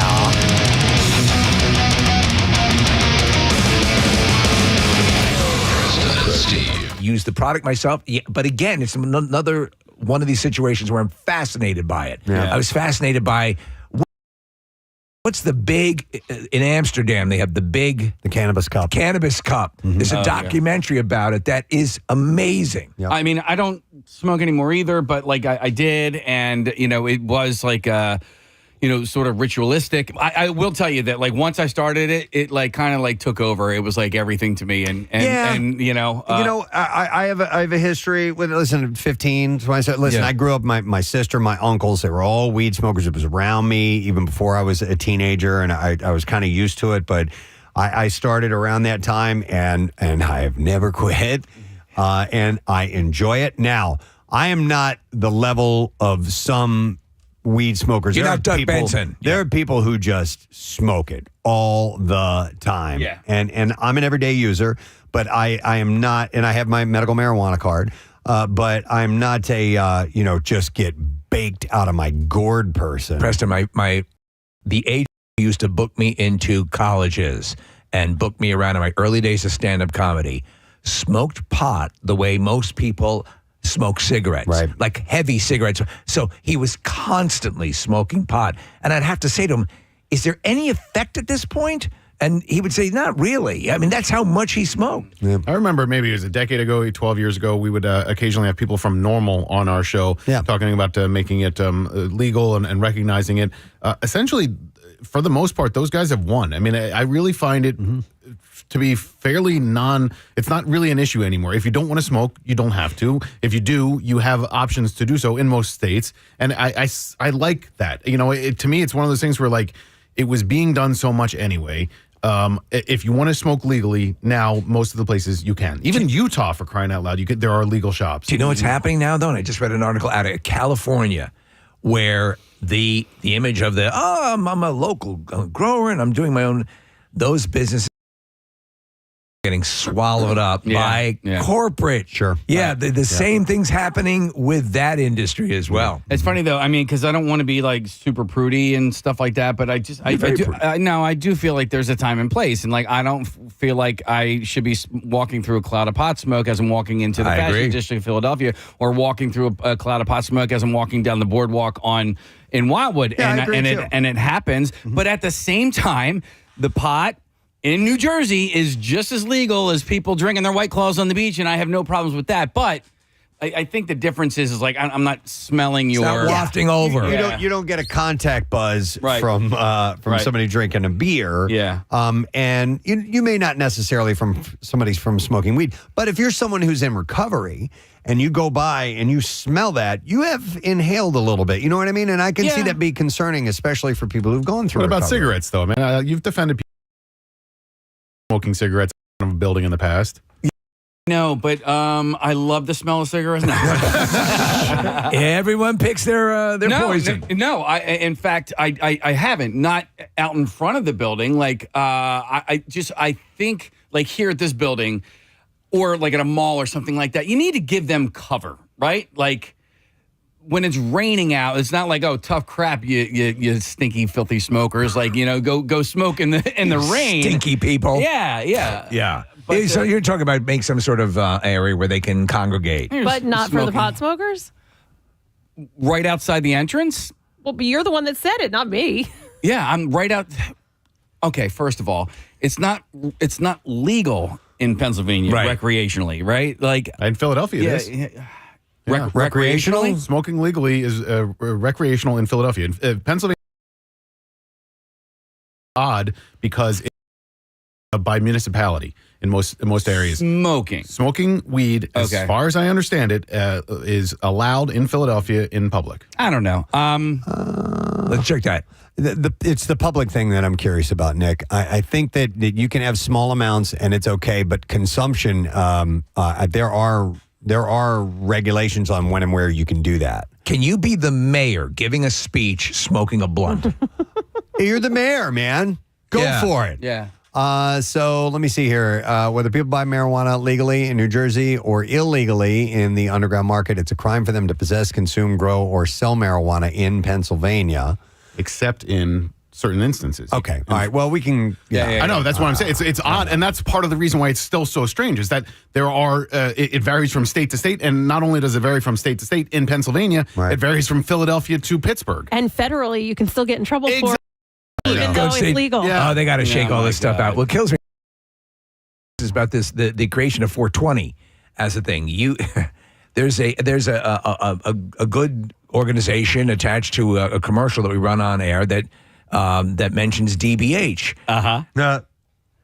Do bong hits is what I hear. Of course. And that this thing would take off and become the thing from a school playground with DBH was your school thing. Yep, that was our thing. Yeah. And our DBH, we had it written all over our notebooks and stuff, Our thing in college was, Hendrix, right? So we would be at a party or whatever, like, okay, we're going to be at Hendrix at like midnight. All right, meet me at Hendrix. But Hendrix was a gravestone. It was somebody's name. And there was a graveyard next to our fraternity house, and all the way back in the far back of the cemetery. That's where you guys would congregate? Right next to this big tree. It was the biggest, and the last name on the headstone was Hendrix. And it was, so when you're talking about DBH and 420, like these things become lore. They're these cool little ritualistic things that and it's code, right? Like not everybody knew what Hendrix was, and you could say that, and people knew what you were talking about. Right. I think line one might be able to help us. Yeah, that's where I'm going to go. Yeah. I have Mike on the phone, who is a police officer in Philadelphia. Hey, Mike, good morning. Good morning. How you guys doing? Good. Well, we're a little confused, Mike. That's clear. But that's par for the course. Maybe you can help us out here. What's the story with marijuana, smoking it, possessing it in Philadelphia? So it is recreational use. You can walk down the street and smoke it. It is basically when I'm working in the city and we're driving by and you smell it, it's like, oh, well, that's just the new smell of Philly. So instead of, you get down to the subway when we're working down there and you're like, oh, that's the smell of Philly. But up on the street, it's just the smell of weed everywhere. Yeah. So I didn't realize that you could smoke it outside. And that is Nick correct? That it's... Here's the thing. I'm partially correct, and maybe, Mike, you can expand a little bit upon this. It's decriminalized. However, it's not legal. But I don't know what the difference between decriminalization and legality is. I mean, realistically, there is no. I'm sure there is a nuance, and if you're caught with it with like a certain amount and it's all baggied up, then it could be. Then it's criminalized. However, it's gotten to the point now where it's so prevalent out there that there's no point in doing anything about it because of how willing people are to just say, oh, okay, that's just the way it is. Yeah, and it's so low level that it's hardly worth the waste of time. Exactly. Somebody. So the biggest things you get is still federally.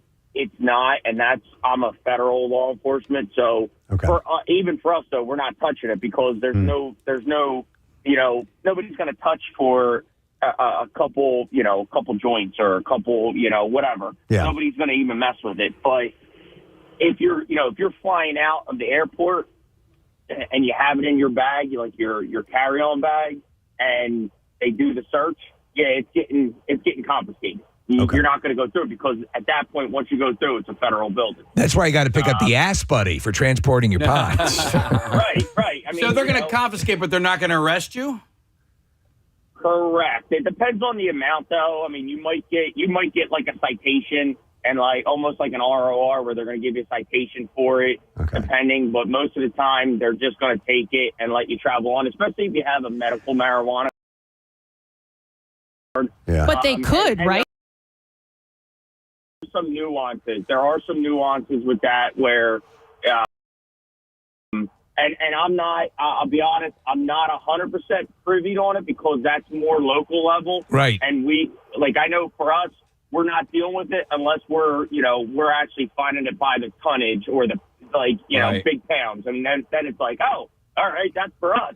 Hey, Mike, can I ask you a different question? Because I've heard about from people who said they don't want to get a medical marijuana card because then they wouldn't be able to purchase a firearm. It's like you can have one or the other, but you can't have both. Is that is false? Okay. False. Okay.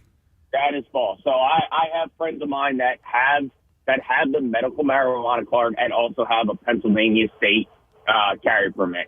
So it is false. It's there's obviously if you get caught carrying, you were smoking and you're high. Yeah, there's some implications, right? It's just like drinking. Like even for me as a Fed, I can basically carry anywhere. However, where I can't carry is anytime if I decide to have a drink. Queen on 93.3 WMMR. It's Everything That Rocks. We were just talking yesterday about sing-along songs and participation in live performances. And there was a tribute, the Freddie Mercury tribute, and George Michael did that song, and the crowd participation in that is just brilliant. Yeah, it's great. If you've never seen that before, George Michael was a phenomenal singer. And second of all, he did the song Justice, which is hard to do, absolutely, covering Freddie Mercury, but the crowd just embraced it all. And that last high note and everything, he lets the audience do it, and it's really special. I love it. Seeking out on YouTube. Yeah, for sure. In fact, I'm going to do that right. We're done here. I'm going to go start a paper right now. All right, it is 10:41, and we're wrapping up the program. Today was a lot of fun. We had some really good guests. It always makes a fun show, we think, when there's people we just easily gel with. And we had 3 great guests today. First of all, from the Middle-Aged Dad Jam Band. Yes. And they're playing City Winery on Monday. We had Ken Marino, actor, and director David Wayne, who run. They play great covers of songs. Steve was talking about, he loves their version of Baker Street. Yeah. And I love their version of Scenes from an Italian Restaurant. They do just all kinds of really cool songs, and they do them justice. They were smart. They got friends who are really good musicians. And they recreate these songs, and they also do some shtick in between. They're very funny guys. It's from a full the state show. Michael Ian Black is going to be performing, who we love, and maybe other people. Maybe we heard other people. Prince. Prince, possibly. He said he's going to call Prince, so we'll see. But citywinery.com/Philadelphia to get those tickets. It's on Monday night. It'll be a fun time. And then we had Philadelphia native Paul Felder, who is now claimed by Delco.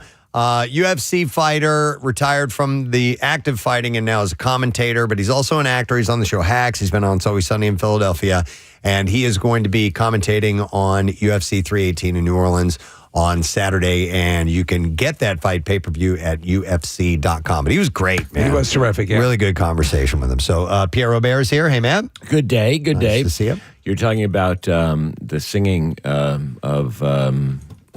spaced out his name, George Michael. Yeah. And CNN has this great series they've just started on Live Aid, and I thought it was going to be a one-off, but it's on Sunday nights, I think at 9 o'clock or 10 o'clock, and they had footage I've never seen before of behind the scenes for how people cut the song Do They Know It's Christmas, one of whom is George Michael. Mm-hmm. And his vocal parts, when they isolate them, are staggering. And if you have all that talent, but each person only sang a line. Right. Yeah. And they brilliantly, there's a line in the song where they talk about the bitter sting of tears, and Sting sings that line. And they isolate these moments as they're recording. Really cool stuff.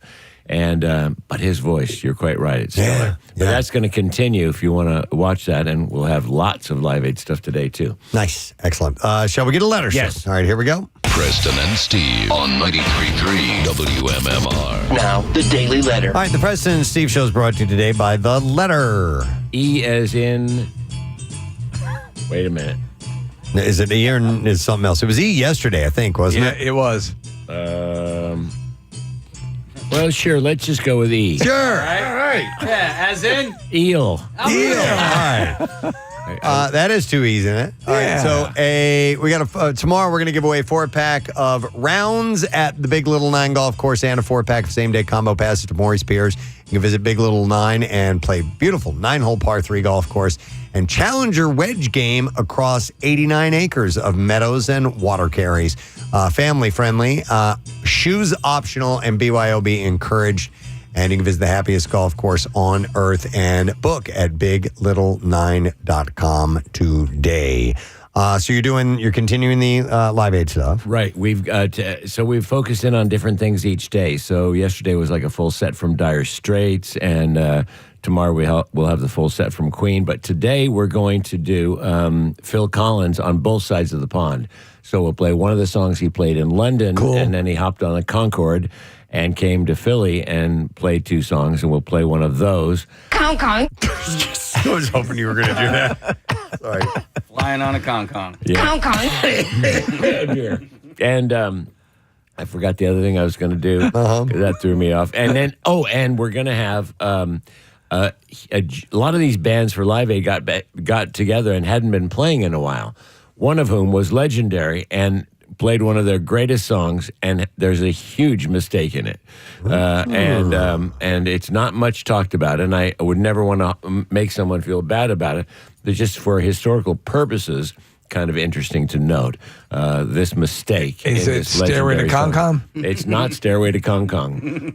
Kong Kong. Stairway to Hong Kong, but no. Are you? Is this a tease? You're going to save this for later on? Yes. Yeah, I'm going to tease it. I'm intrigued. Yeah. I mean, and if you're, think about you haven't played for a while, then you get together and play. Everyone can't wait to see you, even though, each band's only playing 3 or 4 songs.